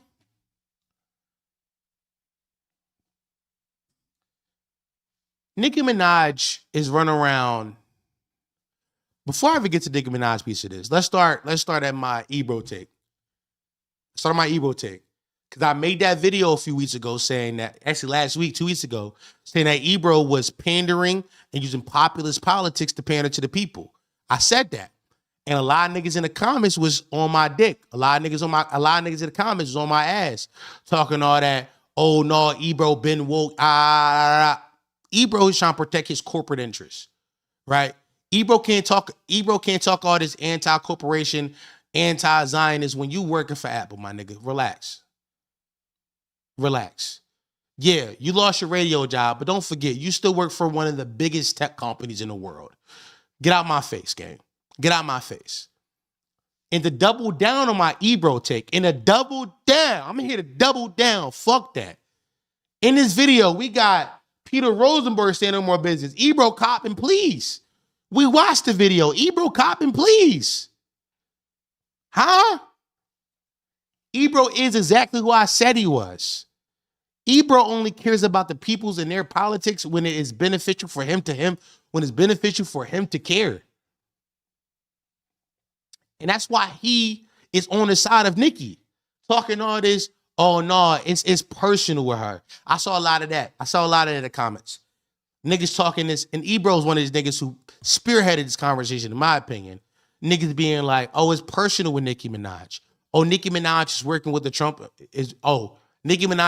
Trump administration. She's working with Turning Point USA. She's working with literal Nazis. Like, let's not mince words here. She's working with Turning Point USA, which is literally a Nazi/KKK rally in disguise, right? You go watch Ben Shapiro. Ben Shapiro is a Jew up there trying to be like, hey, y'all, I'm white, right? I benefit from white privilege. Niggas like, well, ain't you Jew? Don't forget it. It's a Nazi/KKK rally. Ben Shapiro, known Jew, known Zionist Jew, is currently fighting for his life within that party because he has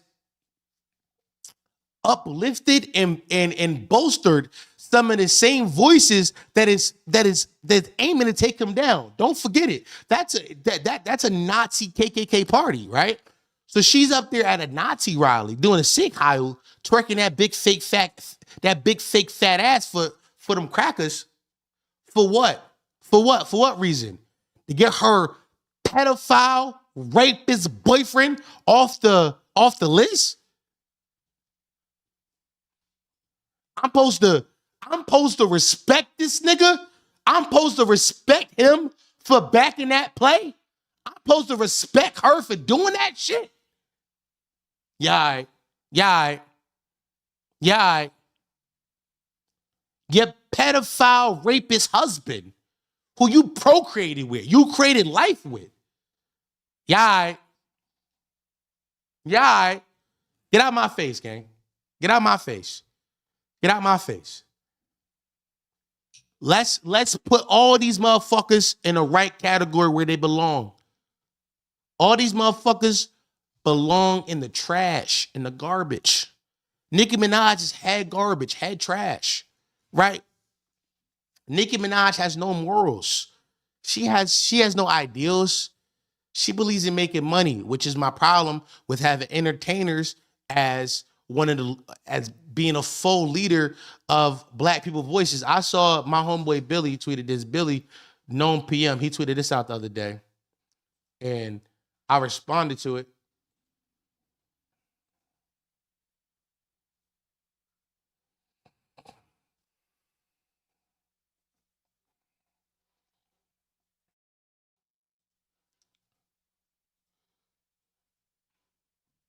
It was this fan cam of, all I'm saying is my phase would never.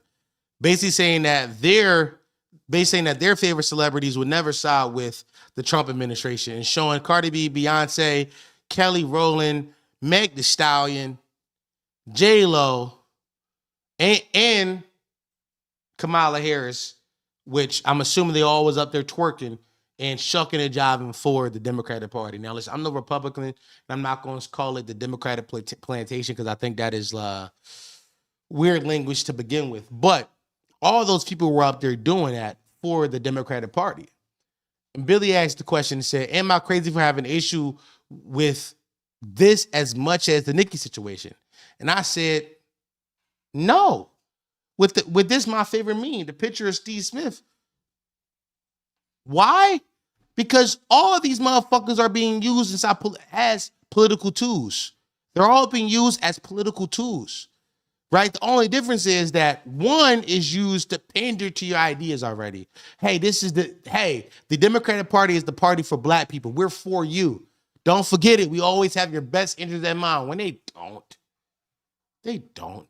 The Democratic Party does not care about black or poor folk at all. They care about having our vote, which I'm not saying that these motherfuckers who go to the Republican Party are right. I'm saying they're misguided. I'm saying they have the right idea. They just went the wrong way. But the same thing that Cardi B is doing. Cardi B is now shucking and jiving for Turning Point USA in a fascist regime. I will ask y'all this question. What is the point of a coon? Right?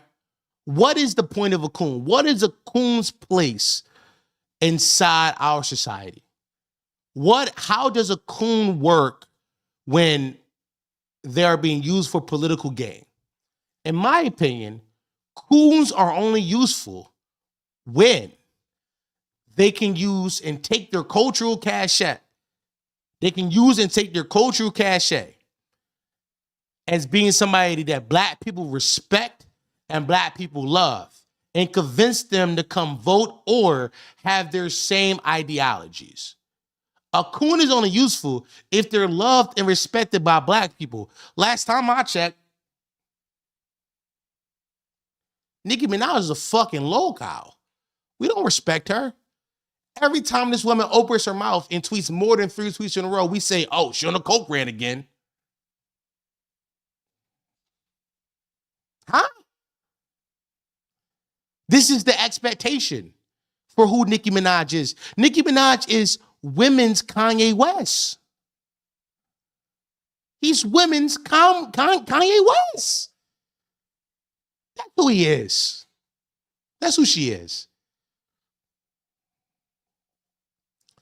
I say a lot to say. I was right. I'm never wrong. It was early. You know what I'm saying? Never wrong this early. I was right by calling this Nicki shit out 3 weeks ago. I was right, maybe a month and a half ago. I was right by saying this nigga Ebro up there caping. I was right. Jay's the ultimate sellout. We gotta okay, but before we get into what about is about the other rappers. Let's understand this one thing.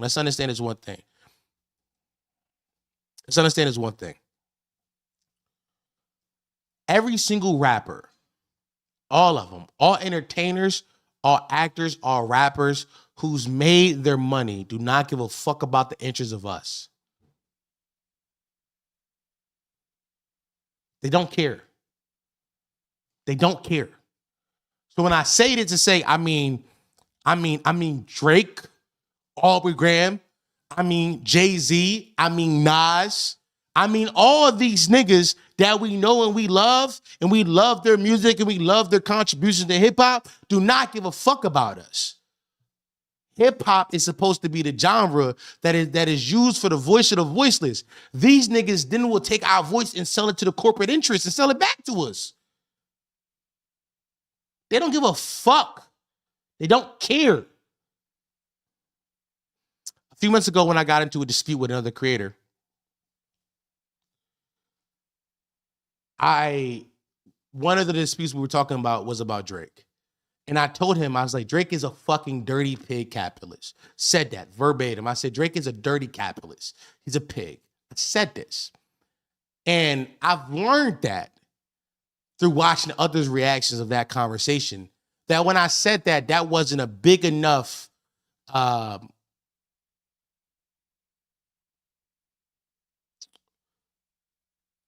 kicking in the back of Aubrey Graham. When I said that, people didn't think, oh, I know what he means. Why? Because black people don't see a problem with capitalism. But we have to realize the reason we get Nicki Minaj up there on that stage, the reason why we got Jay-Z hanging with the Trumps, the reason we got Nas opening fucking casinos inside his hood, the reason why we got Drake with Morgan Wallen, the reason why all these things happen can boil down simply to capitalism. That's what it boils down to. That's what it boils down to. That's what it always will boil down to every single fucking time.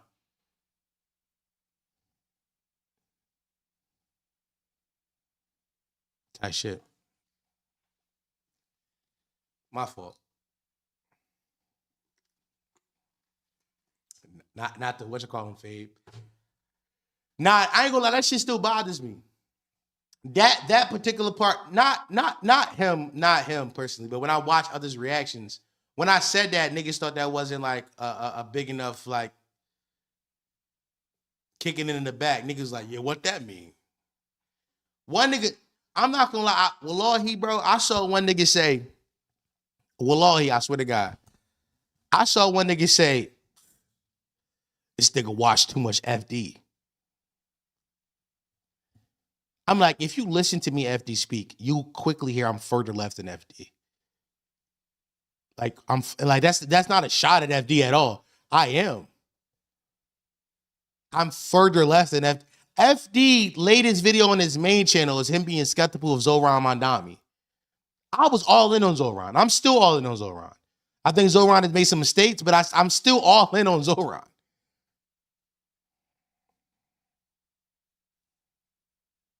It's a walk-off. It's not a walk-off. I think FD Signifier is smarter than me. He's way, not even close. This nigga's way more intelligent than me. This nigga will talk circles around me every day of the week. He's smarter than me. But farther left, I'm farther left than FD. Farther left. I'm farther left. Farther left. Way farther. And now maybe that's because I'm less knowledgeable, but if knowledge means I go back center, I don't know if I want to be that smart. He said, be careful with, no, by the way, I didn't watch the Zoran video because I knew that was going to be the take. I knew that was the take. By the way, I knew that was the take. We've all known that was the take. The take this whole time is him being a Gen X millennial cusper who came up during the Obama era and is like, I was burnt once and scarred once before. Be careful, y'all. We're good. We're good. We're good. I said this 3 months ago. We've been talking. He's said it before. Is it not a real concern? No. Why? Because Obama. Let me tell you something. Obama. Go look at some of the things that Obama ran on in 08. Obama was anti-gay marriage in 08. He didn't get pro-gay marriage until 2012. Obama was pro-Israel. Like, these are things that he said. Go look at what Obama ran for. Go look at it. Zoran is completely different. Do I think Zoran is playing the game? Yes. He's playing the game. And that hurts to see, right? Because as somebody who is as far left as I am, we want a freedom fighter. But I have to remember that our politicians are not freedom fighters. They're politicians. And they have to play the game. Right? Barry O was a great orator. Had to give it to him. No, he was. No, Barry O was, first of all, Obama is possibly the greatest politician of all time. like not even like up for debate. Like Obama was all aura. Obama was just all aura. The same way how I talked about Marty Supreme aura, the same way I talked about Marty Supreme earlier being like an aura film. Obama was all era. Was all aura.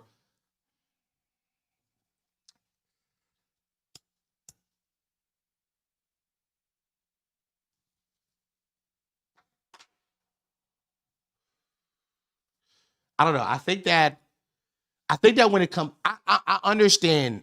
I don't even watch this video. I didn't watch it because I understood it. I'm probably gonna watch his Tyler video, but I understand his concerns for Zoran because I get it. It's like Gen Z is a generation of people who have never seen any political wins.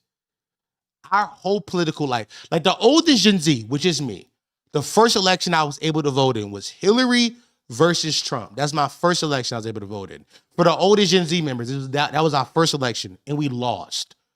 A terrible loss. We lost.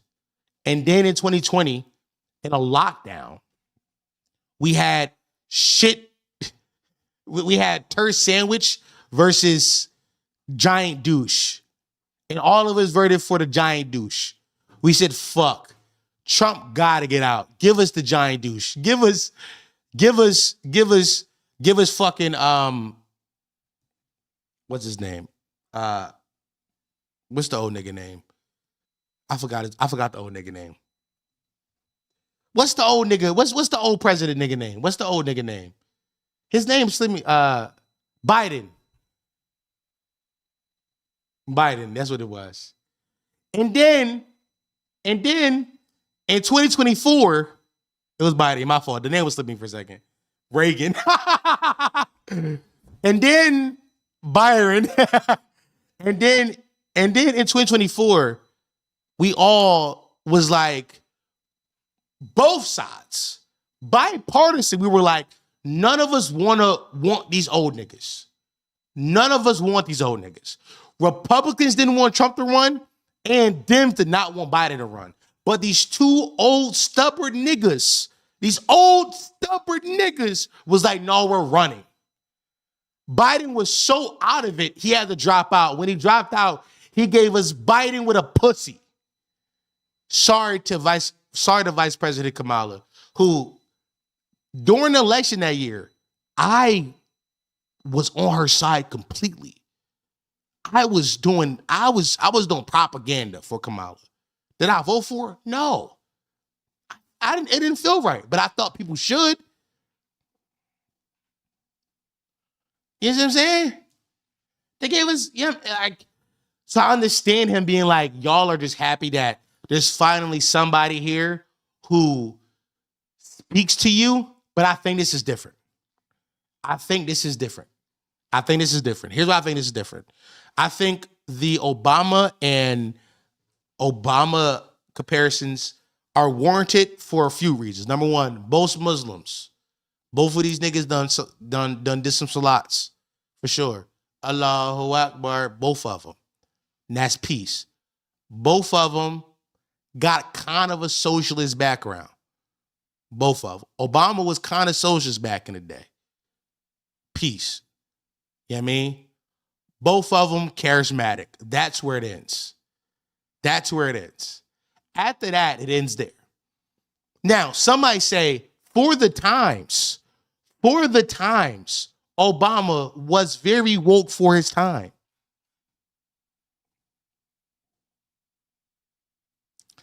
I don't know about you, but I knew gay people in 2008. Like, gay people was like, gay wasn't no longer a thing that we had to hide anymore. Niggas was openly gay outside in 2008. And Obama was staunchly against that. In 2008, Obama ran as the most normal Democrat, centrist. I'm here to just bring the country back. Very similarly, how when Biden won after the first Trump administration, Biden ran on, I'm going to get the country back on track. The country was in a very similar place, reeling off of George Bush. We hated 8 years of Bush. Obama said, I got his twin. I'm a steady hand. You see what I'm saying? Like, but the politics does not match. Obama was never this openly socialist. Especially in 08. 2012, Obama got a little bit more woke, but he got a little bit more woke because the times got more woke. For sure. For sure, the times got more woke. Like right now, Zoran won an election where people are still calling socialists communists. People are still doing Red Scare propaganda against socialism. Socialism isn't populist politics. He's not the, like, socialism isn't the new hot thing outside, y'all. It ain't.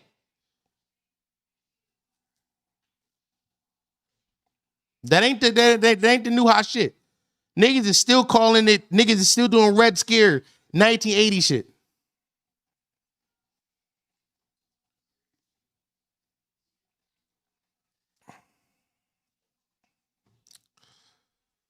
Obama had to get more woke in 2012 because Trayvon happened, and that shit shifted so much politically. I agree.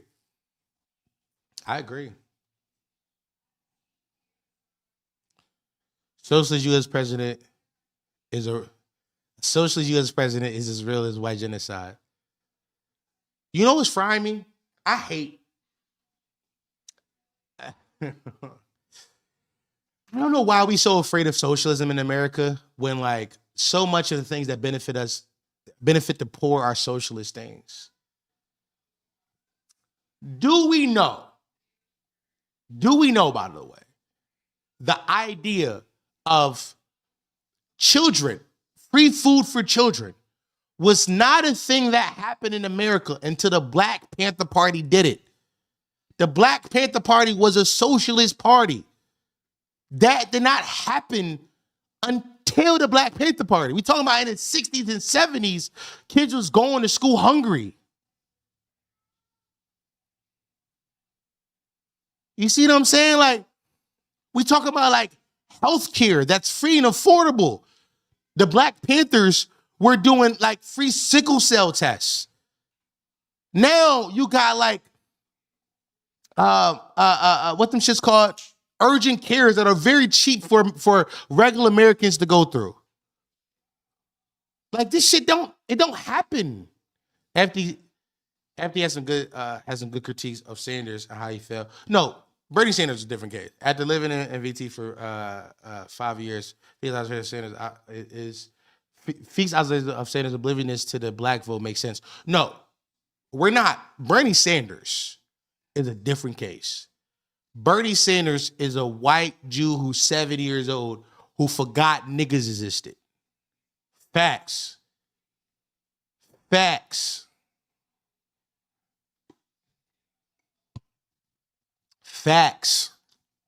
Bernie Sanders, different case. Like, I'm talking about when he ran in 2016. He was in the Senate. He was in the 70s. I think his ideal is just not language. It's literally the word social turning people off. That's really what, you know what's funny? Charlemagne said this. Charlemagne said this in a debate with Ben Shapiro on CNN. Tells you everything you need to know about the Democratic Party. Charlemagne was doing a debate with Ben Shapiro on CNN. Tells you everything you need to know. But Charlemagne said that socialists need to drop the word socialist because it's scary. From a marketing perspective, he's not wrong. And part of me wants to be hard-headed and like, no, we should like force people to learn this shit. Like, niggas should have to learn what this shit means. Fuck you. But another part of me is like, do we want people to be on our side or not? We probably should drop the socialist shit. We probably should. Oh yeah, McCarthy somehow still was working 2016. I don't know McCarthy isn't so sexy anymore, but the Gen Z kids seem more unbothered. It's not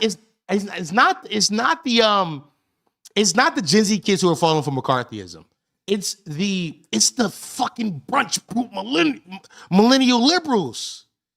If you don't know McCarthyism is, McCarthy was like, I forgot his first name. McCarthy was some nigga who like ran like a real deal anti-socialist Red Scare propaganda shit. Let me see if I can Google it for y'all. I forgot it. Joseph. It was was it Joe McCarthy? Yeah. There we go. You don't know. McCarthy was first to the mid-century political practice of making unsubstantiated, often baseless accusations of disloyalty, particularly to communism, to ruin reputations and suppress political dissent, creating a widespread fear. Witch hunt, famously led by Senator Joseph McCarthy in the 50s of the Red Scare era. That's all it is. That's all it is. Joe McCarthy was some nigga who was doing Red Scare propaganda, and now people just call him McCarthyism. It's OG cancel culture.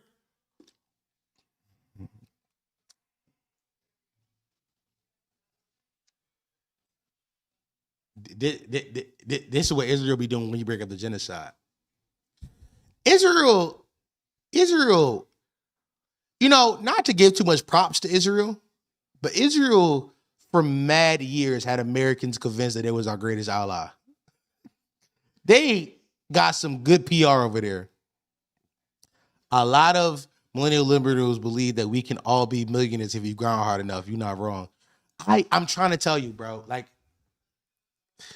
we don't have, like, the youth is ready. Like, Gen Z is ready to be radicalized. Gen Z is ready to be radicalized. Gen Z is prime for radicalization. When we talk about last election and we talk about how so much of the young male vote, when they say this, they mean young white male vote. So when I say this, I mean young white people. They are still the majority in this country. So stay with me on this concept. When we talk about how so much of the young male vote turned red last time and how they got there, we talk about how the podcasters and we talk about how the streamers and all the propaganda that was fed led them to being radicalized to these right-wing ideologies. Gen Z is so primed for any political wins, anything. Now, white men, I think I heard Hassan say this, how he was talking about how young white men want to be coddled because this is the first generation of all white men in history where they actually have to go outside and compete with the rest of us. And they just not used to this. And they want to be like told like they are big boys and like they can do whatever they want. Bitch ass niggas, basically. Basically, these new white niggas is bitch ass niggas. But if you prime them and you propagandize them correctly, they could easily fall on our side. Easily.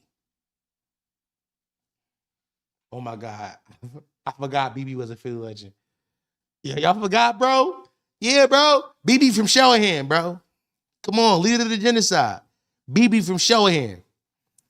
That's how fake Israel is. For everybody who don't know this, that's how fake Israel is as a country. The leader of Israel, the prime minister of Israel, is from Shellham, Pennsylvania.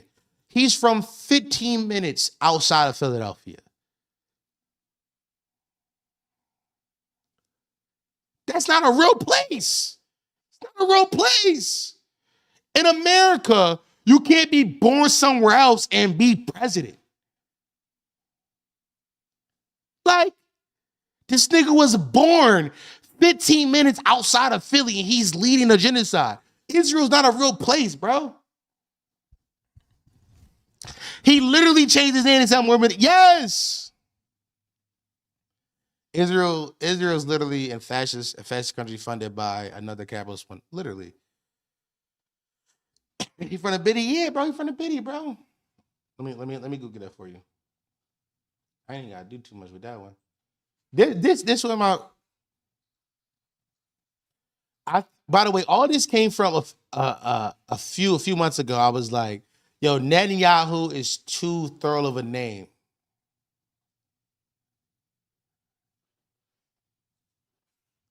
Benjamin Netanyahu was born in Tel Aviv. He's an anchor baby for Israel.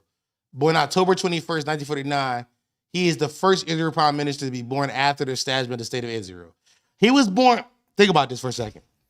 He was born after Israel, the current version of it, was established as a nation state.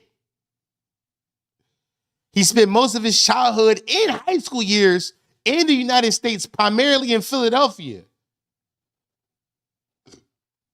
Twin, I'm not gonna lie to you. Inside Philly, in the Biddy where I'm from Philly. We say wherever you went to middle school and high school is where you from. If you went to middle school in a certain section of the city, that's where you from. A lot of times in high school, you would go to a high school outside of your neighborhood, you would travel, catch SEPTA and all that kind of shit. But if you went to middle school in a certain neighborhood, that's where you from. That's the hood you jack. This nigga from Showham, gang. He not no Israel legend, gang. It's crazy a dude that shot that Showham Square Mall is committing genocide. Niggas don't remember Showham Mall, yo. That's what I'm saying, bro. How we like your cheesesteak? Cooper cheese, seeded roll. You know what I mean? He on some real colonizer shit with it. You know what I'm saying? You already know how he get it. His cheesesteak real nasty. You know what I mean? Bad cheesesteaks. BB is the type of nigga to argue down with the no mayo on it. What you mean mayo? The fuck is Cooper cheese? Cooper cheese is, you know what I'm saying? I don't eat it. I got you.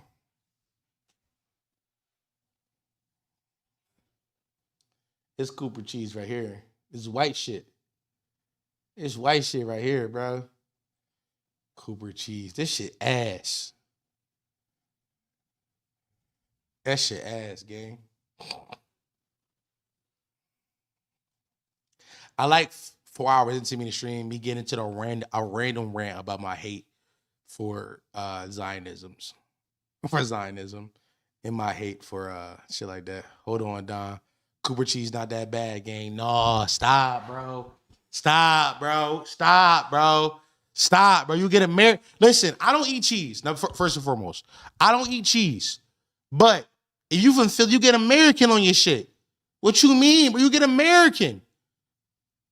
You get the, you know what I mean? You get the shit that come inside the single plastic wrap. You got to take the plastic wrap off, Poppy, throw it on your jaw, and flip it over and let it melt. Poppy, I don't eat cheese. I don't swear to God. I don't eat cheese. Well, I eat. Oh, Chubbs, you know, bro. I Chubbs. Funny. Wallahi, bro. I've never liked cheese. Funny story about Dom Sharp. Funny story about old fat Dom. When I was a child and my mom would make mac and cheese for dinner, she would have to make me a separate bowl of rice because I wouldn't eat that cheese. Granted, I am the first child, also the oldest boy. So my mom kind of just bended to my will in a lot of ways, but nah, I don't eat cheese. But I've never eaten cheese. The only time I eat cheese is on pizza. And that don't count because it belongs on there. As an adult and as a young adult, as actually as a teen, I developed a philosophy for this, for what I do and don't eat cheese on. Also, I don't eat chocolate either. Don't eat cheese or chocolate. The philosophy I developed was anything that I can eat without cheese, I'm not eating it. Like a cheesesteak you can eat without cheese is just as good. A hamburger you can eat without cheese, just as good. Fries, you throwing cheese on your fries, you a lard ass. You don't need to do that. That's just as good. You don't need that. You lactose? No, I'm not lactose. That's the part that fries me. I'm not. When I was young, I used to say I was lactose, but then I realized I was still in Viler. I was still in Viler, so I stopped selling Viler. Just kept it to being with niggas. Dom is standing for pizzas a while. No. I eat pizza. Pizza is the one thing I'll eat cheese on because cheese belongs on pizza. It belongs there. Now, am I a snob about a type of cheese? Yes. Give me fresh mozz. I'm talking about the cheese you make in the house. It's a little wet. You throw that on there. Give me fresh mozz.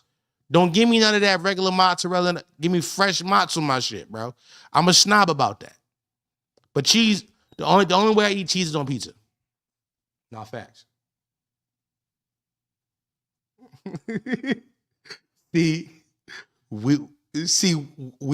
might not always agree with it, but we always line it in. This is why I feel to appeal to you. Oh, you like the fresh young cheese, not the aged stuff? Yo, Cat, you good? Yo, Cat, you good? Cat, are you okay? The fresh young, you trying to make me a cheeseophile? Huh? So if we make homemade mott sticks, you eat that shit? No. I've never had a mozzarella stick in my life, gang. Never. I feel like, by the way, unnecessary eats. The fuck is a mott stick? That's a made up thing. Now, granted, all foods are made up. All foods are made up. But a mozzarella stick, come on, gang. We just put some cheese in some batter, some flour. Yeah, I mean, say, oh, fry that shit. Also, it's fried. You see, like foods that are too American, I'm off of it. Like, I'm not gonna lie, mozzarella sticks is too American. I'm cool, man. Too American. What you mean is cheese rolled in batter and that you've deep fried. That's too American. Too American. Like, if you go anywhere else in the world, they'll be like, oh, I know you American. You eat mott sticks. That's an American ass shit. I'm lying? Tell me I'm lying. But you eat American. I don't eat cheese. I don't eat cheese.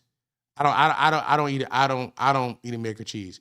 But I'm saying if you put cheese on your cheesesteak, it gotta be American. My stick, death dot tear down. Embrace your roots. Nah, bro. We drawn, man. Bro, why eat a my stick when I can have a French fry? Why eat a my stick when I can have a chicken nugget? You see what I'm saying? At some point, we just doing too much. Just finished watching the Marty Supreme section of the live. Cool. I like Brianna being in here the whole time and watching the Marty Supreme section. That's very funny. It's to be fair, if you watch it, just know you're watching it for Timothy Chalamet, which I said. You're watching it for Timmy Chalamet. That's it. Yeah, no. Don't put a mod stick on my plate. Don't put a mod stick on my plate. Also, chat, real quick, how many of y'all put ranch in y'all pizza? W's in chat if you put ranch on your pizza. Hello, I was ready on review, so thanks. It's good. All right, thank you, Brianna. All right, we got one W, L, we got two W's. Yeah, you niggas is nasty, man. Both of you niggas. I hate ranch. All right, cool. W, all right, yeah. Hot sauce only, crazy. Especially Southwest Ranch, W, L, okay, a lot of L's. Okay, cool. Let me tell you something. If you put ranch in your pizza, I think you're a bad person. I used to eat ranch on my pizza in middle school. Brianna, I'm glad you say that. My nigga, I'm happy you said that. Here's why. If you put ranch on your pizza, I'm assuming you did that in middle school. Everybody who did that shit in middle school was not a good person. Every single one of y'all was a class clown. You know what I'm saying? Niggas gave a teacher a hard time. Fuck you. You gave that minimum wage worker, that teacher made $39,000 a year. That teacher was 31 years old and made $39,000 a year. She was a poor person. And you gave her a hard time in algebra class. Fuck you. Fuck you. Every single one of you niggas who put ranch in your pizza, I don't like you. I don't like you, bro. I don't like you. Also, bad dressings. On top of that, bad ranch, not even a good ranch is also such a American dressing. Yo, I was a good student, easily distracted. That was a trap, LOL. It was. I eat Hawaiian pizza with Alfredo sauce. Yo, Gabby. Do something for me. Gabby, walk in your kitchen, grab that nasty you wore and give it to yourself. That was crazy. Gabby, go inside your bathroom, open the mirror.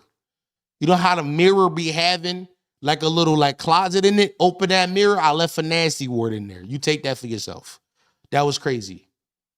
That was nuts. That was nuts. That was nuts. The fuck? Hawaiian pizza with Alfredo? Also, if you eat white sauce on your pizza, I'm doing something to you. If you eat white sauce on your pizza, I'm doing something to you. Something gotta get done to you.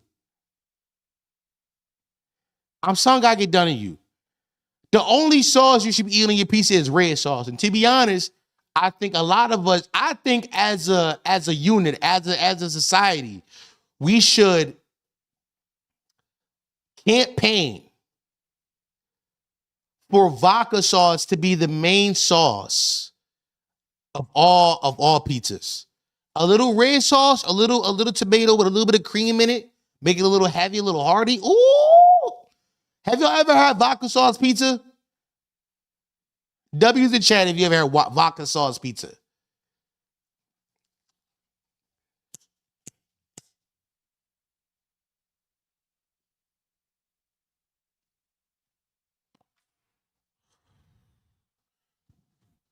Come on, dip. There we go. W's in chat. There we go. That's what I like to see. Yeah.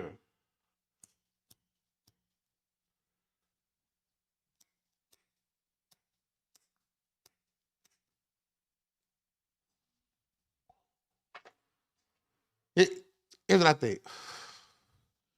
When I used to work at this, you're on the East Coast, your quality pizza should be outshining the rest of the country for sure. It does, to be honest. When I used to work at this pasta spot, and we used to make pasta from scratch. So understand this. We had a lot of dough and a lot of sauce. One of our highest selling items was a vodka penne with Italian sausage cut on a slant. So they were like kind of like oval shaped with caramelized onions. And that was like the thing that people ordered the most when I was there. That was a shit. I used to work at a restaurant called a Bronze Table. That was the thing that people used to order the most.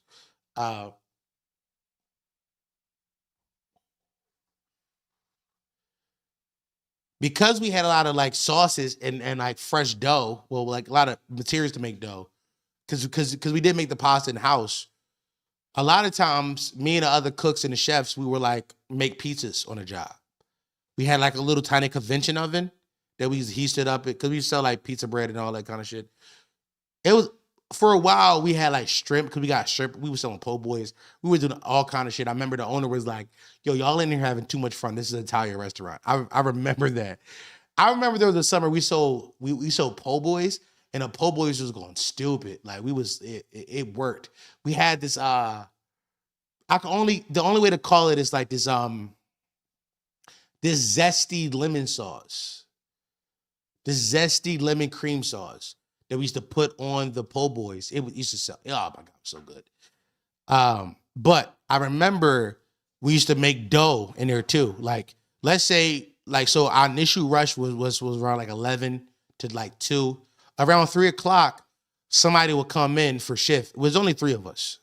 3 of us. It was 3 cooks at some point. Then another cook left. It was just 2 of us. But let's say that third cook would come in and we'd be like, "Yo, bro, don't even prep nothing. We got everything prepped up. You start making the dough for pizza time today." He would come in and we would have him prep the dough, just knead the dough, and we would make like a vodka sauce pizza. And we had fresh mozz too. Oh, fuck, it was so good.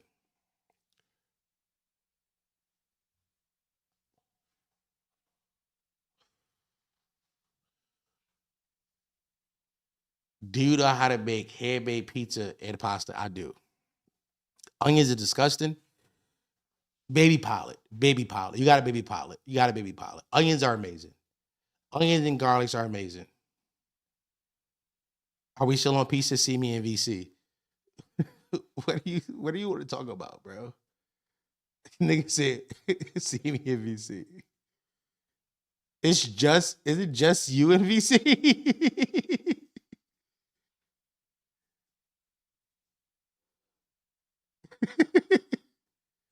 Yo,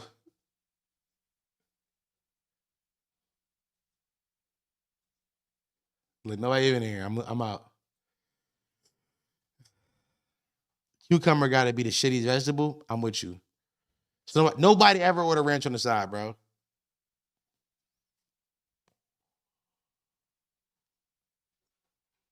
Look, I'll join back.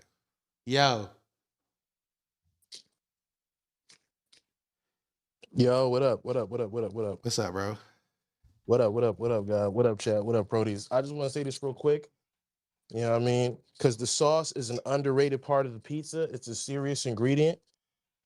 You know what I mean? Yeah. It does a lot for the pizza. People sleep on it. And I feel like the main sauce for pizza sauce should be either like, if you know the sauces, if you know the gravies, as the Italians call them, it should be a pomodoro or a marinara. You know what I mean? Vodka sauce is good, but not on every pizza. It don't hit like that. It's not universal enough. Matter of fact, if you're a real pizza recipe gooner, you're tweaking your sauce so it's not regular pomodoro or marinara. It's got to have a little something special to it. All right. Now I'm from Maryland.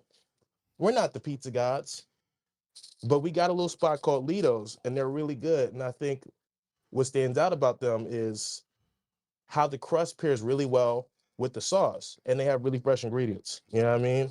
We just got one in New York City. I'm trying to put these niggas on. I'm trying to spread the gospel. But yeah, bro, pizza's good. You know what I mean? White sauce is good. Not on everything. You putting pineapple on white sauce, you're insane. They got to watch you. You got to be on the list. No, Gabby's insane for that. That's Gabby's all. insane for that. Gabby's insane for that. Don't What the put fuck white is sauce. what the fuck Crazy. is That's what the crazy fuck is shit, bro. Palomero sauce? What's that? Pomodoro is like, it's essentially kind of like this similar. Pomodoro is like marinara, but it's less spicy. It's like the shit you use on spaghetti, but you don't want it to be too spicy. You know what I mean? So just marinara sauce, because marinara sauce ain't spicy regularly. Marinara's not spicy, but it's the flavor is stronger. The flavor is stronger. Like bolognese is usually like pomodoro with some meat in it. That's what the bolognese is. You know what I mean? Bolognese also sometimes they call it Sunday gravy, for what I learned. Sometimes they call it a Sunday gravy. You know what I mean? They are, you know what I mean? Real Italians, they call that shit the gravy, bro. Yeah, you know what I mean? You gotta know the Lord. I'm not gonna lie, the real Italians, they pork their shit out. I remember when I was working at the one restaurant, I told them, yo, we gotta unpork we gotta unpork some of these recipes. I'm not gonna lie, they do. You're in Philly. You gotta, you know what I mean? You got no balls. Too many mooks. I told them you gotta that. respect the mookism. I told them that. I'm like, yo, it's so many Muslims here in the city. We gotta unpork these recipes. These recipes are porked out. Yeah, but I mean, they, you know, Italians, they love legacy. A lot of niggas was not trying to hear it. They're like, nah, bro, fuck out of here. It's grandma's gravy. Suck my dick. You know what I mean? They gonna die on that legacy. Niggas, but you know, I got my yaps off. You know what I mean? W stream, we in here. Okay, thank you. Cat Joy, do you want to say something? Cat Joy. Cat, we cannot hear you. I see you unmuted. Cat, I don't know what device you're on, but you gotta get your sound right. She's on her phone. You're back muted, Cat. Cat, do you want to say something before I go? We got Jules in here now. All right, Jules about to talk about sturdy women, man. Come on. Cat, save me. All right. I tried. Jules joined, y'all. Some of y'all don't know Jules' lore, but Jules is a sick guy. Jules is a sick guy. Jules is a sick guy, man. Jules is a sick guy. I've been on the street for them for 5 hours. How many people here? This is nuts. This is how much I love talking. 7 people here and hour 5. Real quick, for Dom Sharp music lovers, Dom Sharp is dead. He's not dead, but the character who made the music is dead. He no longer exists. If you don't know, I haven't paid for my for my what's that shit called? My distro kit in several months. And niggas was like, yo, Dom, you gonna pay for it? No, I'm not paying for it. I'm sorry to tell you this. It's over. It's over with, y'all. I'm never putting that shit back on. I'm never repaying that shit. Only because, number one, I was paying for the most expensive tier every year. And the most expensive tier allows you to have several different artists underneath of it, but I wasn't using them. And when I tried to use them, I didn't have the same flexibility that I wanted. So I said, I'm not using that anymore. I'm not using that. But I do have I am going by the new name OFAT Dom. That's what I go by these days. And for the PMs who know and people who don't know, on December 25th, Christmas Day, I did put out Songs About Women. It is out. Currently, you can go stream this in your phone. A lot of PMs have had this on their Untitled for a while now, but I finally put it out on streaming. If you are interested in it, if you're to hear Dom Sharp music, it's out now. OFAT Dom, Songs About Women, the EP. I was thinking about making this album was made last year around this time. I've had these songs for a year. The reason it didn't come out before because I was hoping I could make another song to finish the story I was trying to tell. I realized that the story is perfect the way it is, and I decided to put it out. So that is the first announcement. OFAT Dom, Songs About Women is out now. It's out now on streaming. But the second announcement I want to make about my music is I've been working on a new album. A while back ago, I premiered something. I played it on stream called, by the way, here Kyle going to work. By the way, y'all was 4 hours too early on the Kyle prediction. I was working on an album before called, what's this shit called? Don't Mix My Emotions. I don't know if I put that out. I might. If I do, you'll see it on this new account, OFAT Dom. But I am working on some very new music. And I want to play some of it, just a song or two for y'all. I'm very proud of it. I sent it to 4 yesterday. 4 and I went to go see Marty Supreme yesterday, and I played him the album. And I played it for him on the way to go see the movie. And on the way back, 4 was like, "Can you play it again?" And I was like, "Oh yeah, 4 likes this." So I reached my demo. People who like Dom Sharp music already. I do want to play y'all just a record from it or so. I don't know why I can't. It's not letting me log in. Hold on. Give it to me. Give it to me, please. I don't know, bro. I work on too much music too often. So some stuff may never come out, or it's gonna come out like a year from now, similar how this album did. So similar how Songs About Women did. But I do have this, and I want to play this for y'all. I want to play 2 songs. Just 2 songs. Stand inside my bed, make your booty do the wild, I'm gonna add it in a bottle. She gon' ride me like a towel. I'm on top of that surprise. Nigga, see with my one and they gon' down. Where's the other one? Nigga, who's the other one? I'm on drugs, I'm comfortable. I'm on love and X pills. I'm fucking on my ex still. Made a pact that if we get back, then we gon' make it real. Really did it ever was. Make it in my own word. I'm outside with 2 of them. Somebody call it cold word. I'm outside with Tesla in the body for the Dracos.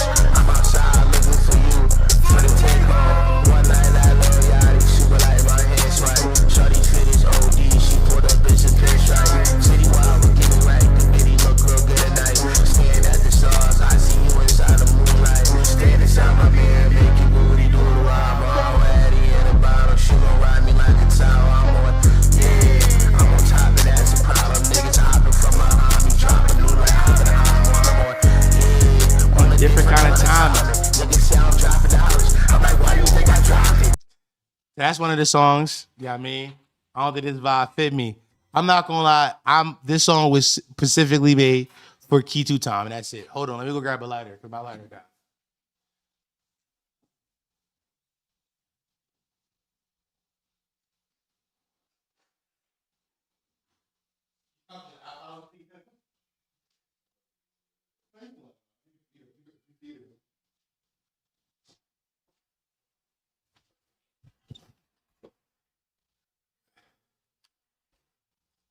So go back to the filters.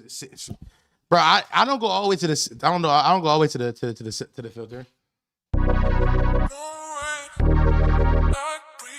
is one of my favorite songs I ever made in my life, to be honest.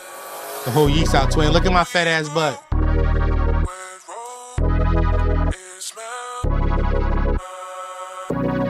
Gangsta kid, moving from my promised passenger from hourglasses, sea green wine glasses, bitches, fairy tales. I know the trenches very well. Explaining who I am today. People from my past say I lost my way. Ways I never felt. Moves to the Bible Belt. It started a family, but that's just not in me. Down in the shallow waters, preachers, your tomb is calling. Redo, I gotta find a way. Gotta find a way. Gotta find a way. Gotta find a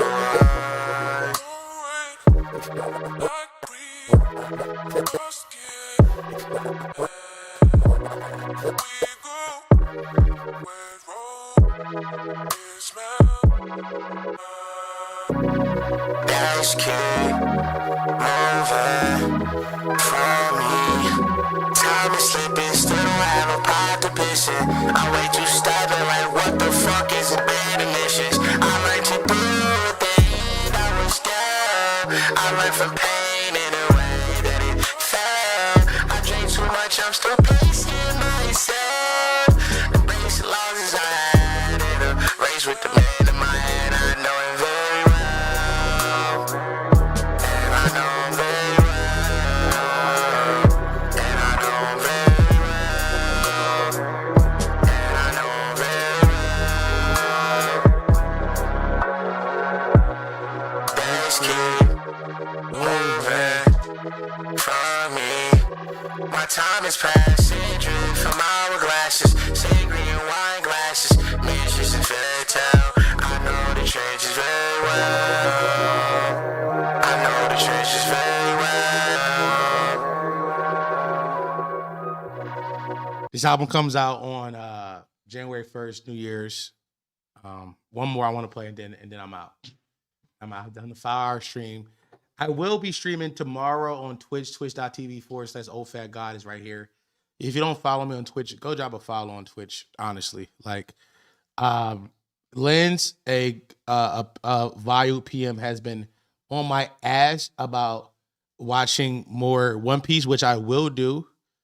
And I will do. I'll make sure I do. Also, I'll be doing some other shit. It's linking up. But this is my Twitch. Old Fat God, 222 followers. It's linking up. Go follow me over there. Yeah, I mean, twitch.tv/Old Fat God. That's where I'll be at for. I don't know. I might go to New Year's. I think I'm going on New Year's. I also haven't talked to a microphone all week, and I miss talking to a microphone. So I'd probably do it on Twitch. All right, then one more song, and then I'm gonna end this and go to sleep. Can't get you all on my side tonight. One-on-one time is a sacrifice. I've been probably sleeping up, yeah. Can't get you all on my side tonight, cause one-on-one time is a sacrifice. And I could probably sleep in the light tonight. I'm going out. I think I'm falling back in my ways. Things that you used to say to me to make me feel away, they just don't hit the same, you know. I'm slipping, I'm tripping, I'm falling. The way that you talk to your friends is obnoxious. Those is your own girls, I gotta be cautious. I probably get the same treatment when I'm not here. And sometimes I'm not here, most times I'm not here. Most times you get a response from me quickly. Other times I text you back that I'm busy. I cannot give you my all. All is just way too involved. I feel like I finally evolved. You're not a part of that evolution. The love's just open too. alone than usual. I don't know what's gotten into you. I don't know you're into these days. I can't tell you if I'm free on Wednesdays. I can't be the man you need in this life. I don't know, but hit me up in the afterlife.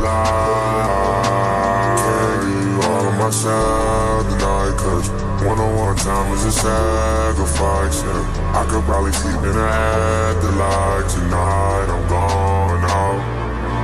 I think I'm falling back in my ways. Things that you used to say to make me feel away. The guys don't hear the same, you know. Thank you guys for being here. 5-hour stream. We did it for no reason other than I was just I was bored. And I missed talking to the microphone. Like I said, OFAT God is my new Twitch. Go follow me on Twitch. Probably over there. For the rest of this week, OFAT God is right here. Wait, right here on the screen. Right here on the screen. Songs About Women is out right now. If you haven't heard it, go listen to it. OFAT Dom on all streaming services. I think I'm everywhere. Spotify, YouTube. I can't find on YouTube, but it's definitely there. Spotify, Apple Music, YouTube. I'm there. Gotta find me. Well, don't gotta find me on other two, but YouTube, I gotta find me. Yeah. Then January 1st, I got a new album coming out. Very, very fun stuff. I think it's the closest I ever got to chasing the vibe that is 808s and Heartbreak Yay. Yay, the album. I be chasing that vibe often. Would you consider your constant music? No, this is not my constant music. You'll hear it. I got some other beats I want to add to. We'll see. But thank y'all for being here. 5 hours. What a fucking stream. What a fucking time. See y'all the next one. Bye.